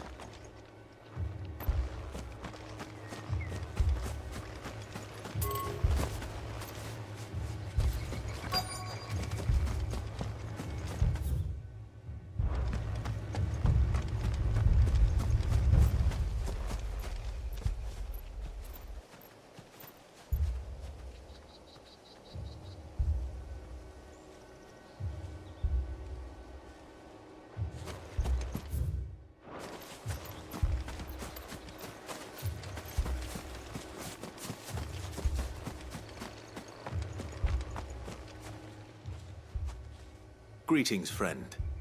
We are travelers. I know that. What do you want? We couldn't help noticing those Imperial soldiers who were here earlier. Don't you go telling these strangers a thing. I speak for the people of this village, and we have nothing more to say to you. You are to leave Amber and never come back. May I at least ask why? I don't know who you are or what brings you here, but your presence puts us all in grave danger. The Empire is a harsh master. Its demands are great, and its justice swift. But as long as we keep our heads down and pay our tributes, we are left alone. Some might call it submission. But if it will spare my people the Viceroy's wrath, then I will gladly submit. This village will not become another Eastpool. Then we shall be on our way.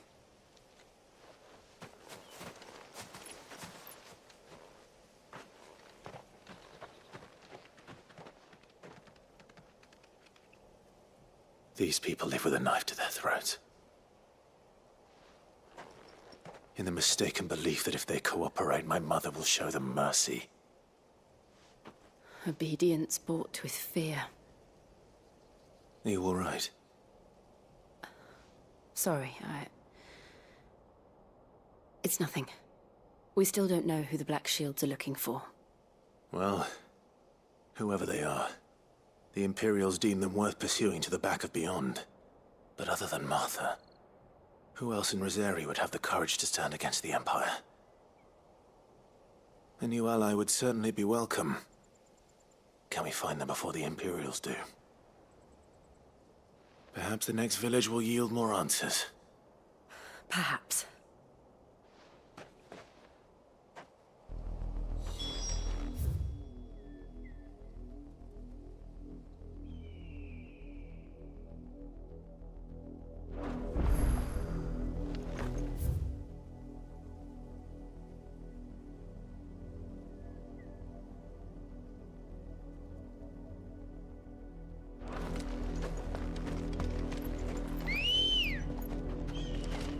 Come on.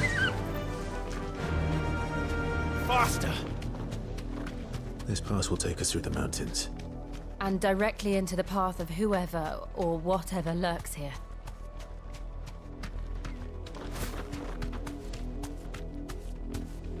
Thanks, Gal. Ever since the apology, we've seen more and more of these echoes. What do you think is waking you? The Mother Crystal's collapse? I have an idea. You're not going to like it.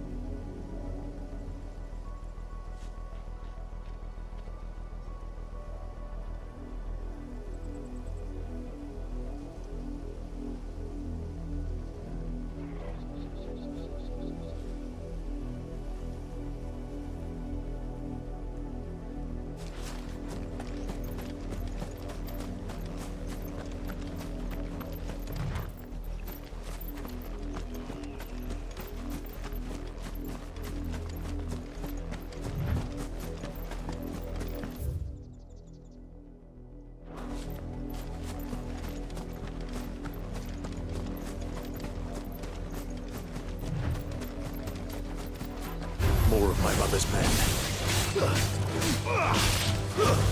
Stay down!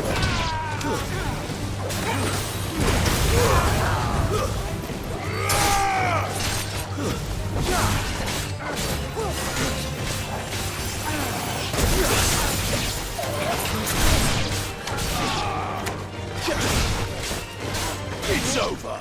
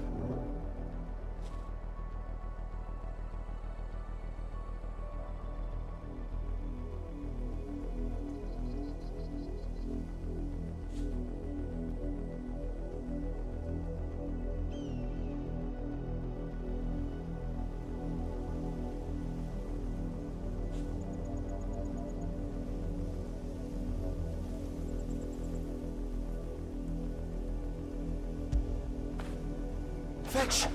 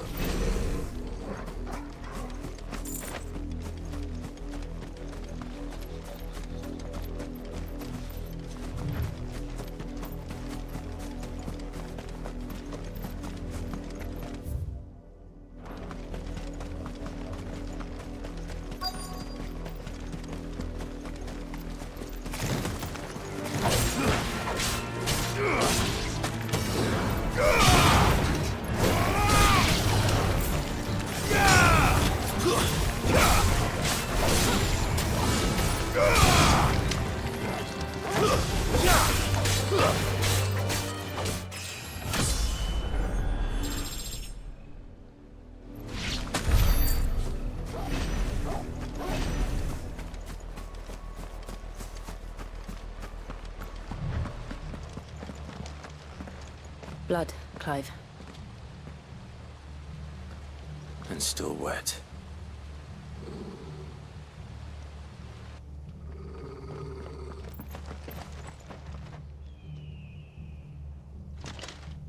You were told to stay in your homes. The Black Shields. You know who we are. And still, you would bear your steel. Why then, we owe you our thanks. You have saved us the trouble of an interrogation. To dwell in darkness, that we may purge the night and welcome lasting dawn. On these, our swords we swear. Say that again. I'll show you a true Stay down!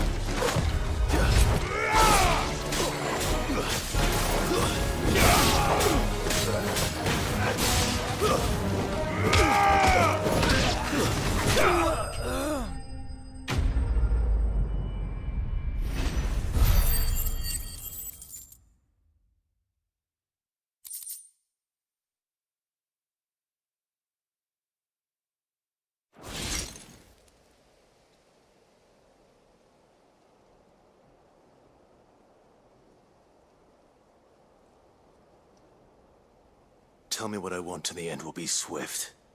Who are you looking for? Why, you.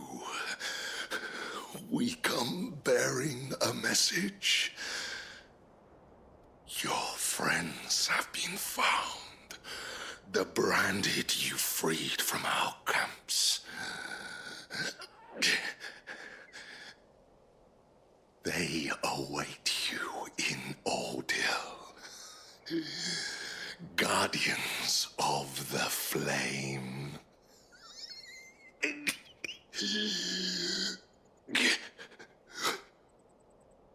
Those are Old Hill's gates. Then we hurry.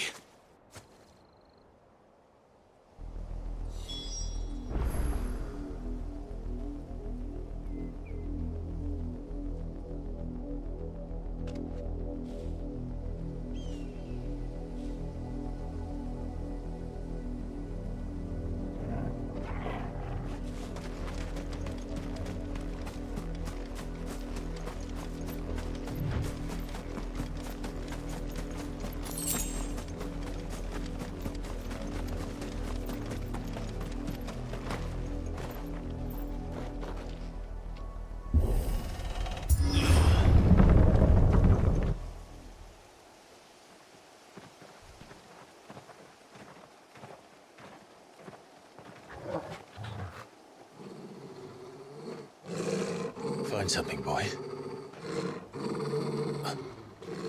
Death.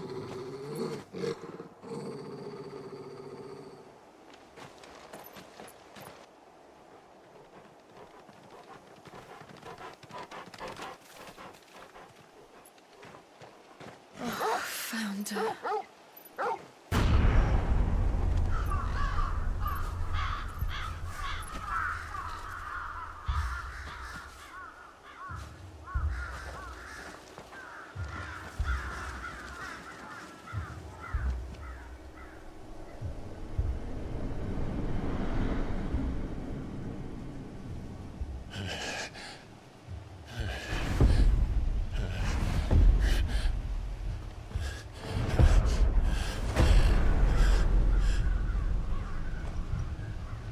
This was my mother's doing.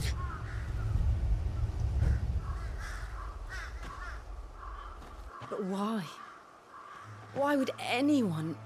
I don't know. I never truly understood her. But this...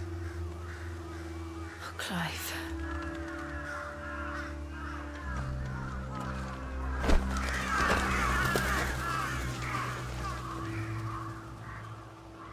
I will learn what madness drives her, and I will end it.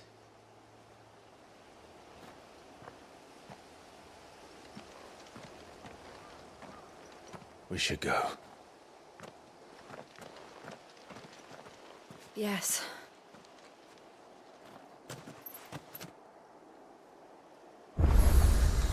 We can't leave them here like this. We won't.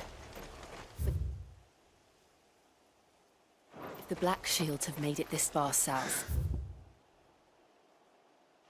they may already be in Port Isolde.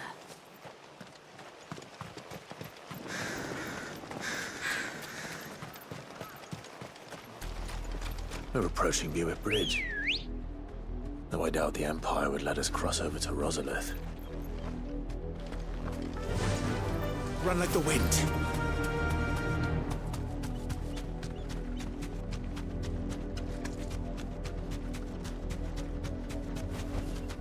I can walk from here.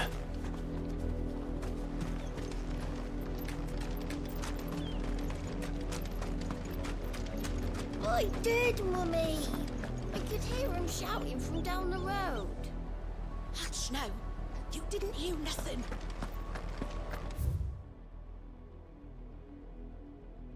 They're all Rosarian. But this is their home.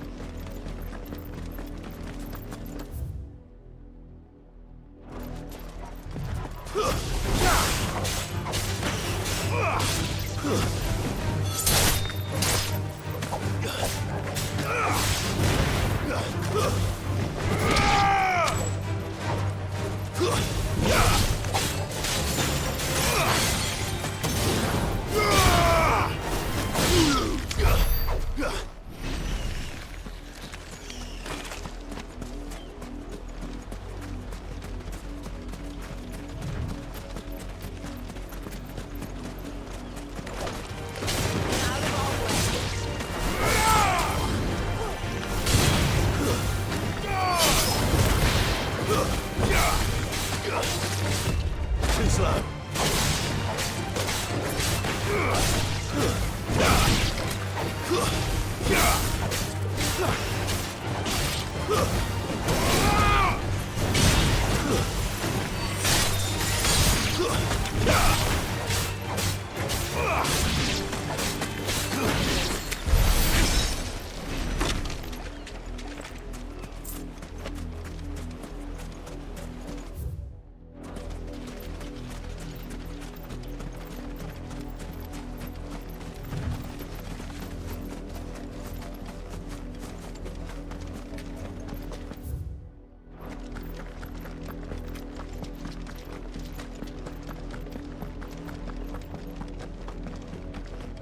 The Lazarus. What happened to this place? My mother happened. The nobles who lived here didn't stand a chance. Let's hope my uncle fared better.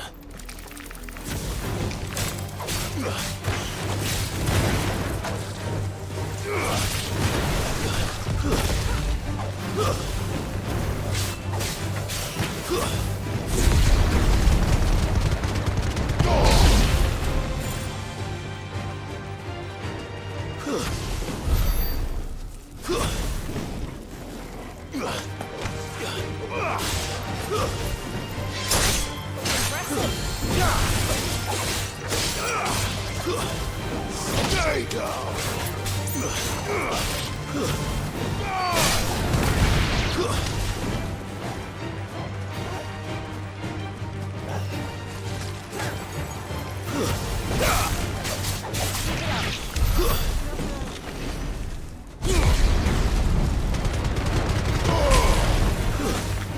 Stay down!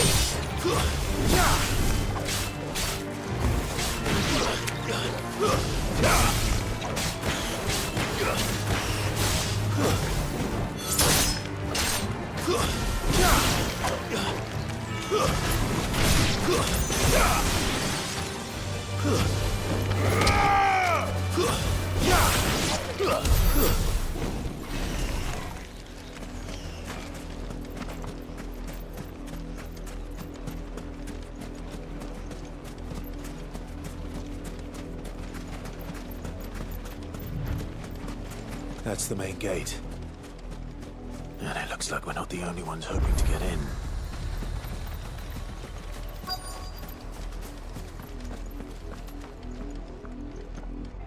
Let us pass! My children are starving! Have mercy.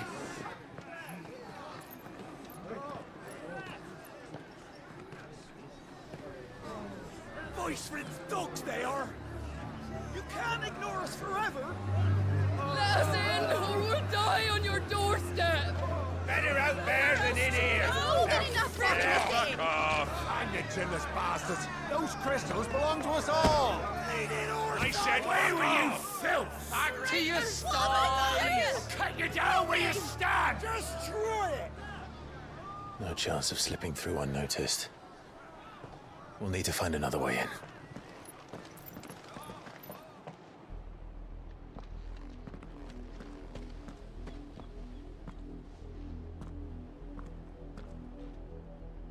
I thought we might be able to reason with the guards.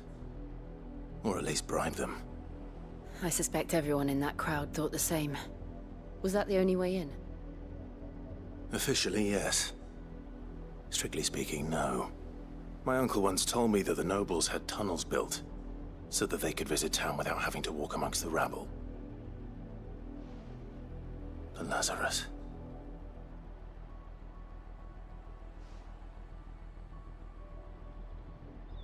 We'll find our way into the city there. If you're sure. The entire place looked abandoned. Do you think it's safe? As long as it is abandoned.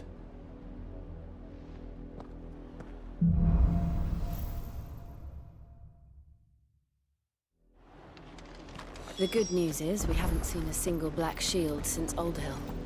Maybe they found who they were looking for.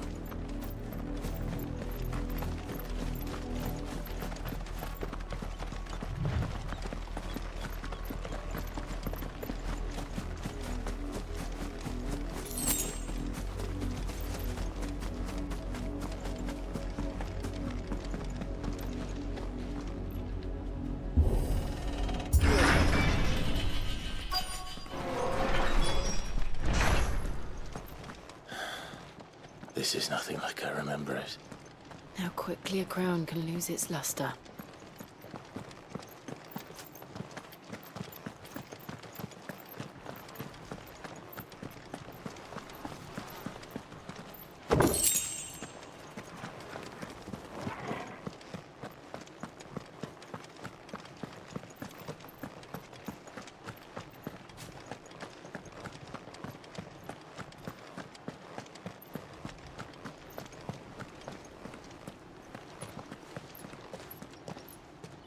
Not abandoned, then.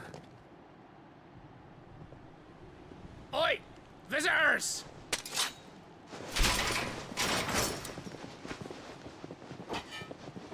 Apologies. We'll show ourselves out.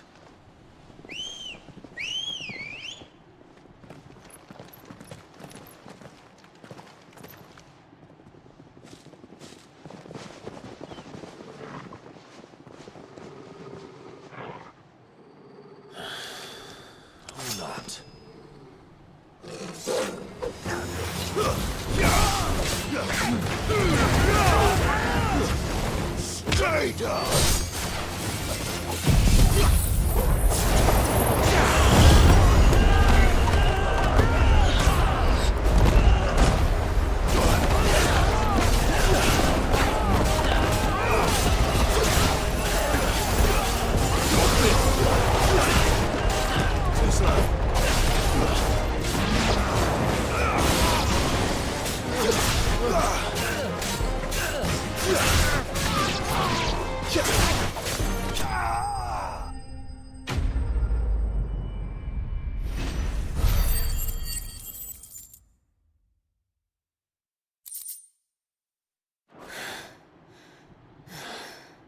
I've only ever seen one man fight like that. And he's long dead. Then perhaps it's time you joined him.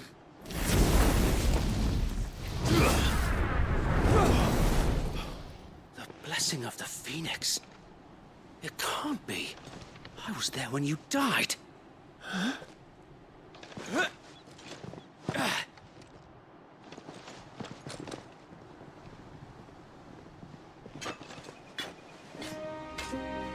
Forgive me, my lord. I knew not whom I addressed. You have naught to fear from us. Founder, it really is you. It is. So wait.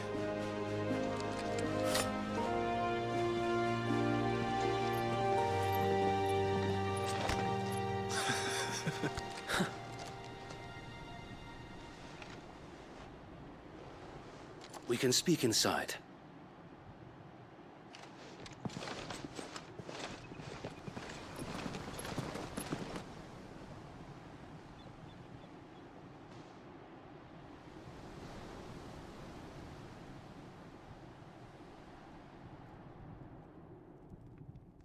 And those who wouldn't bend the knee? We left before the Empire could make examples of us, though we didn't go far. And we banded together to form the Guardians of the Flame soon after. Alas, there is only so much a handful of aging shields can do against the might of an empire. But we've seen to it that their stay has been anything but pleasant. Of late, though, We've had our hands full just trying to keep the Duchy's few remaining bearers out of the Imperial's clutches. The Cullings. We saw what happened in Old Hill. Aye. The foul work of the Black Shields and their mistress. You mean my mother? But it doesn't make sense. Even knowing what I know about her. Her hatred for bearers was no secret, but she wouldn't have been ignorant of their value to the realm. No offense, my lord. But in case you haven't noticed, the Lady Annabella couldn't care less about the realm. She barely even cares for her own home. That much has been plain since the slaughter at Eastpool. And, since granting the Holy Emperor a new heir, her obsession with bearers only seems to have grown. As to why, I don't know. Maybe she can't bear the thought of anyone having the power to challenge her beloved son. Her son. Sir Wade, the Black Shields have broken camp. They march in full force for Buick Bridge. Then so do we. Make ready.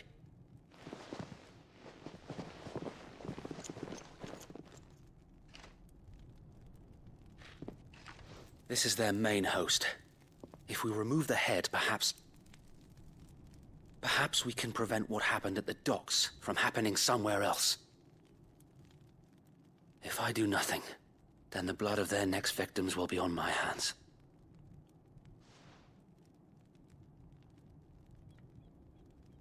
Yours and ours. We too have witnessed the crimes these men who dare call themselves shields have committed in my mother's name. It cannot be allowed to continue. We must put a stop to this madness. We must. So let us go with you. For the good of Rosaria. I was hoping you'd say that. Very well. If that is your wish, I would be honored to serve at your side. And we at yours. So, Wade, let us do our duty. With pleasure, my lord.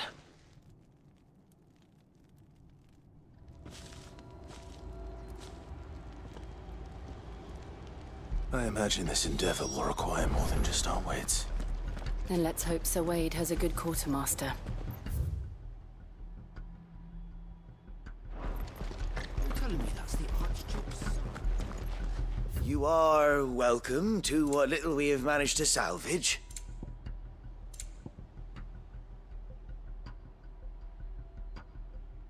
May the blessing of the crystal...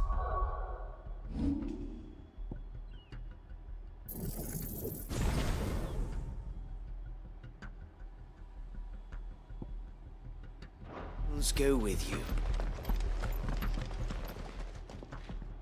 Tell us then, Sir Wade. What is your plan? Nothing fancy. You, Lady Jill and I make for Buick Bridge, and provoke the main host at their encampment. Sensing an opportunity to end the Guardians, the Black Shields will call for reinforcements, who will be met from the rear by parties of my brothers hidden throughout the surrounding hills. This will allow us to wage battle on the bridge without fear of being overwhelmed. While the Black Shields have an advantage in numbers, you see, they prefer to fight in small units, which we can use to our advantage. How small exactly? Small enough, now that I have you and Lady Jill for company. I doubt I could have done this on my own. But until we arrived, that was your plan. You haven't changed a bit. So Wade, the bearers from Old Hill have been laid to rest. Very good. Now make ready for battle. As you command.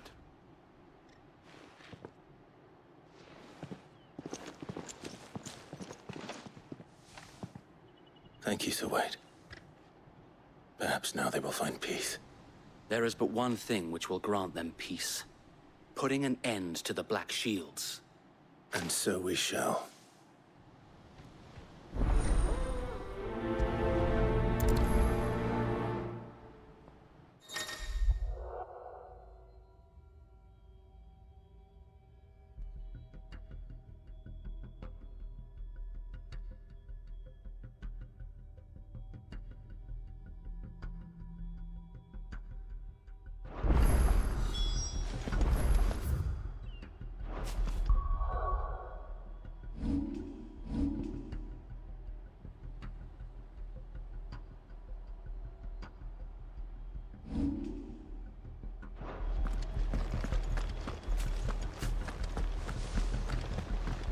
May the blessing of the Phoenix go with you.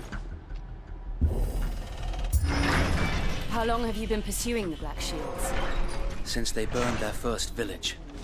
We tracked down the bastards responsible and fed their corpses to Stillwind. Suffice to say, that got their attention. It's been a game of cat and mouse ever since.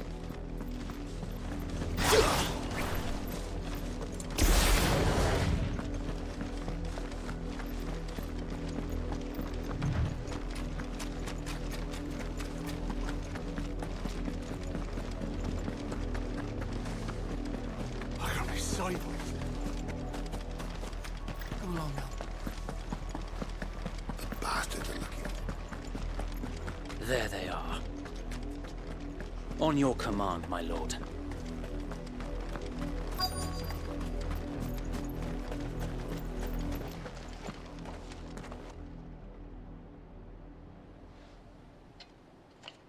What is it now? I told you! We bear a message for the Vicereine. From the Guardians of the Flame. Ha! You presume to tell us that a pair of filthy vagabonds, a woman and a dog, could guard aught against the might of the Black Shields? Then come! Die along with your flame! For Azaria! For Azaria! Your petty revolution ends here. On these our swords we swear.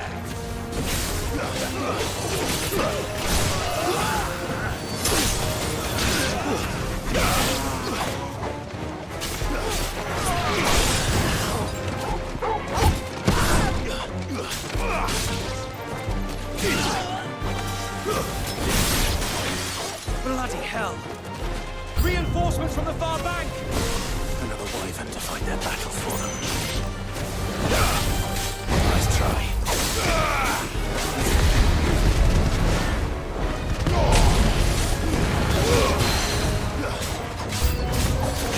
More dragons.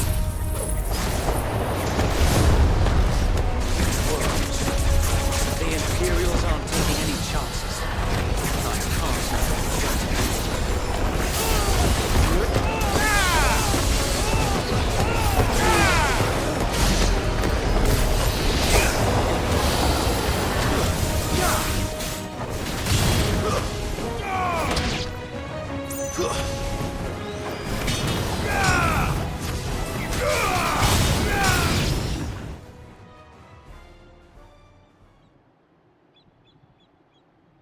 A noble stand, albeit a misguided one.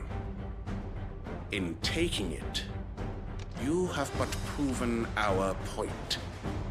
That this land is in dire need of cleansing.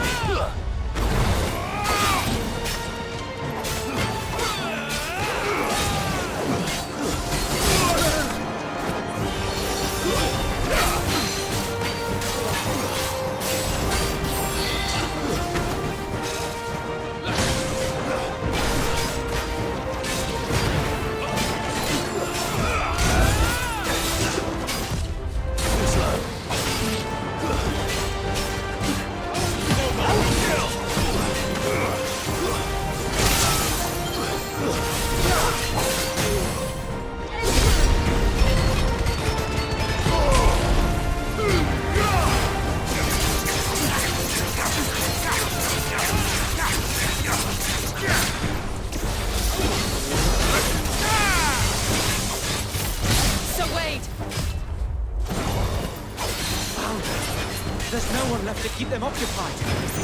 We need to finish this. We finish him.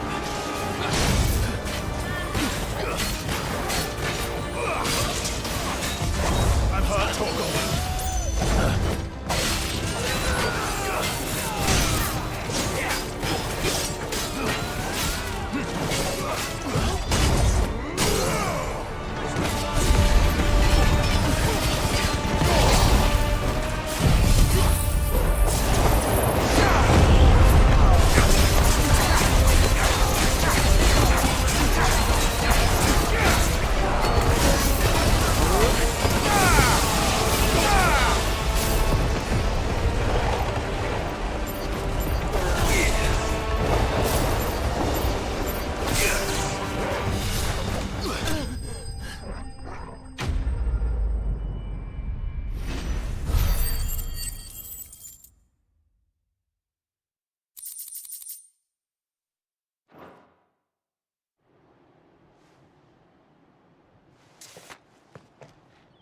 I don't see any more.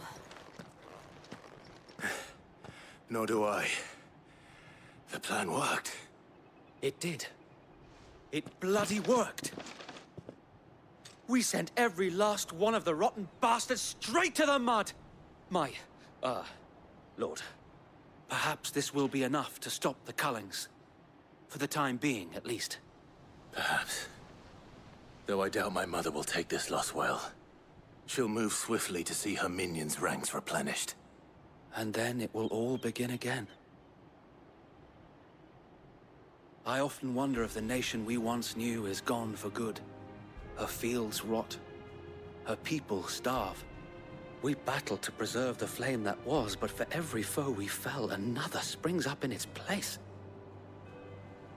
Yet be that as it may, it is still our home, and we must fight for it, as we always have, and always will. For as long as the Firebird's flame burns in our hearts, the Duchy cannot die, and her loyal subjects may dream of a day when the Rosarian standard flies over Rosalith once more. So wait, Think we should fall back to Port Isolde before the garrison sends reinforcements? A sound strategy, my lord.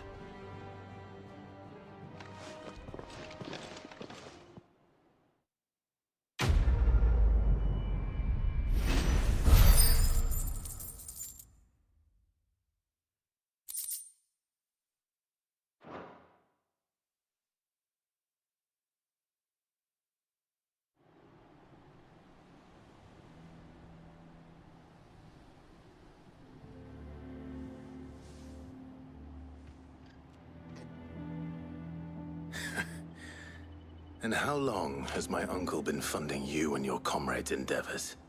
Since the beginning. Lord Byron was the first person I turned to after forming the Guardians. And had I known of this tunnel back then, I wouldn't almost have been hanged by the city guard for trying to sneak over the wall. I suppose a formal request for an audience would have appeared suspicious. And appearances must be maintained. Were the Vice-Regency to catch wind of Lord Byron's involvement in our movement, they'd seize his estate and send him to the gallows, where he would be of no use to anyone. And so, though it sickens him to the soul, he plays the part of the loyal lord, knowing that one wrong move might prove his downfall. It is why he remains ever vigilant. Don't be surprised if he refuses you an audience, especially since you're famously dead. Then I will have to think of a way to prove that I am neither wraith nor wrongdoer. I might have something which could help with the latter. It's the mark of the Guardians. Display it, and those who love Rosaria will know where your loyalties lie.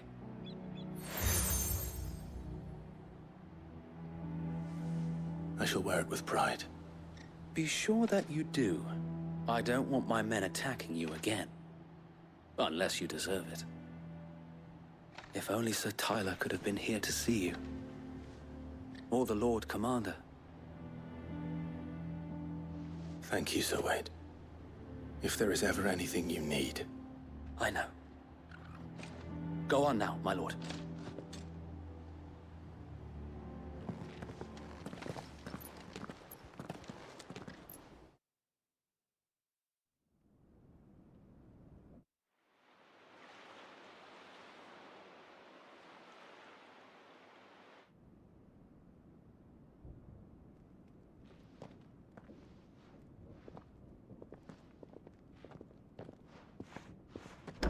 How accommodating. Do you really think they believe we are who we say we are? Not a chance.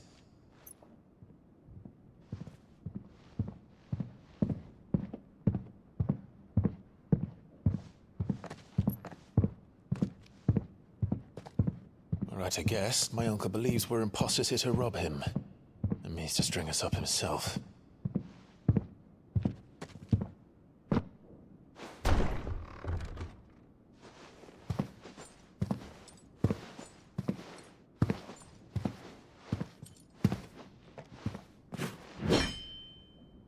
Imagine my surprise when I was told my nephew had come to visit.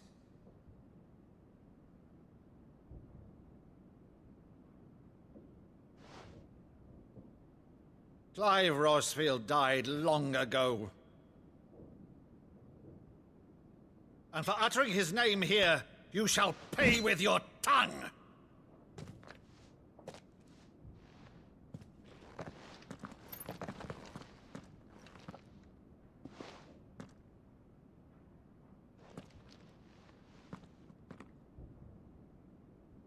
You would mock me as well?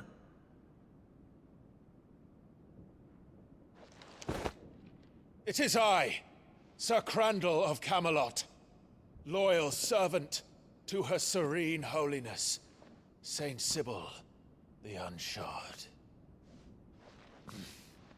Meadow, thou vile sorcerer, for thy crimes against church and crown, I shall have thy head.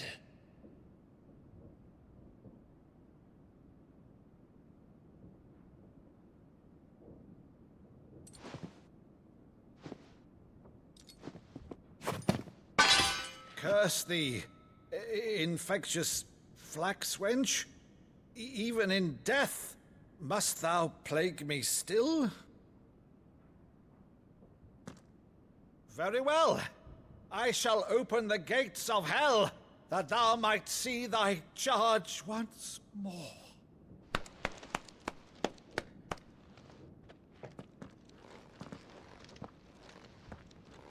Bravo, Uncle. You're still the finest Meadow in the twins. Oh, Clive, my dear boy, it's really you.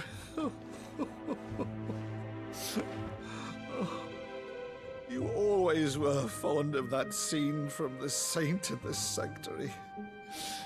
Never did let me play Sir Crandall.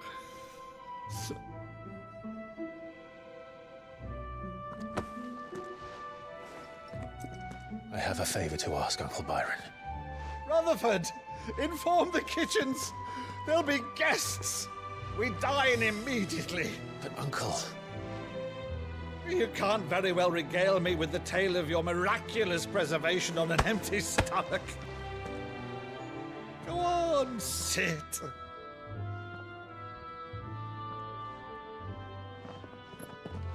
See that you use the good plates, Rutherford.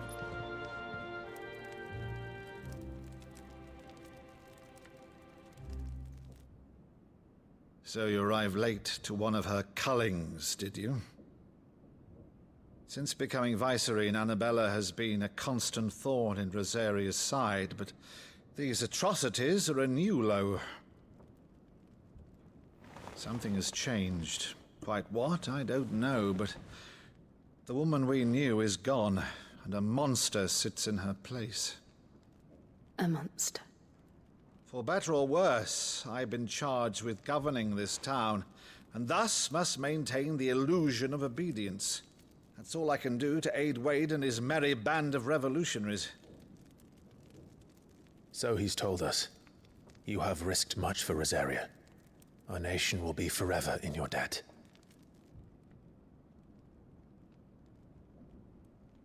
It has been 20 years, Clive. The nation your father and your forefathers fought to defend is no more. Perhaps it would be otherwise had I the courage of my brother.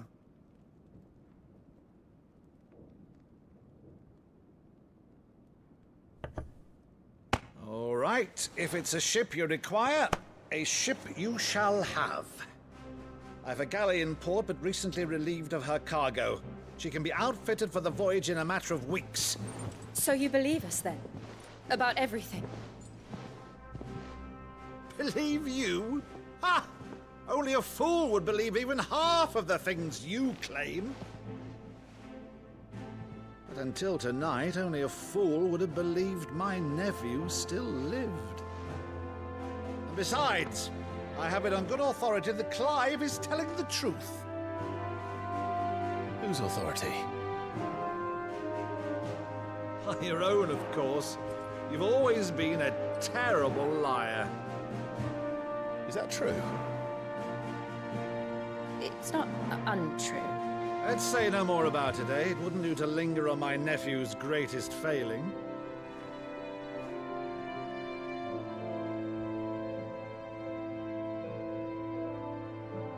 one thing I cannot believe, though, is all this about you being Sid. You were always such a good boy, but now you're quite the outlaw.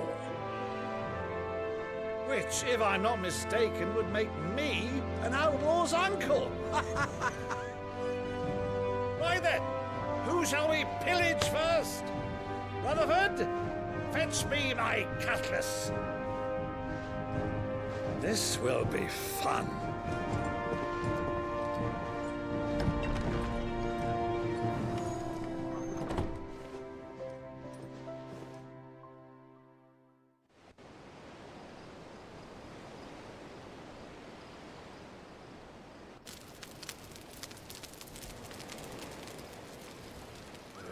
Over there. Go on. She's a fine ship, isn't she? Once outfitted, she'll bear us across the boiling sea to Drustinus in the space of 3 days.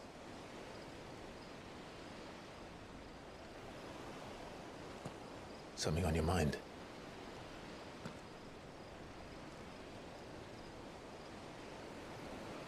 Monsters.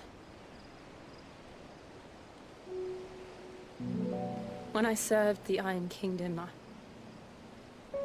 I did so because I saw no other choice. Because once they learned that Lash would not move me, they turned it on those who could.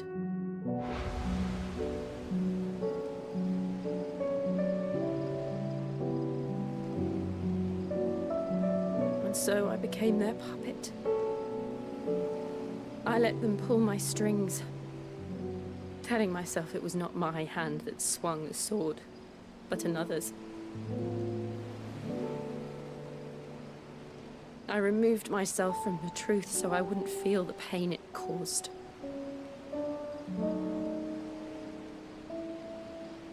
And before I knew it, I no longer felt anything. Anything at all.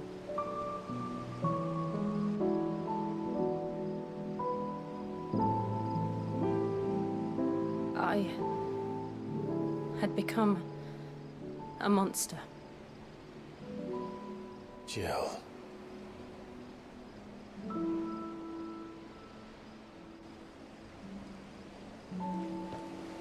I don't want to be a monster, Clive.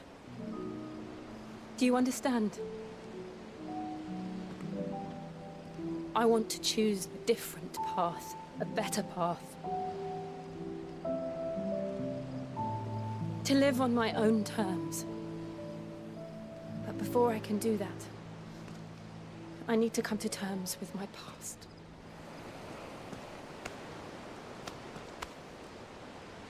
And when you do, I'll be standing there with you, just as you stood with me.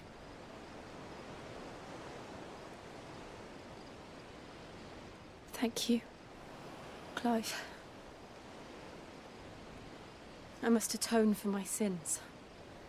Only then, when it's done, will the monster cease to be. Just promise me that you won't die with it.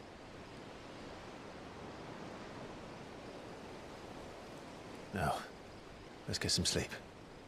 The journey back to Benamir is long, and there is much to tell the others.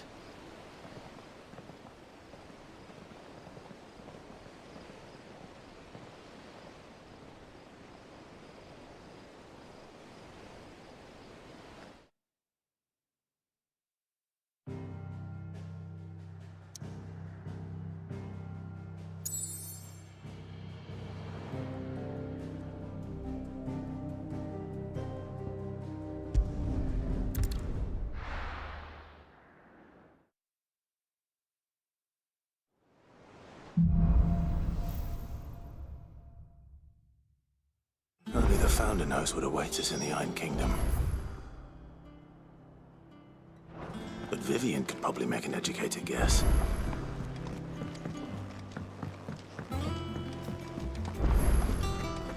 That monster's taken quite a liking to me. Back, are ya? What do you want?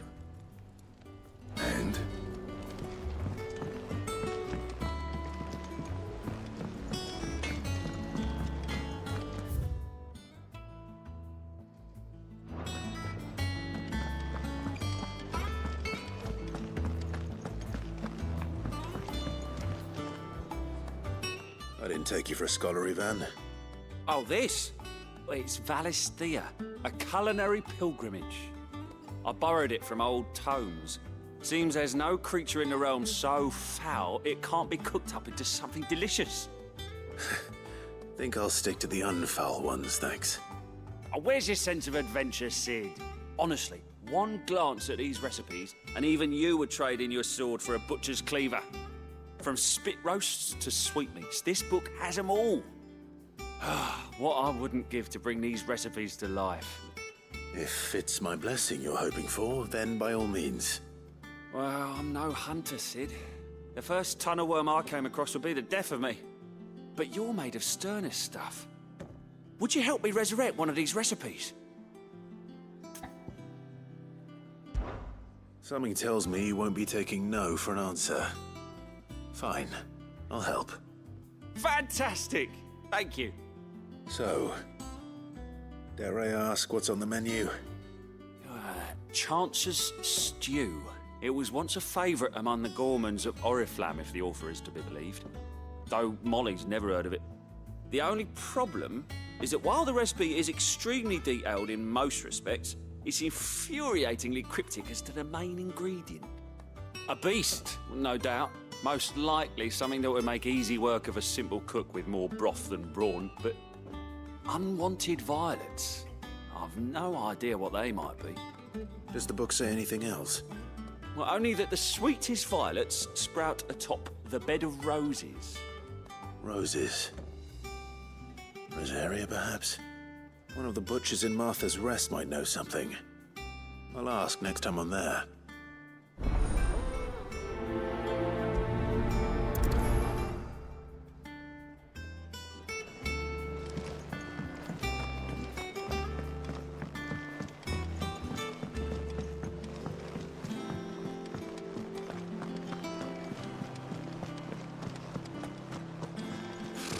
Typical nobles. How did we never hear about these Guardians of the Flame? There are new billets being... Clive! Oh, am I glad to see you? Is something wrong? Well, it's Blackthorn. He ain't himself. And if I'm honest, he ain't been for a while. Normally it only takes a couple of drinks to perk him back up, but not this time. Something's getting him down. And whatever it is, he ain't telling. It's like he's lost his spark, you know? He's barely got enough fire in his belly to get the ump about stuff. But I'm thinking he might if we both bent his ear, because he respects you, innit? So, what do you say? Fine. If you think it will help. I knew you'd understand. But if he doesn't want to talk, we let him be. He'll open up when he's ready. All right. Now, he'll only smell a rat if we both turn up at once. So, I'll go first, and you can meet us at the forge. Wait a bit, then head over when you're ready.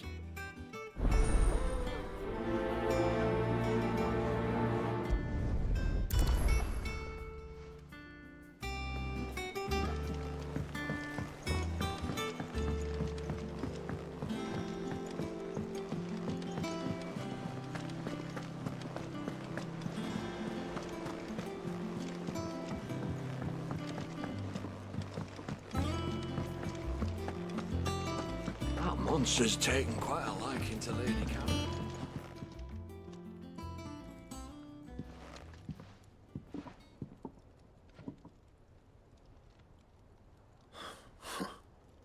What's it got to do with me? August was worried that something had been weighing on your mind. I thought you might want to talk about it. Did you now? I told you not to stick your nose in my business. What'd you go and do? Clive just wants to help, innit? What's so bad about that? Talk to him. You never know, you might feel better for getting it all out in the open. Please, mate. I'm worried about you. Phil shut you up. It's nothing really. Stupid. Not the sort of thing you bother people about. Why don't you tell us all the same?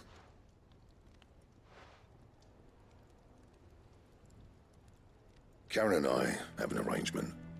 I keep an eye on Goots, and she shows me what the competition's up to. Interesting arms and armor, things like that. Anyway, the other day, she shows me a cuirass she's come by. Masterpiece of level work. Light, supple, and tougher than it had any right to be. Made my stuff look like every clumsy shit. I should have brought the bastard thing there and then just to study it, but I was too proud. And now every time I reach for my hammer, I'm reminded that I'm not the craftsman I thought I was. There. You happy? You got what you came for. Now piss off. All right. We're going.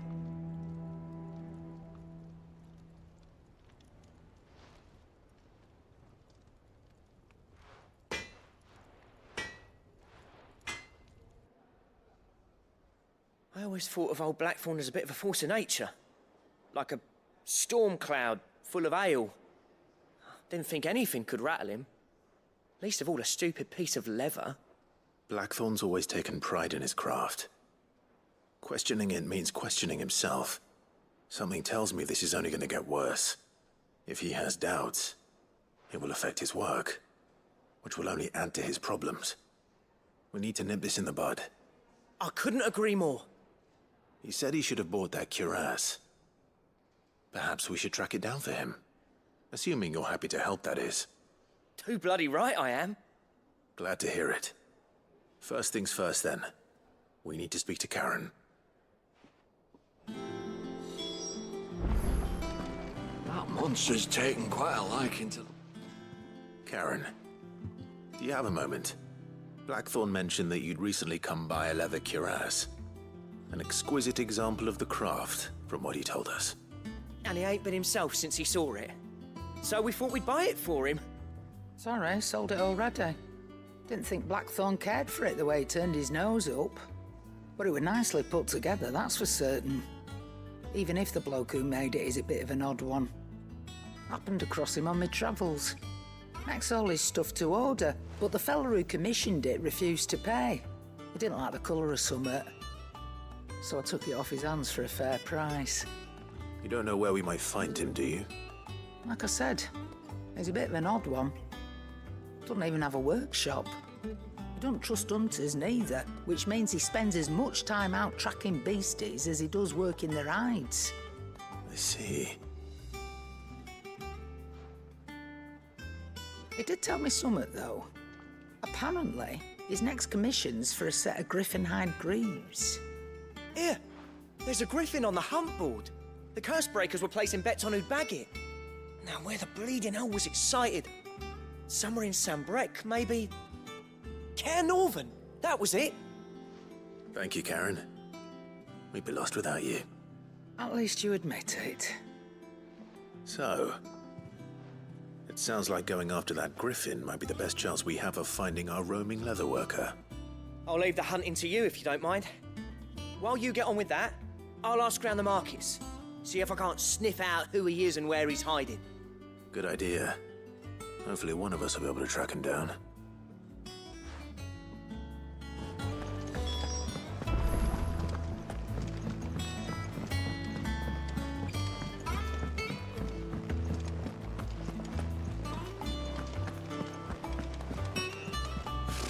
Typical nobles.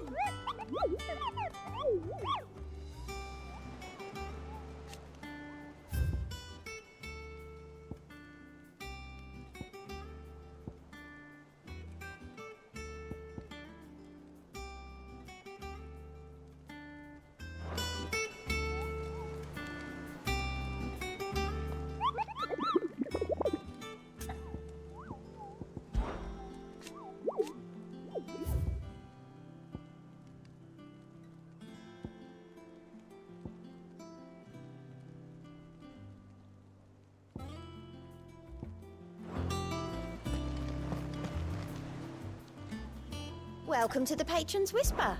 Come to claim your just desserts? All yours. Come again. I may have more.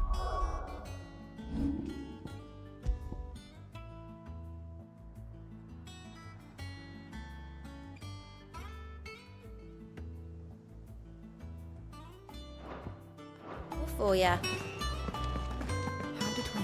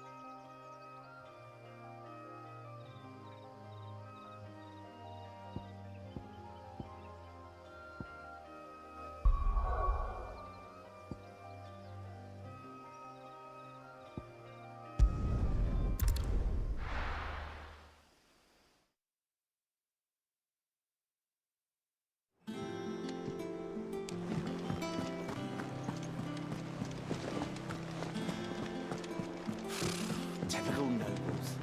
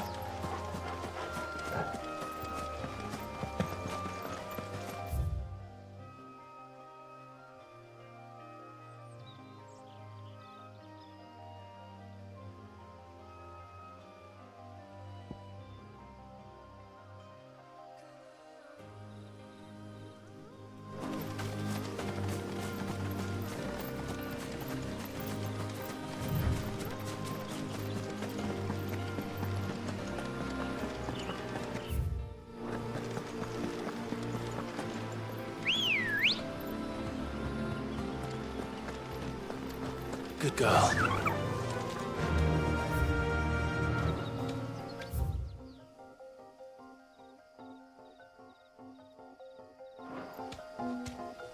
Faster!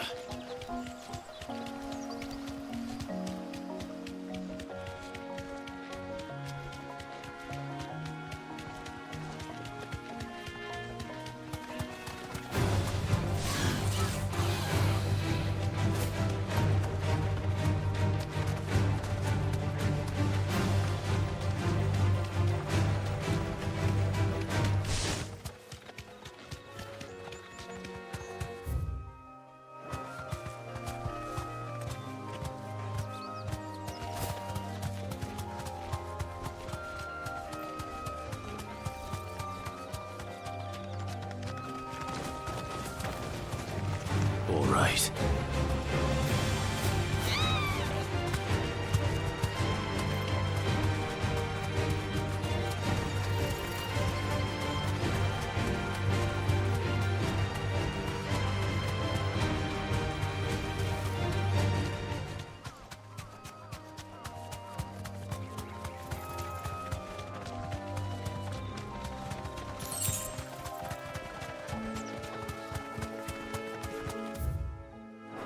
not alone.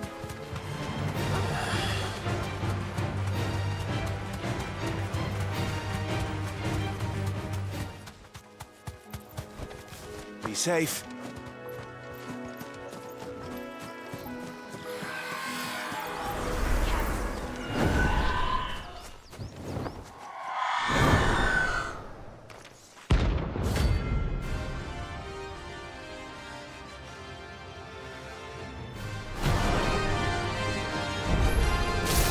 If that's what I think it is, this isn't gonna be easy.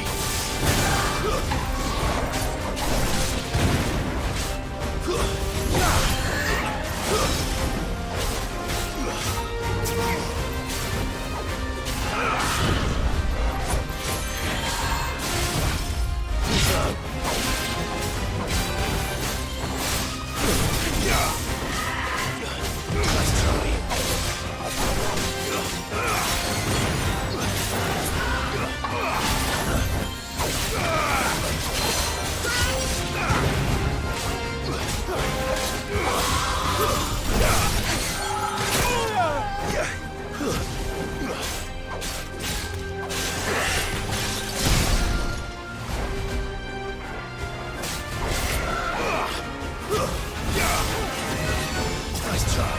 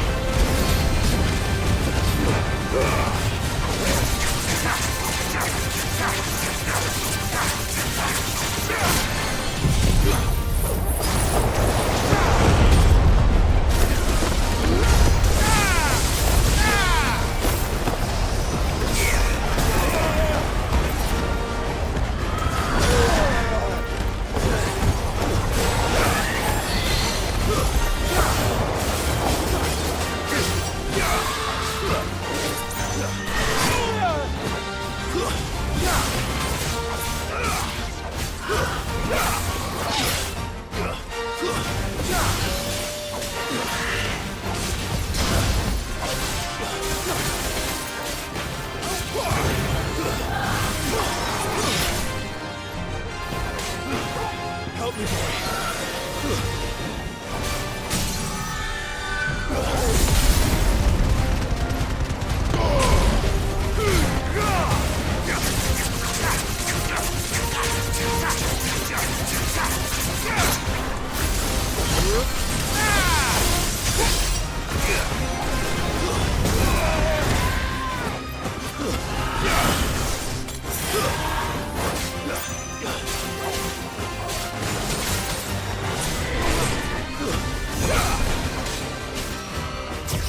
Too slow.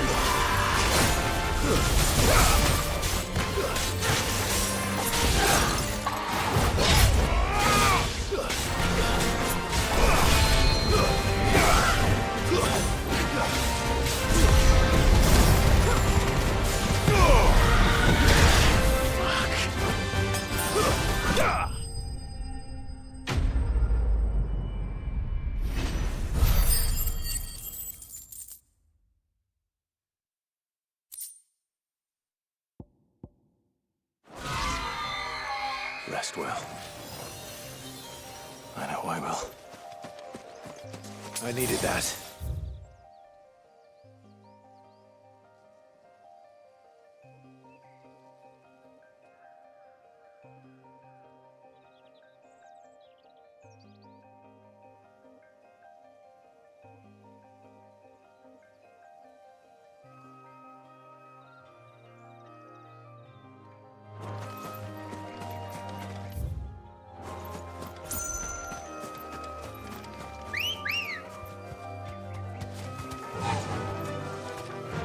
lie, Ambrosia.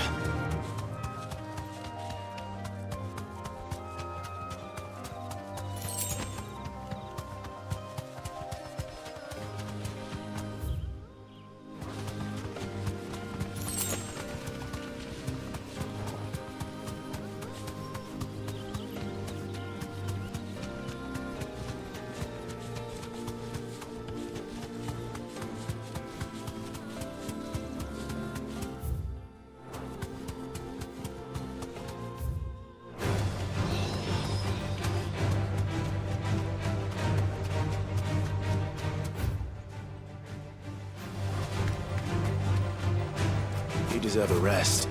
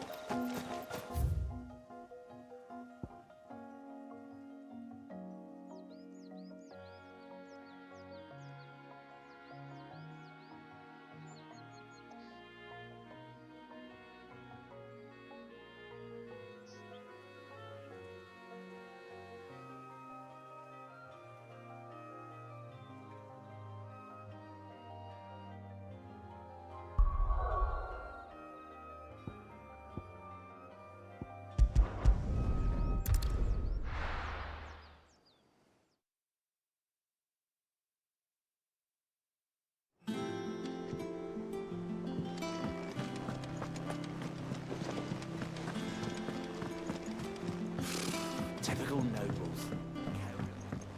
How did we never hear about these guardians of...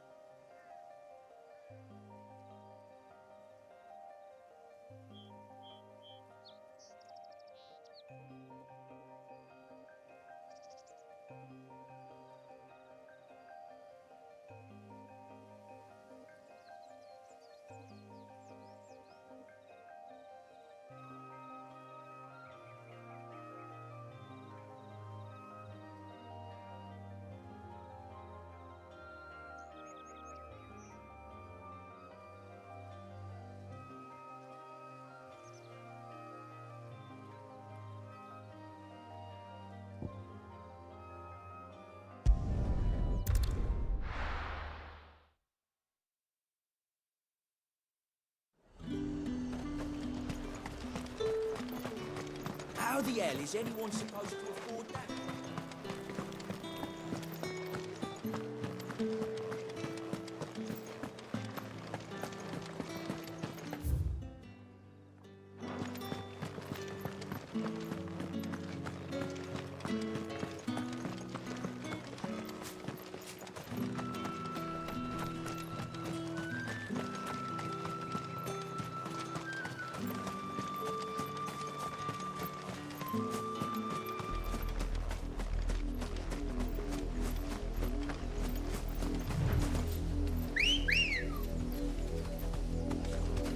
Good girl. Run like the wind.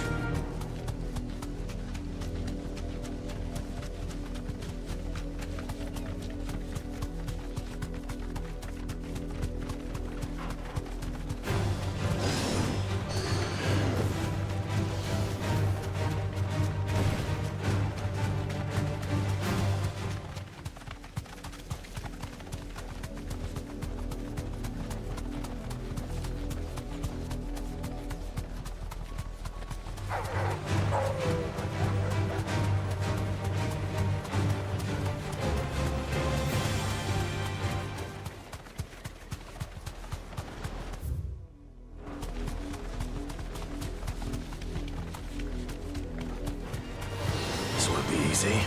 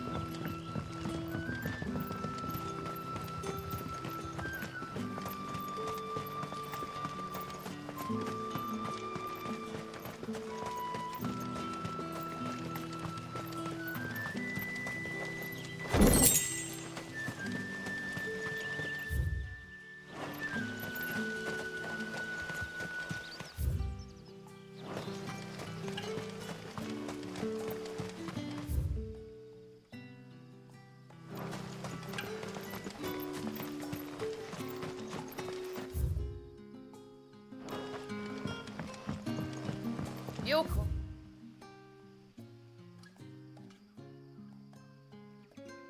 Quite talented with that rod of yours.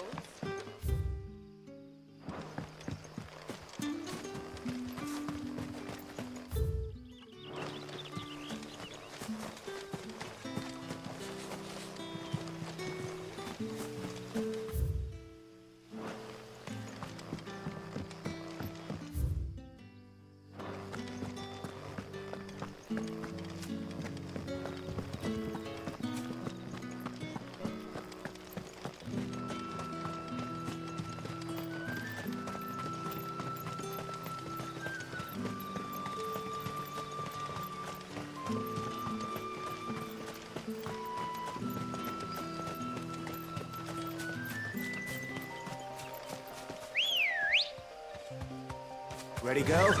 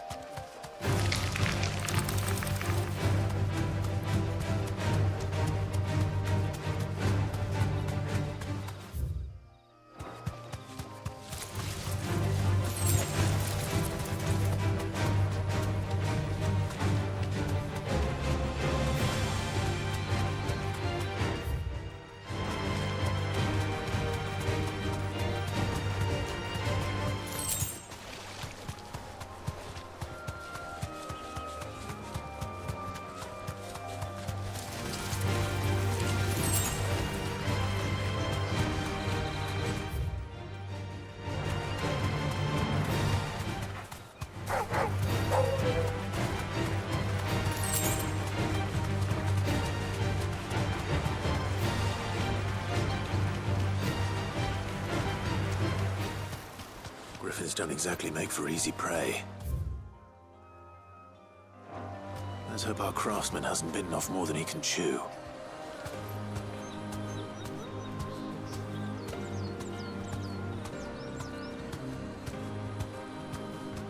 Straight home now.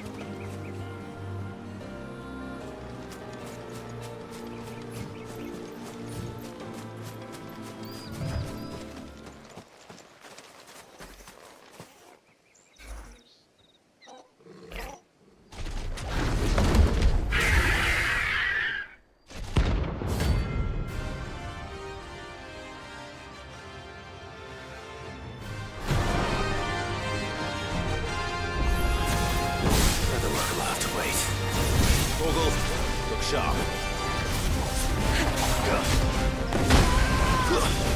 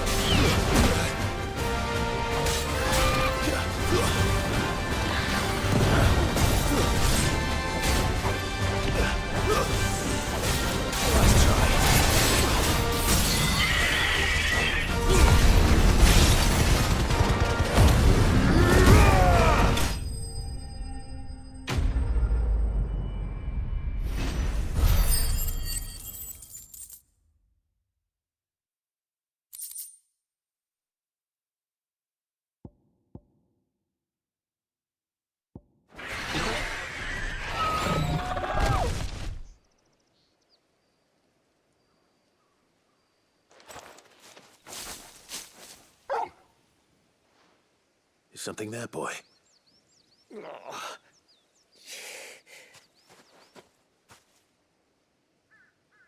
Could that be our man?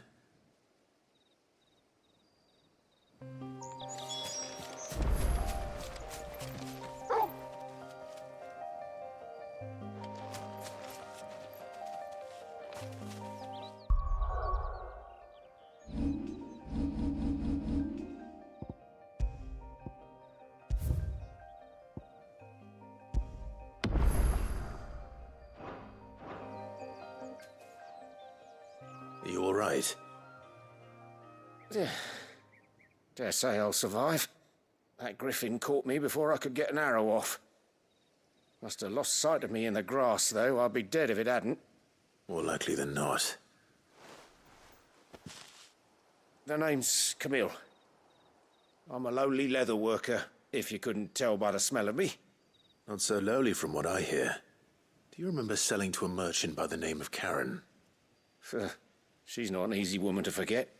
Bought a cuirass from me after I lost my buyer. Quite taken with my work, as far as I recall. Didn't stop her bartering me down to a pittance, though. She sent you for a refund? It's not her who sent me.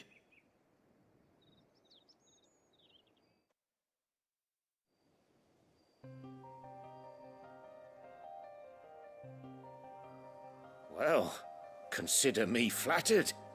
You should be. He's a master of his art, and not an easy man to impress. Blacksmiths are proud folk. It's a rare thing indeed for one to praise a glorified tanner.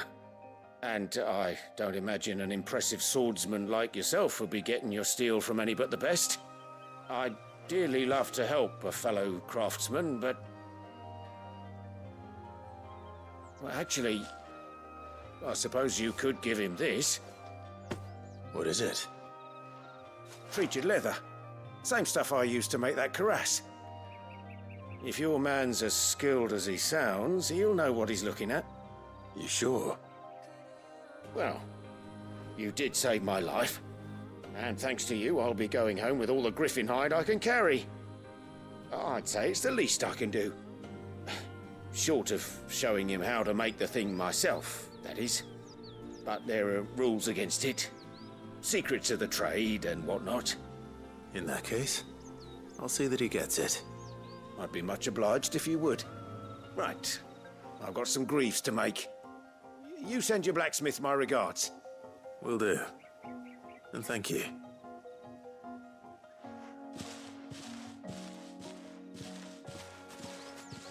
Hopefully this will sweeten Blackthorn's mood.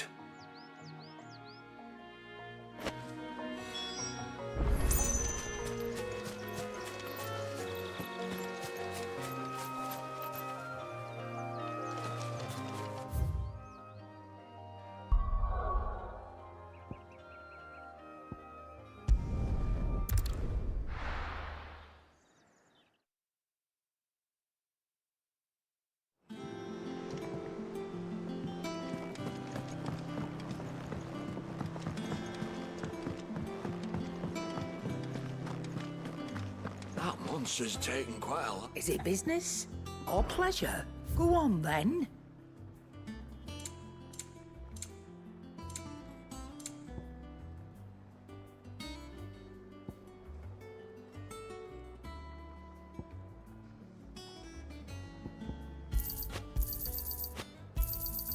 It'd better all be here.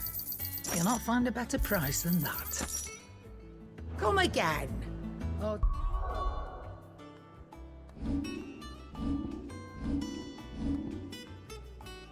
Don't. I'm not much bothered either way. And with a bit of luck, Clive might even find the geezer. How'd it go, Clive? Did you find him, or does the hunt continue? I found him. And he asked me to give you this, along with his regards.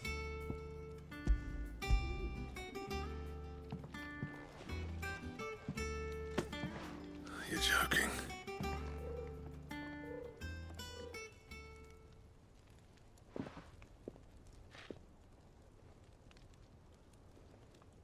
He said he wouldn't teach you how to work it, but that if you were as skilled as you sounded, you'd have no trouble understanding how it was done.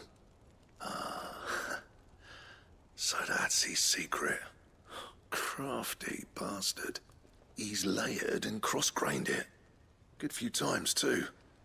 No wonder it's tough. And that's no ordinary oil he's used to get that finish. Oh, this is fine work. Even finer than I thought. Yeah? I'll take your word for it. Just looks like leather to me. Still, I'm glad you're happy. Here, Clive. You didn't happen to catch the fella's name, did you? Camille, I believe. I thought as much.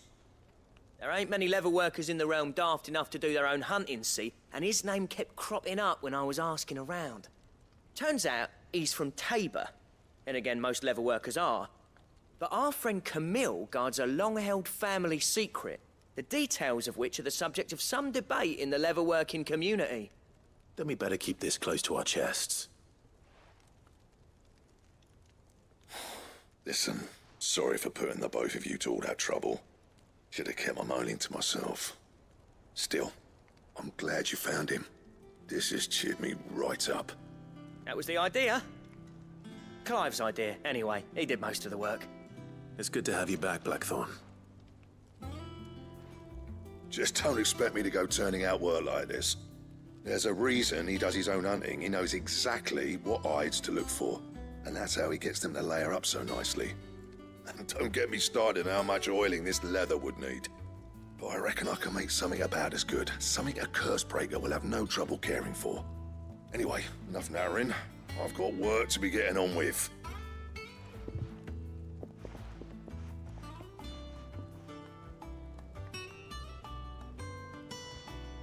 Looks like we won't be needing a new blacksmith.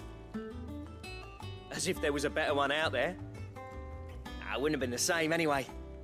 No one spins a yarn like old Blackthorn in his cups. Right, now that's sorted. Thanks, Clive. You've given me my mate.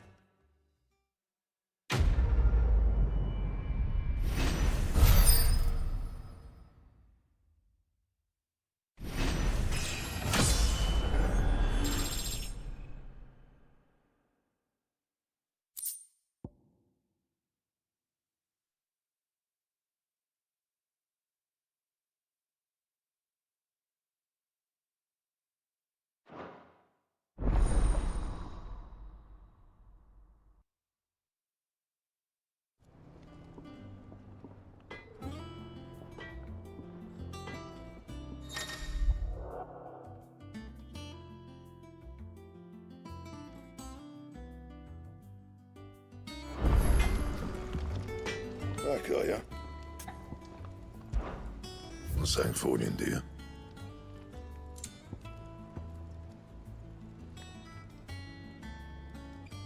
Bring me the materials, and I'll think about it.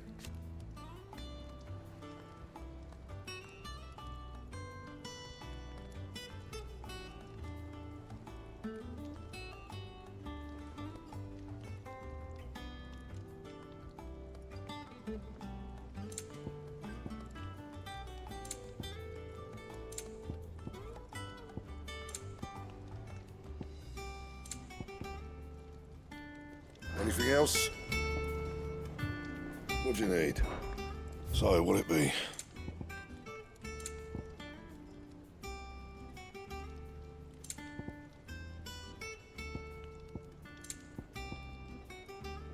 And? That monster's taken quite a liking to me.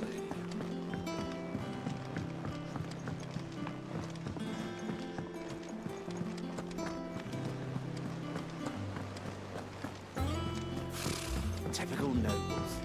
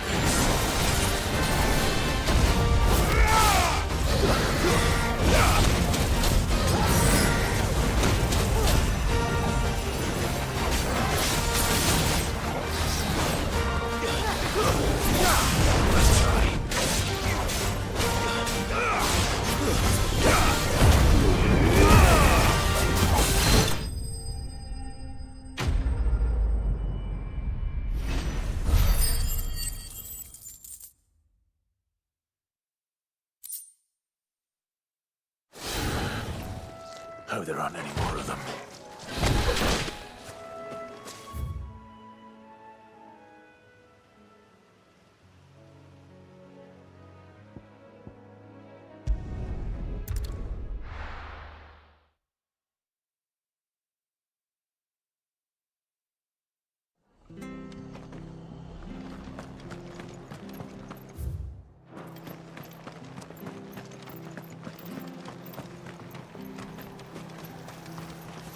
How do?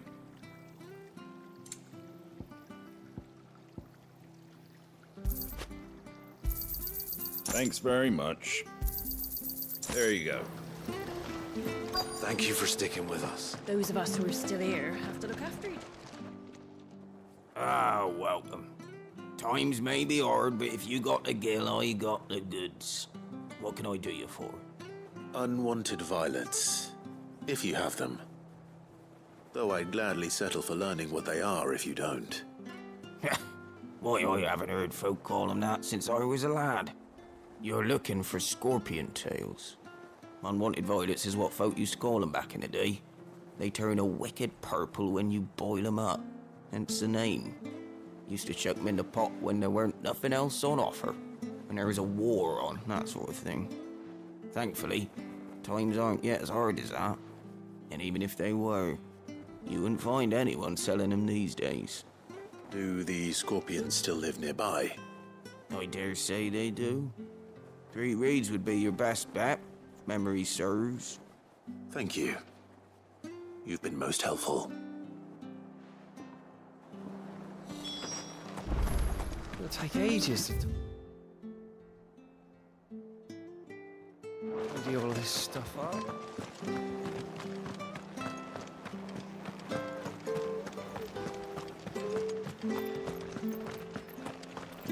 Stay sharp. After what the Empire did to Martha. Don't you go causing any trouble now.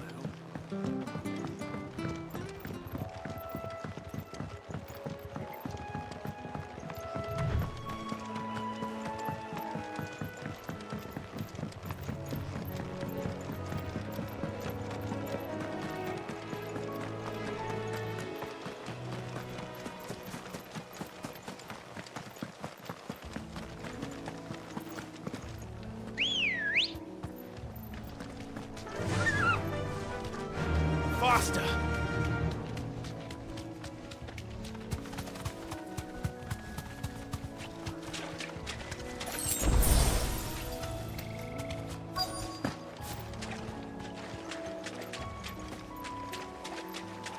Scorpions.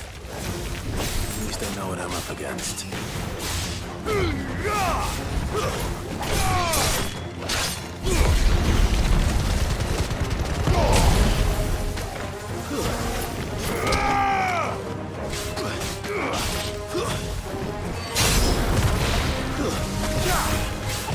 Nice try.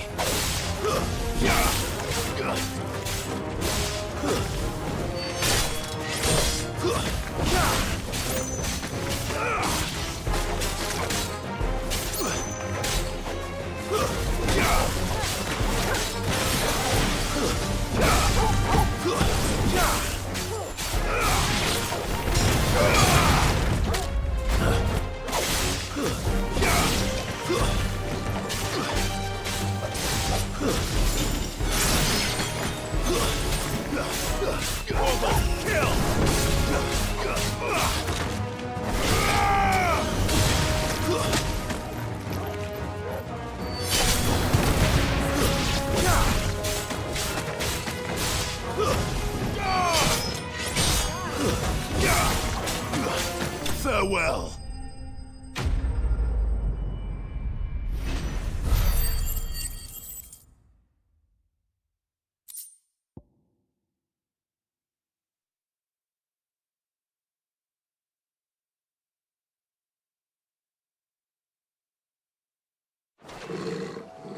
I better get this back to Yvonne before it goes bad.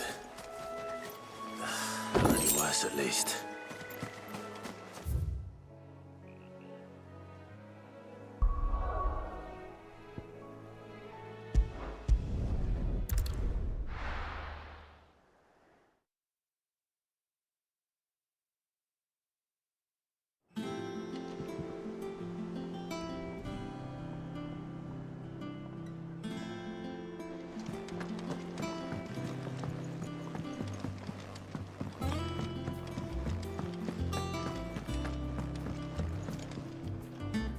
Did you find our mystery ingredient?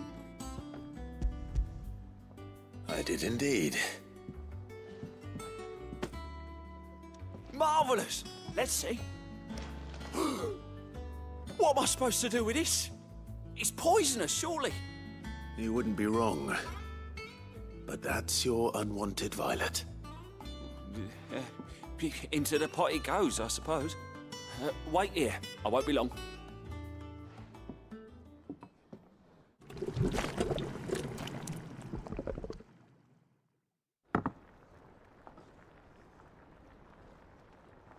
I present Chance's Stew. Grab a spoon, Sid. I'm Well, it'll be two.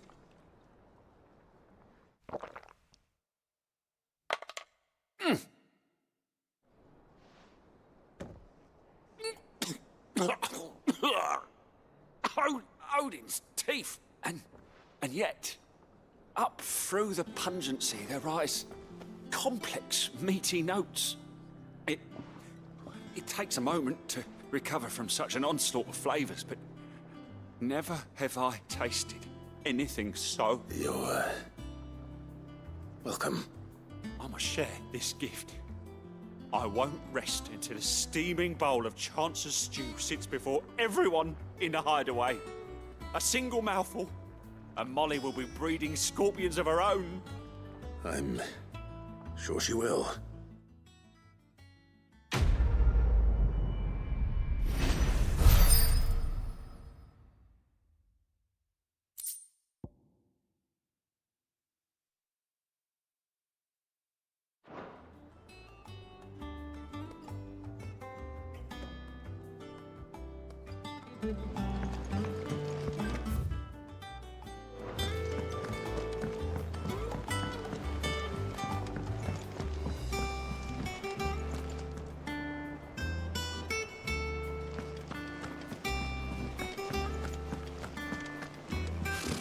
Typical nobles.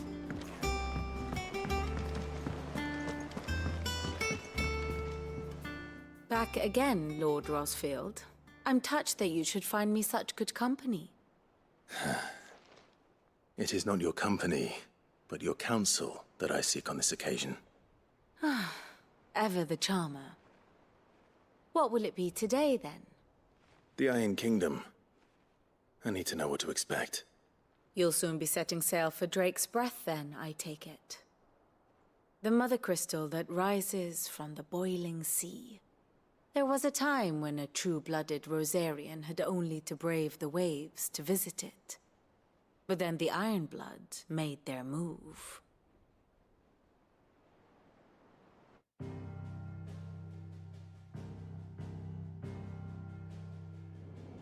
As you know, the Iron Kingdom rules over the islands to the west of Storm. Or rather, its church does. But this is not the pragmatic approach to state religion employed by the Holy Empire to manipulate the masses. No, the Iron Kingdom is the literal embodiment of the crystalline orthodoxy. And so, if one is to understand it, one must start there. As the name implies, the orthodoxy holds the Mother Crystal sacred, and they do not take kindly to heathens plundering the objects of their worship for the means to fill washtubs and light lamps with frivolous feats of magic. Indeed, the faithful consider ether a sinful thing, a poison no less. And to them, a dominant is an instrument of evil, albeit one they have proven only too happy to turn against their enemies. Some 80 years ago in Northern Storm, Drake's eye collapsed. Soon after, in pursuit of ether and with the blight at their backs, the Northern Territories descended upon the Grand Duchy of Rosaria. And when the Shields of the Flame marched north to meet them, the Iron Kingdom spied an opportunity. A few short days later, the Crusaders landed on the island of Mount Drastanus, home of Drake's Breath, and plucked it from the Duchy's grasp. Rosaria tried to reclaim it, of course, but to no avail. I doubt more than a handful of Duchy men have set foot on its shores in your lifetime. Nor are they like to again, under the Empire's stewardship, meaning the Iron Blood will keep their island, and with it, the foothold they need to march on mainland soil when next they spy an opportunity.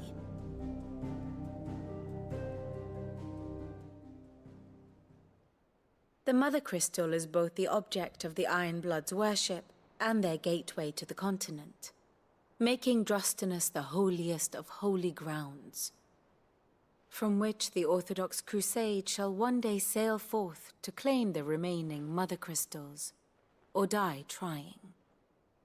My father and my grandfather both traded blows with the Ironblood for control of Drek's breath. Had things unfolded differently at Phoenix Gate, we would have sent our entire fleet against them.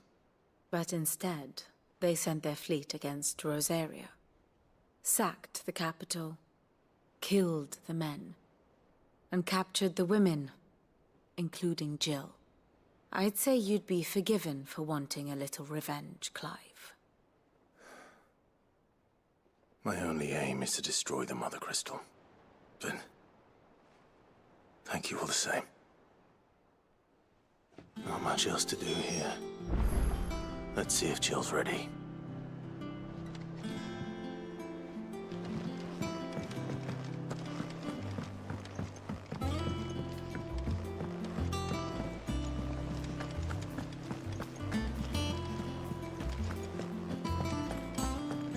We'll be over soon. You ready? I think so. Jill, when you told me you had to come to terms with your past, you weren't talking about destroying Drek's breath, were you? No. I spoke of Imran, the leader of the Crystalline Orthodox. The man who made me do all those unspeakable things. I'm going to kill him. It's what I need to do to put the past behind me. What I need to move forward. And I know that I can do it. If you're there beside me. Always. And I'll be beside you, too. We'll bring down the Mother Crystal together. All while Sid looks on. We'll make him proud.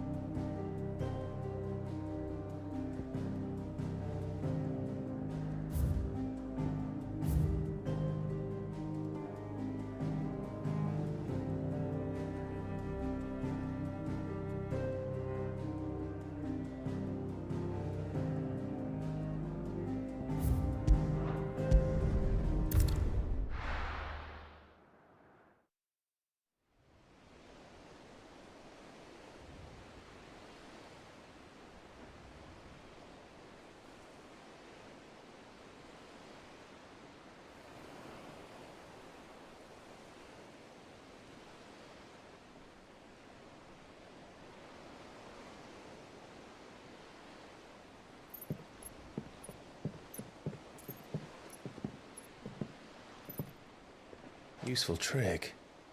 Freezing and thawing the spray to make mist. How did you learn to use your powers like this? The Masters made me do it. When the Crusaders took to the seas, to keep the fleet's movements from prying eyes. I'm fine. No, you're not.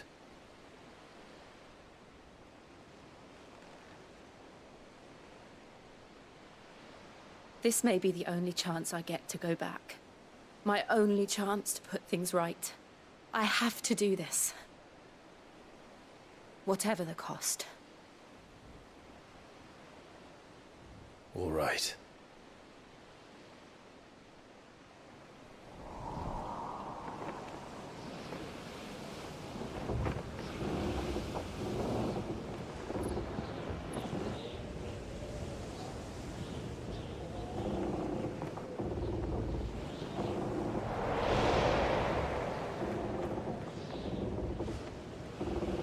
she is. The Iron Kingdom's mother crystal.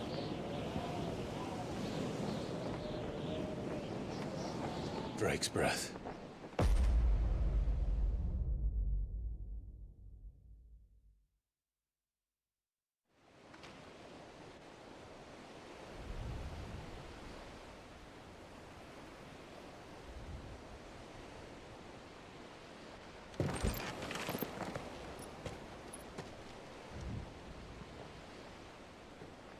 Strong currents, sharp rocks, and ether floods. Let's not forget them. This island is a natural fortress. But safety breeds complacency, allowing a single rowing boat to slip in unseen. The sanctuary is inside the mountain. If we follow the old trail, we should be able to enter by the back gate. All right. Let's go.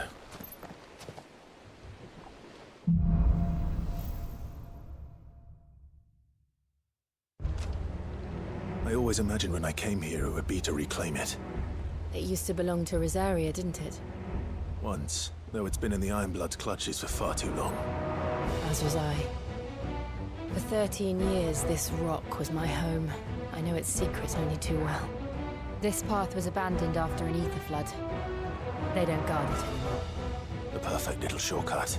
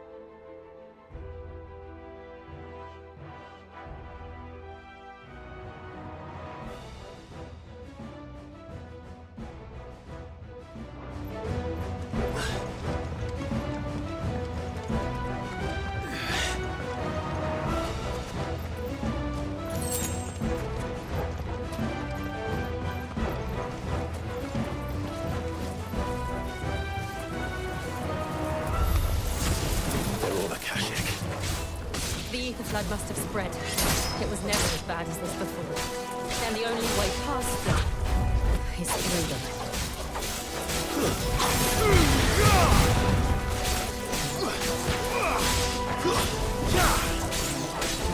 Too slow.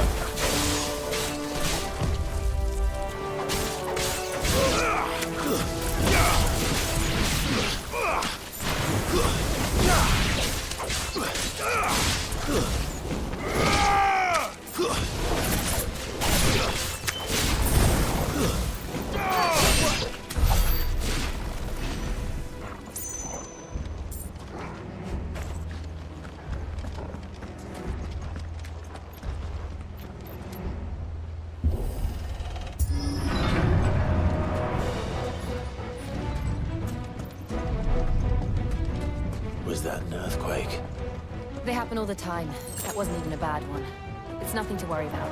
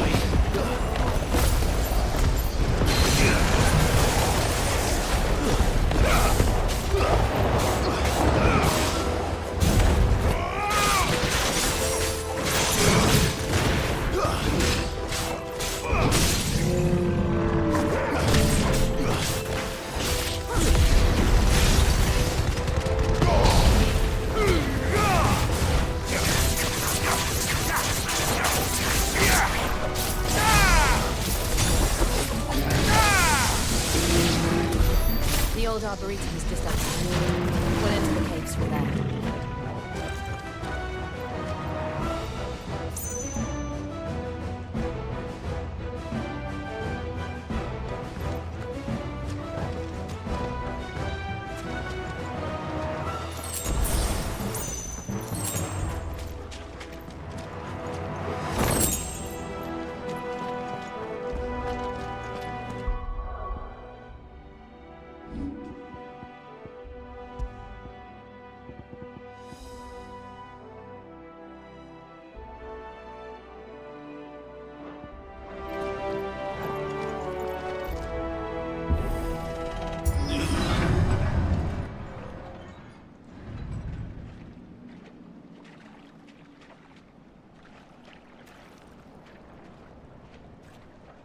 Look at this place. What a mess.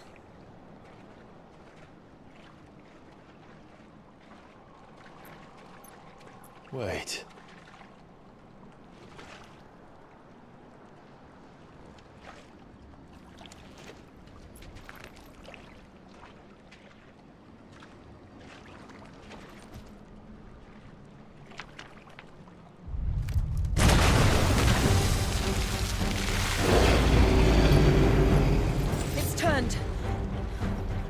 a shelter for his area can't handle. Just like old times. Be sure to keep clear of its maw. Believe me, I mean to. That's foul. Don't breathe it in.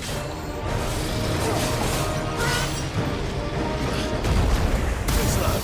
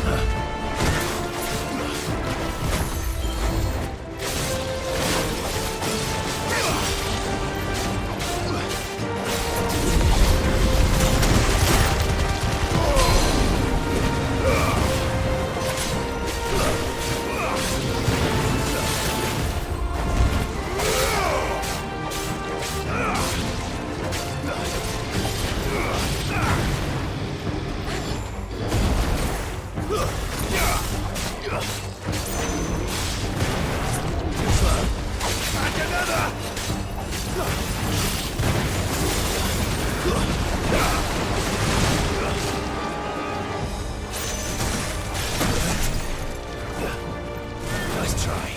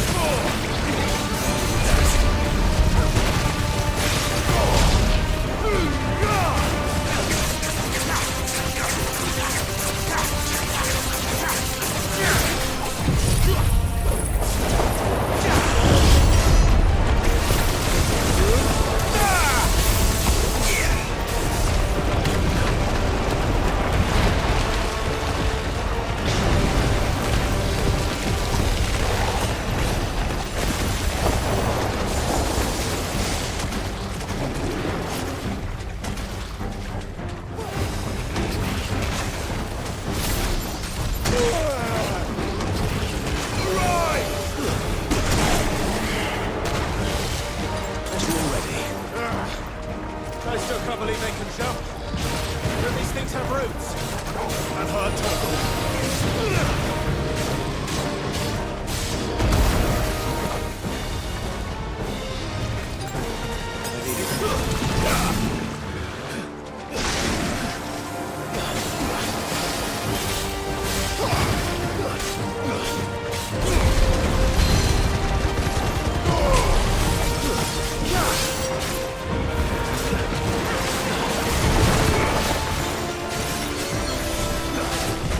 Nice try. Too slow. And another!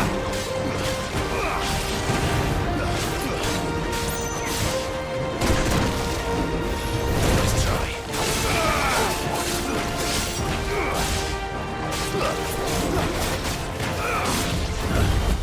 And another! Nice try.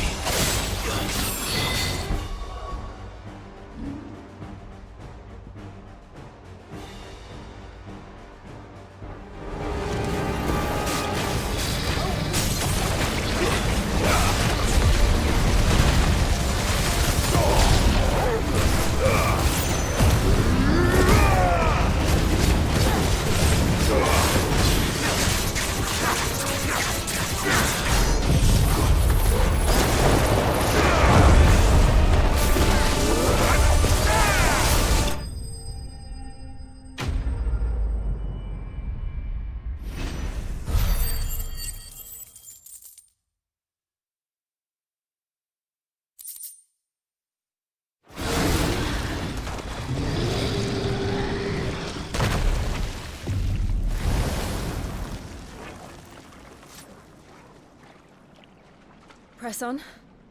Yes.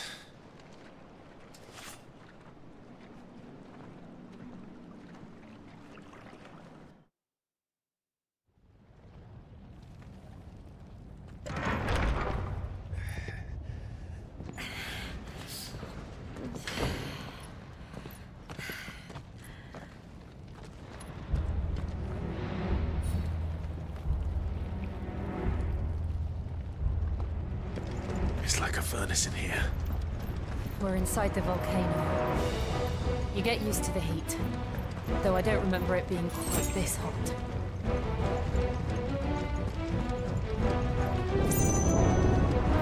Was that one cause for concern?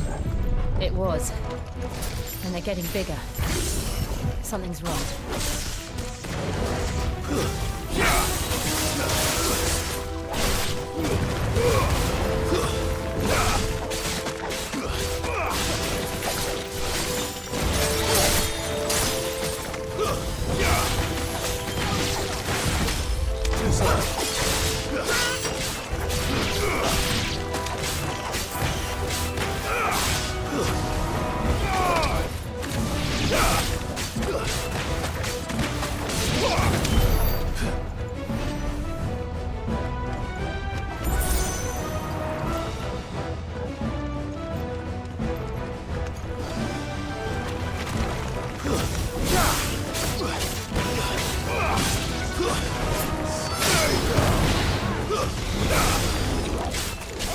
All yours, Torgal.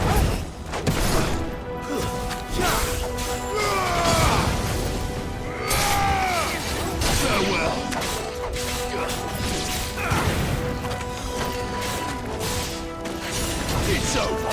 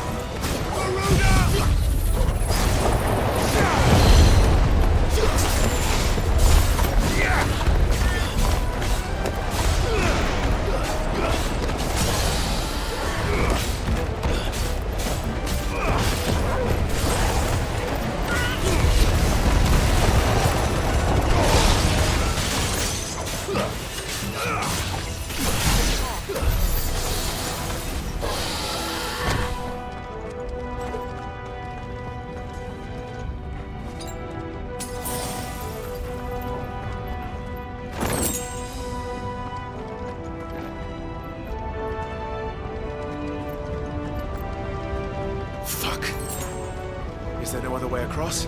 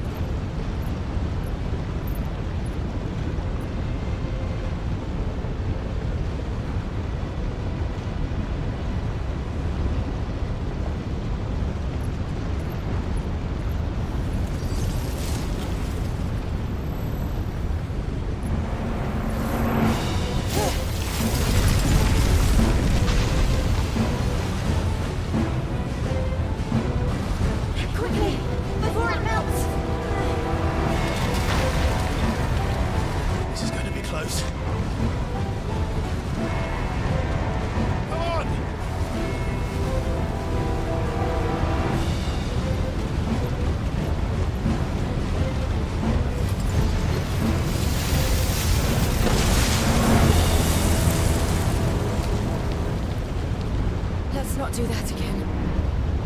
No. Let's not.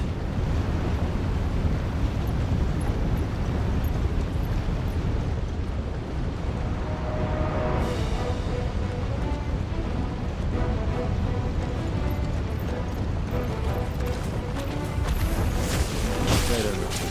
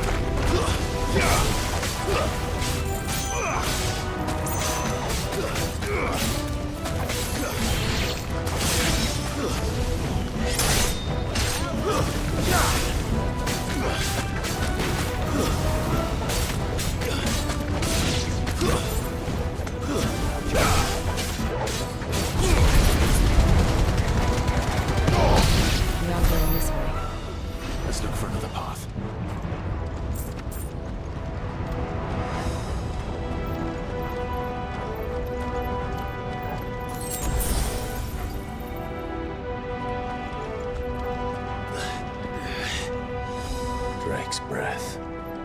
We're nearly at the oratory.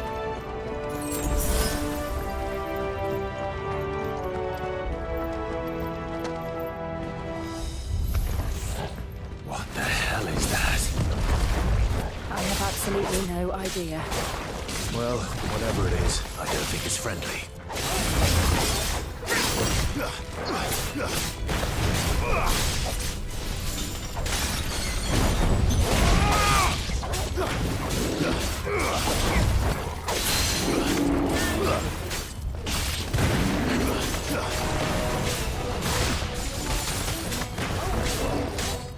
Slow.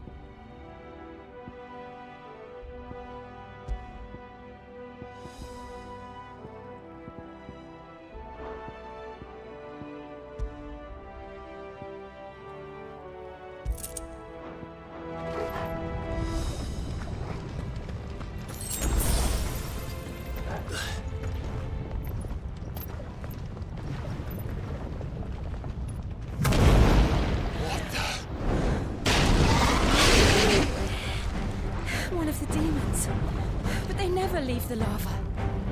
If I didn't know better, I think this volcano was about to erupt.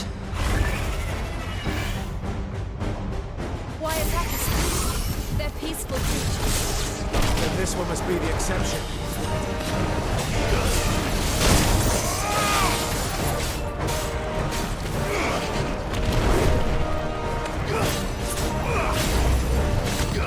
Nice try.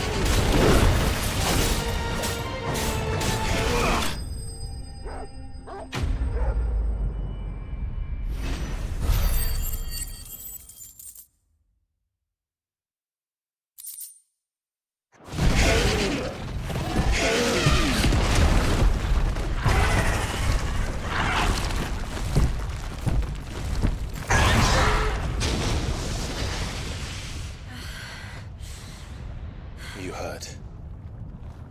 Just hot.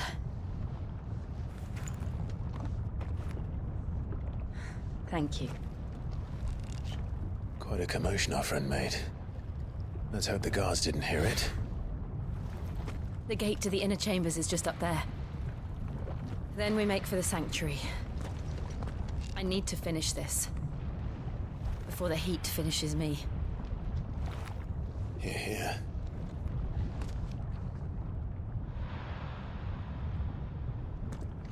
We'll enter the Comric by the Handmaiden's living quarters. It was always a hive of activity. Sounds like we'll have a hard time staying out of sight. We won't have to. There's someone there I should very much like to see.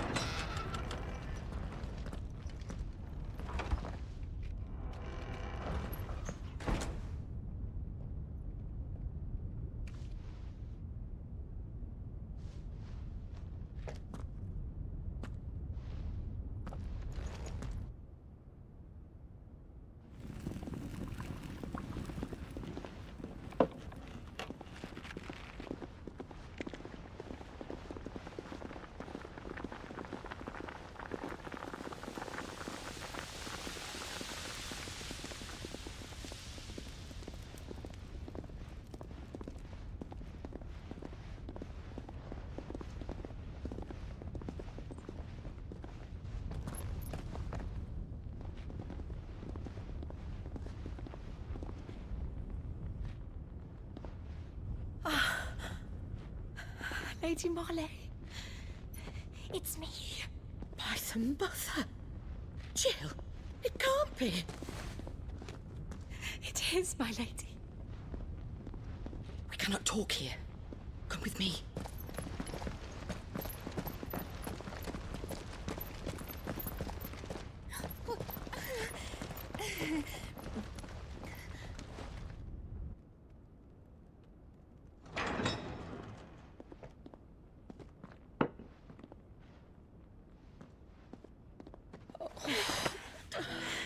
I'm so glad you're safe. And I you. Why ever would you risk coming back? Are you a fool, girl? Or have you grown tired of your freedom already? Forgive me, my lady.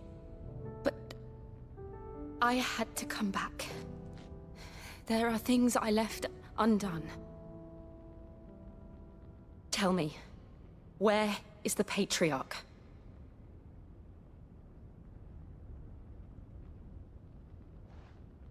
At this hour, he'll be in the Comric, giving thanks. You mean... Oh, fiend! Clive, we have to get to the sanctuary. Now.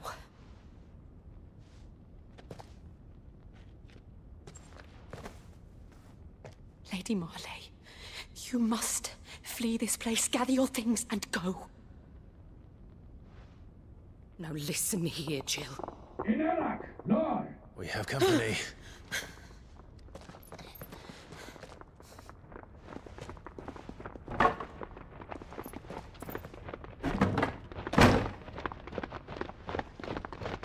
This way.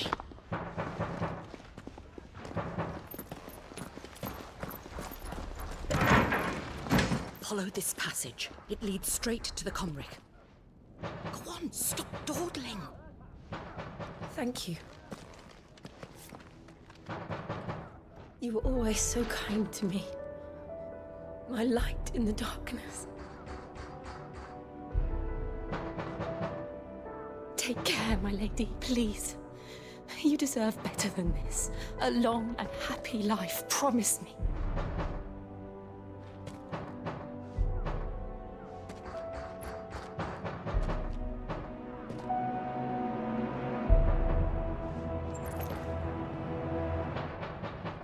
I'll live if you promise to do the same.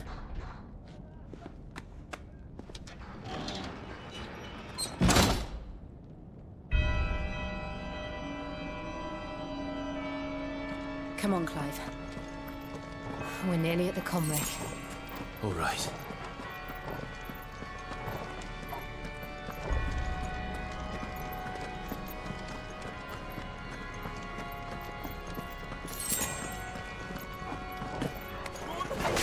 Here's our welcoming party.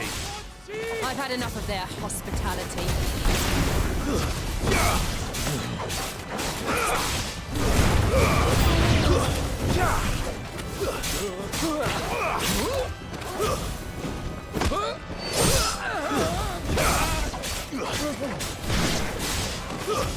Stay down!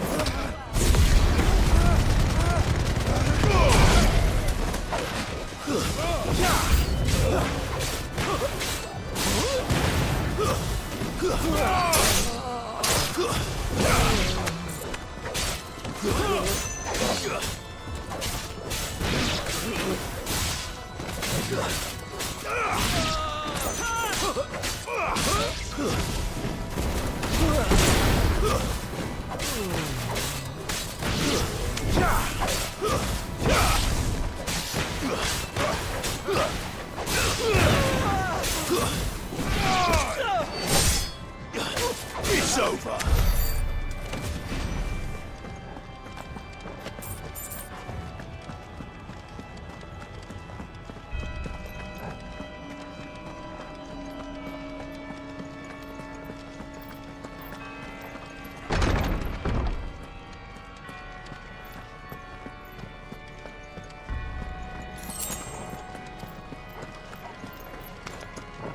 How many of them are there?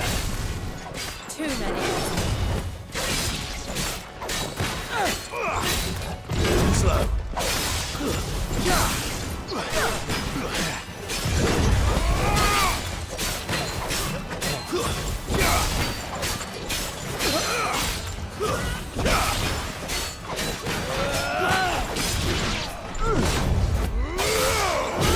Nice try.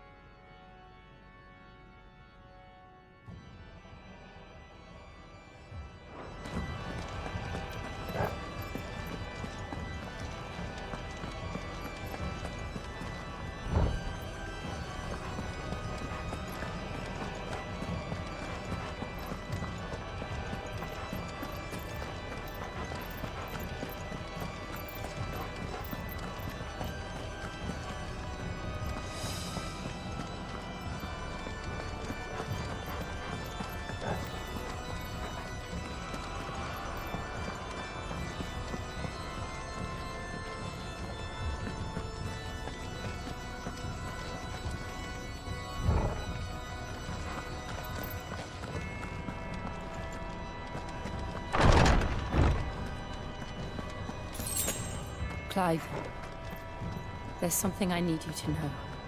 I saw the Patriarch do things no one should have to see.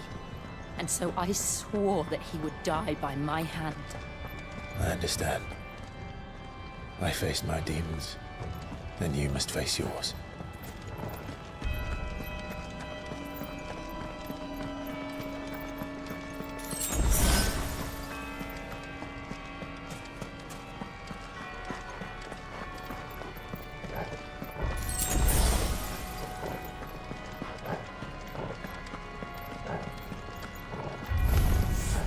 We're nearly there. Just one last push.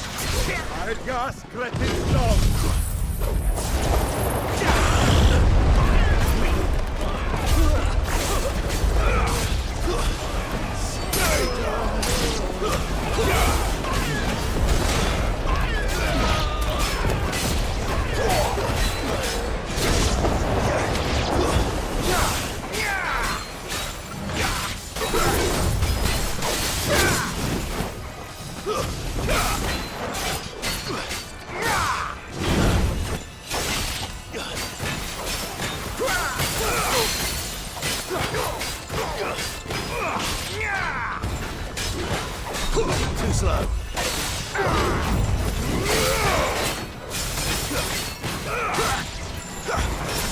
Nice try.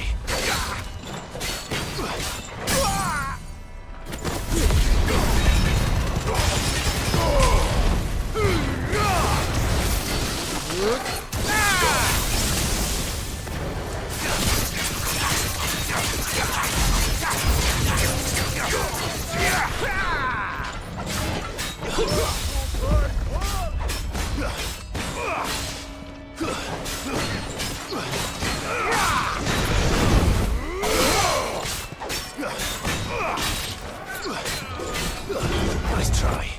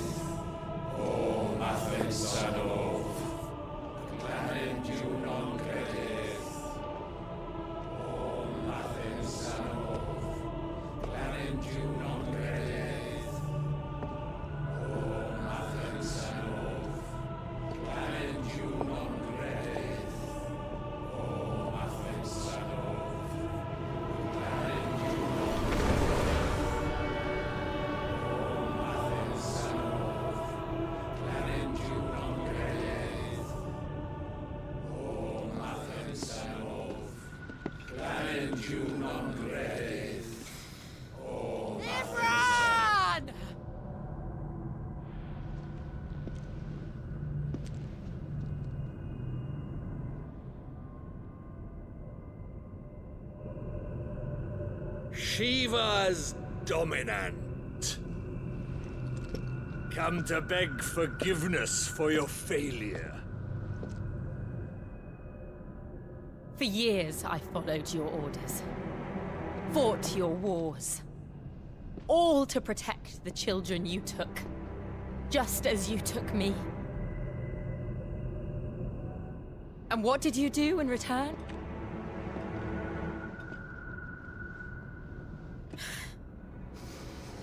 You put them in chains and you slit their throats!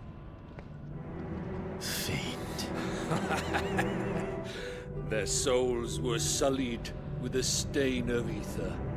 I merely cleansed them of their corruption.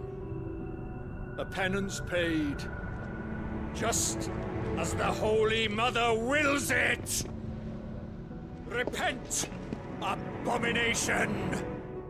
For a monster like you to set foot in the Holy Cymric is in itself a crime deserving of death. You're right. I am a monster. And my soul is stained black. Though not by ether. But by the evil of men like you, who made me close my heart and drown in darkness when I should have raged against it. This is my penance. I will be your monster no more. Nor will I suffer you to create another.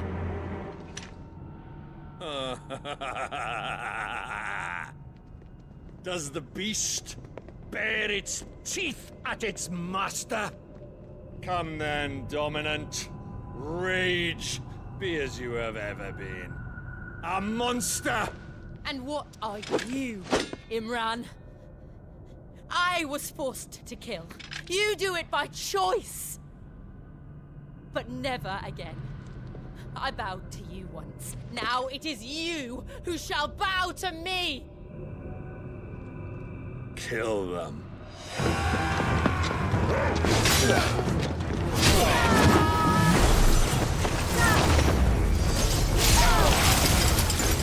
Now! Right!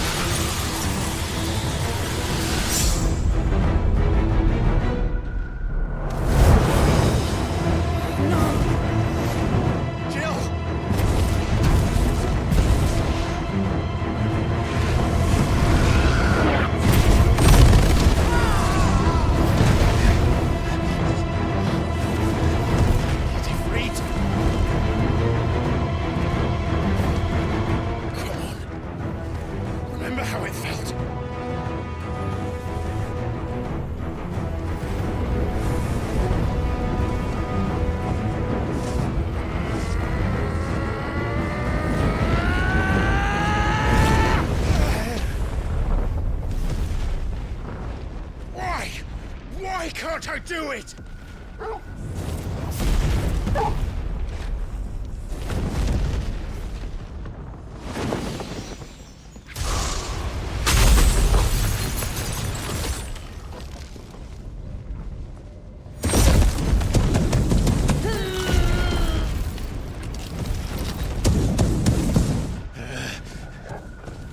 Please, just once.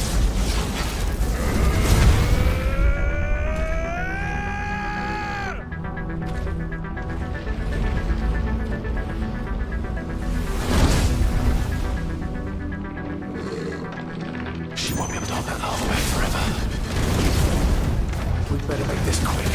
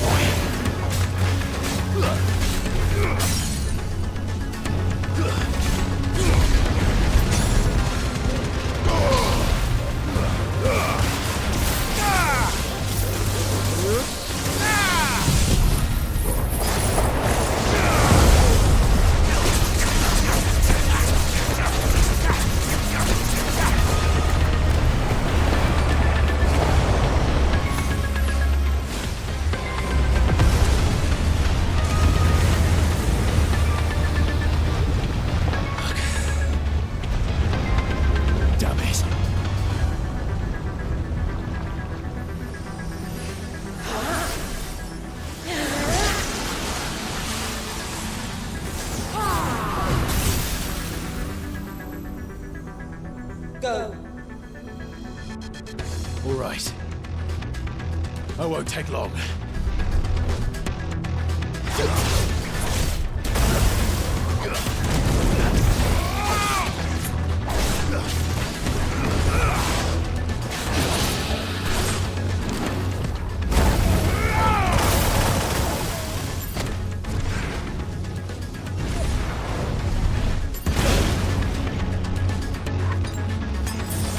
Well done, Toggle.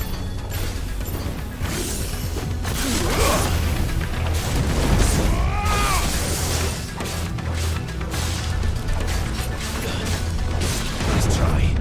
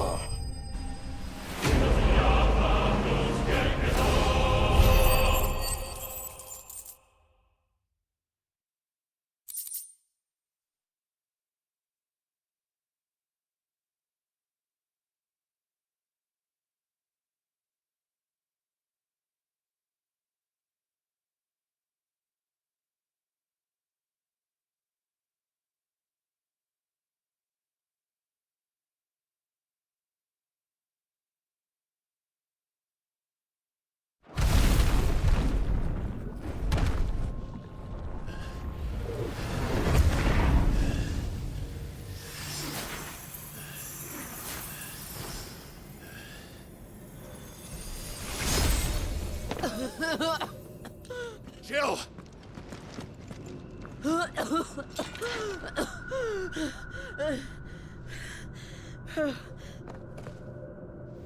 I'm going to finish this, Clive.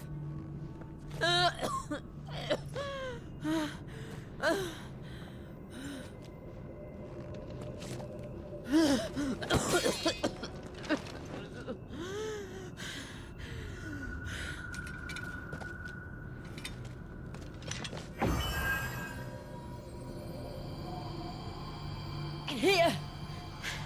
Use this.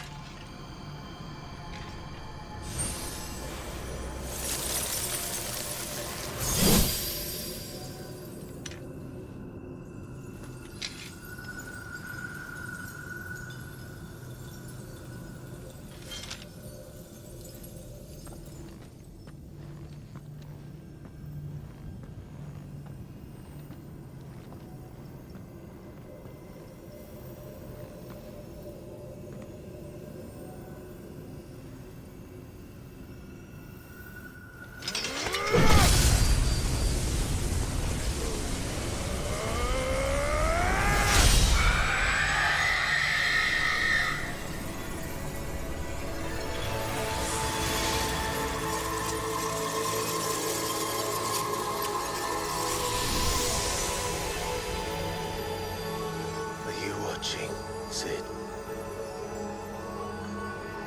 You're one step closer to freedom.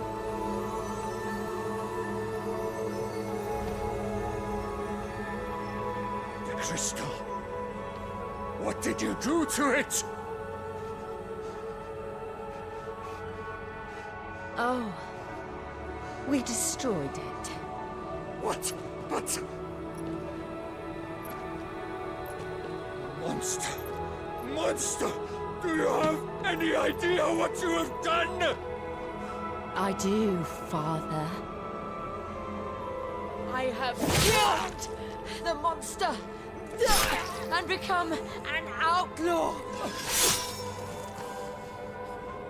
May the blessing of the crystals go with you.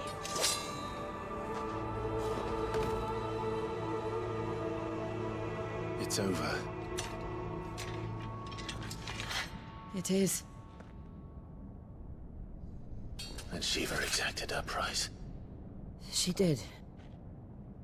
Again, the burden fell to you. And I bore it willingly. This was a sin for which I had to atone. Now I can continue at your side with my head held high.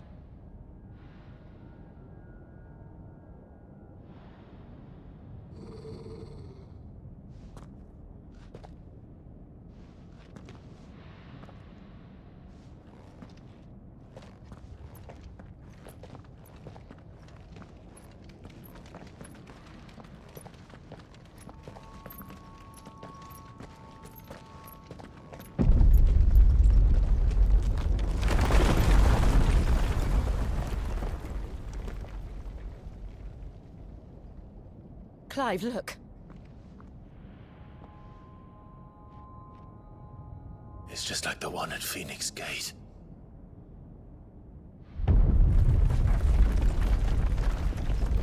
Damn it. We need to leave. Agreed.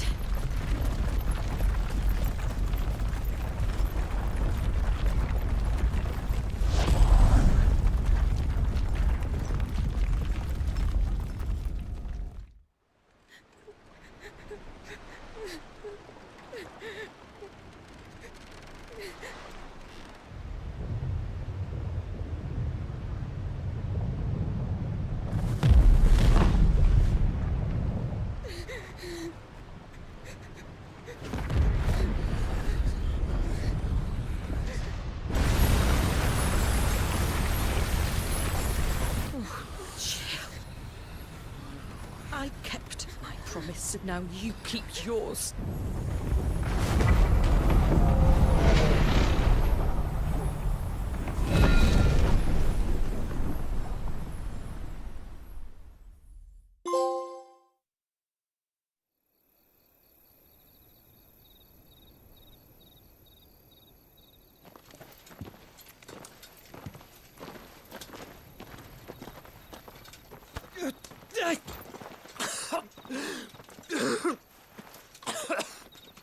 This way, Your Grace.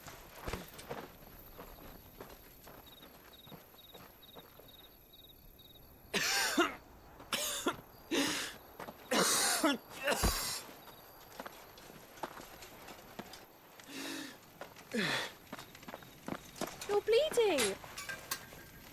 I have a tonic which will... I thank you for your kindness, truly.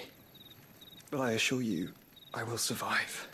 Please, save your medicines for those who need them most. Oh, well, if you're sure.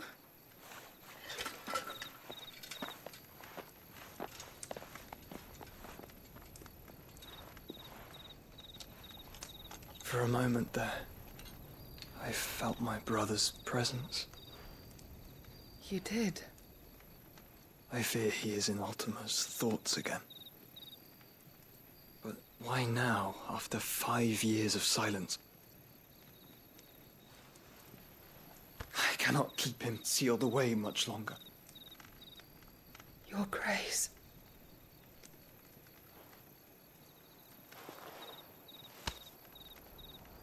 No, do not dirty your hands.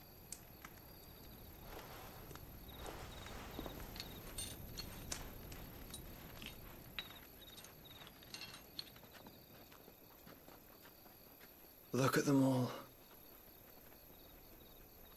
Like a river flowing to the sea.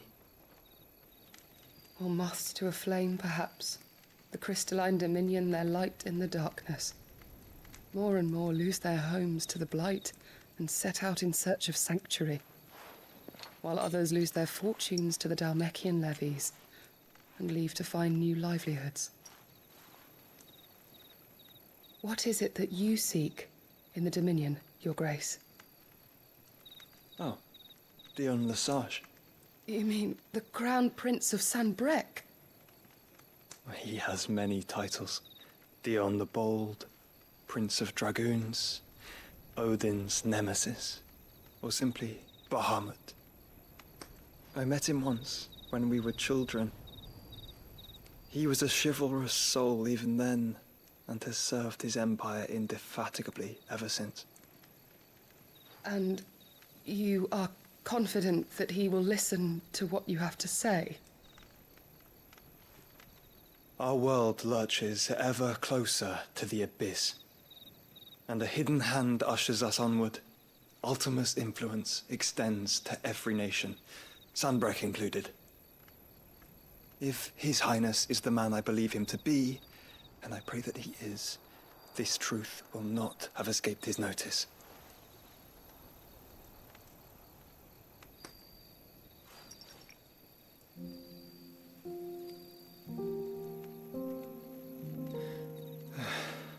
As the mother crystals fall, the eternal flame wavers, and the azure sky begins to bruise. How lucky we were to be blessed by the crystals, and yet how spoiled. Like canaries in a gilded cage, growing fat on seed.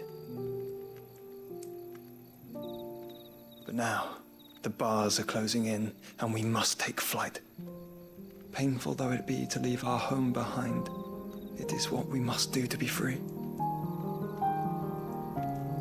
Which is it that men cannot live without? A blessing that leads to damnation, or a freedom that leads to deprivation? I do not yet know the answer to that question. Do you, Clive? Your Grace, let us find a place to rest a while. We can return by the Dhalmekian trail once you have recovered your strength. I realize your duty is pressing, but if your health should fail... I know. Thank you, Yote.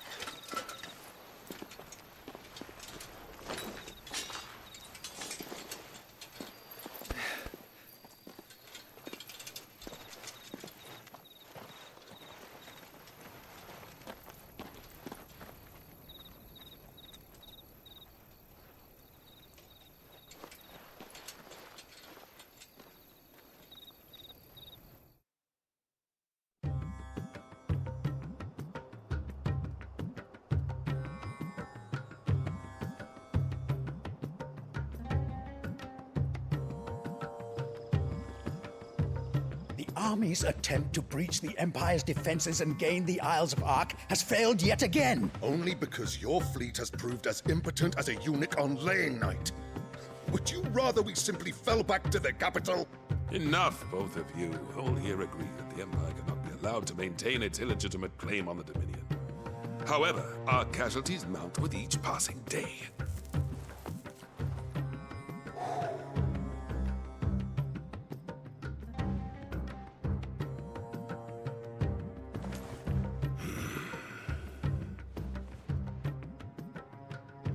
There is a literal sea twixt you and your prize.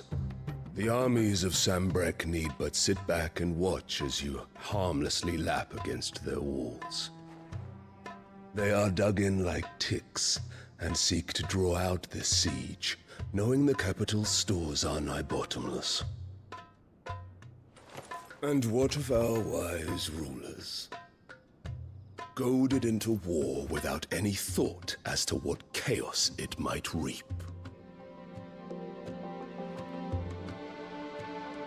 Republican soldiers starve while waiting for orders from Randalar.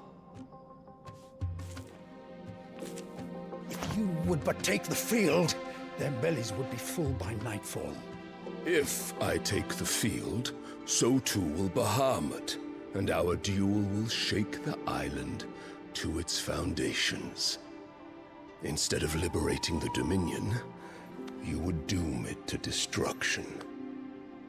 Unless that is what you desire. If our learned advisor has a solution to propose, we should be glad to consider it.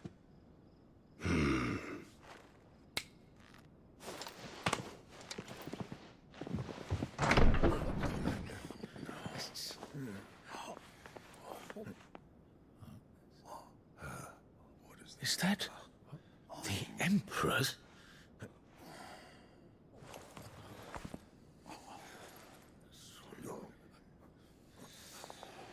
What is the meaning of this, Lord Kupka?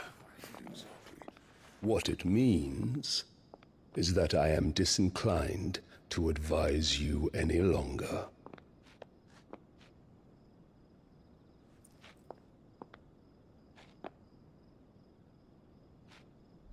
Ah, the looks on their faces when you walked through those doors.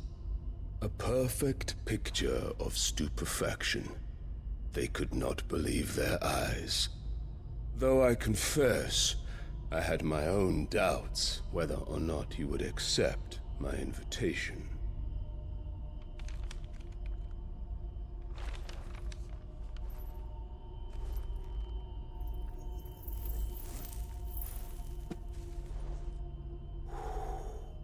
Such shocking news. Sid isn't a son of a whore. He's the son of an empress. Your own dear Clive. Absurd. Who fed you these lies?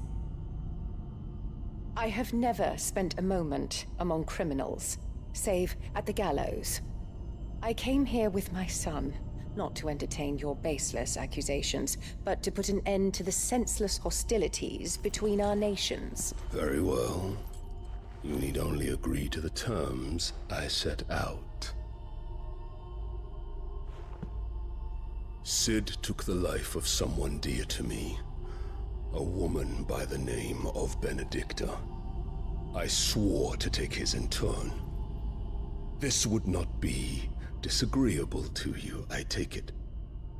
You would finally be rid of the stain on your noble name. In return, I will leave Sanbreque in your capable hands. Your Imperial Majesty.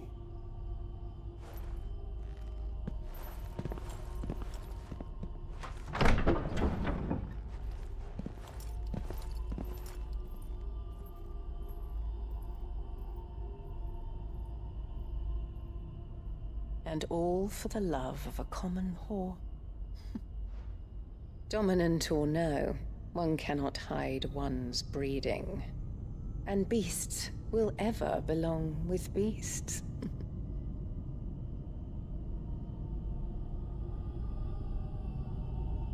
There are greater things in store for you, my darling Olivier. Soon enough, you shall be the crown prince of Sambrec. And when your father goes to meet Great Grieger, you shall be emperor of all you survey. The old order shall come tumbling down, and you will rebuild the world in your glorious image. Soon.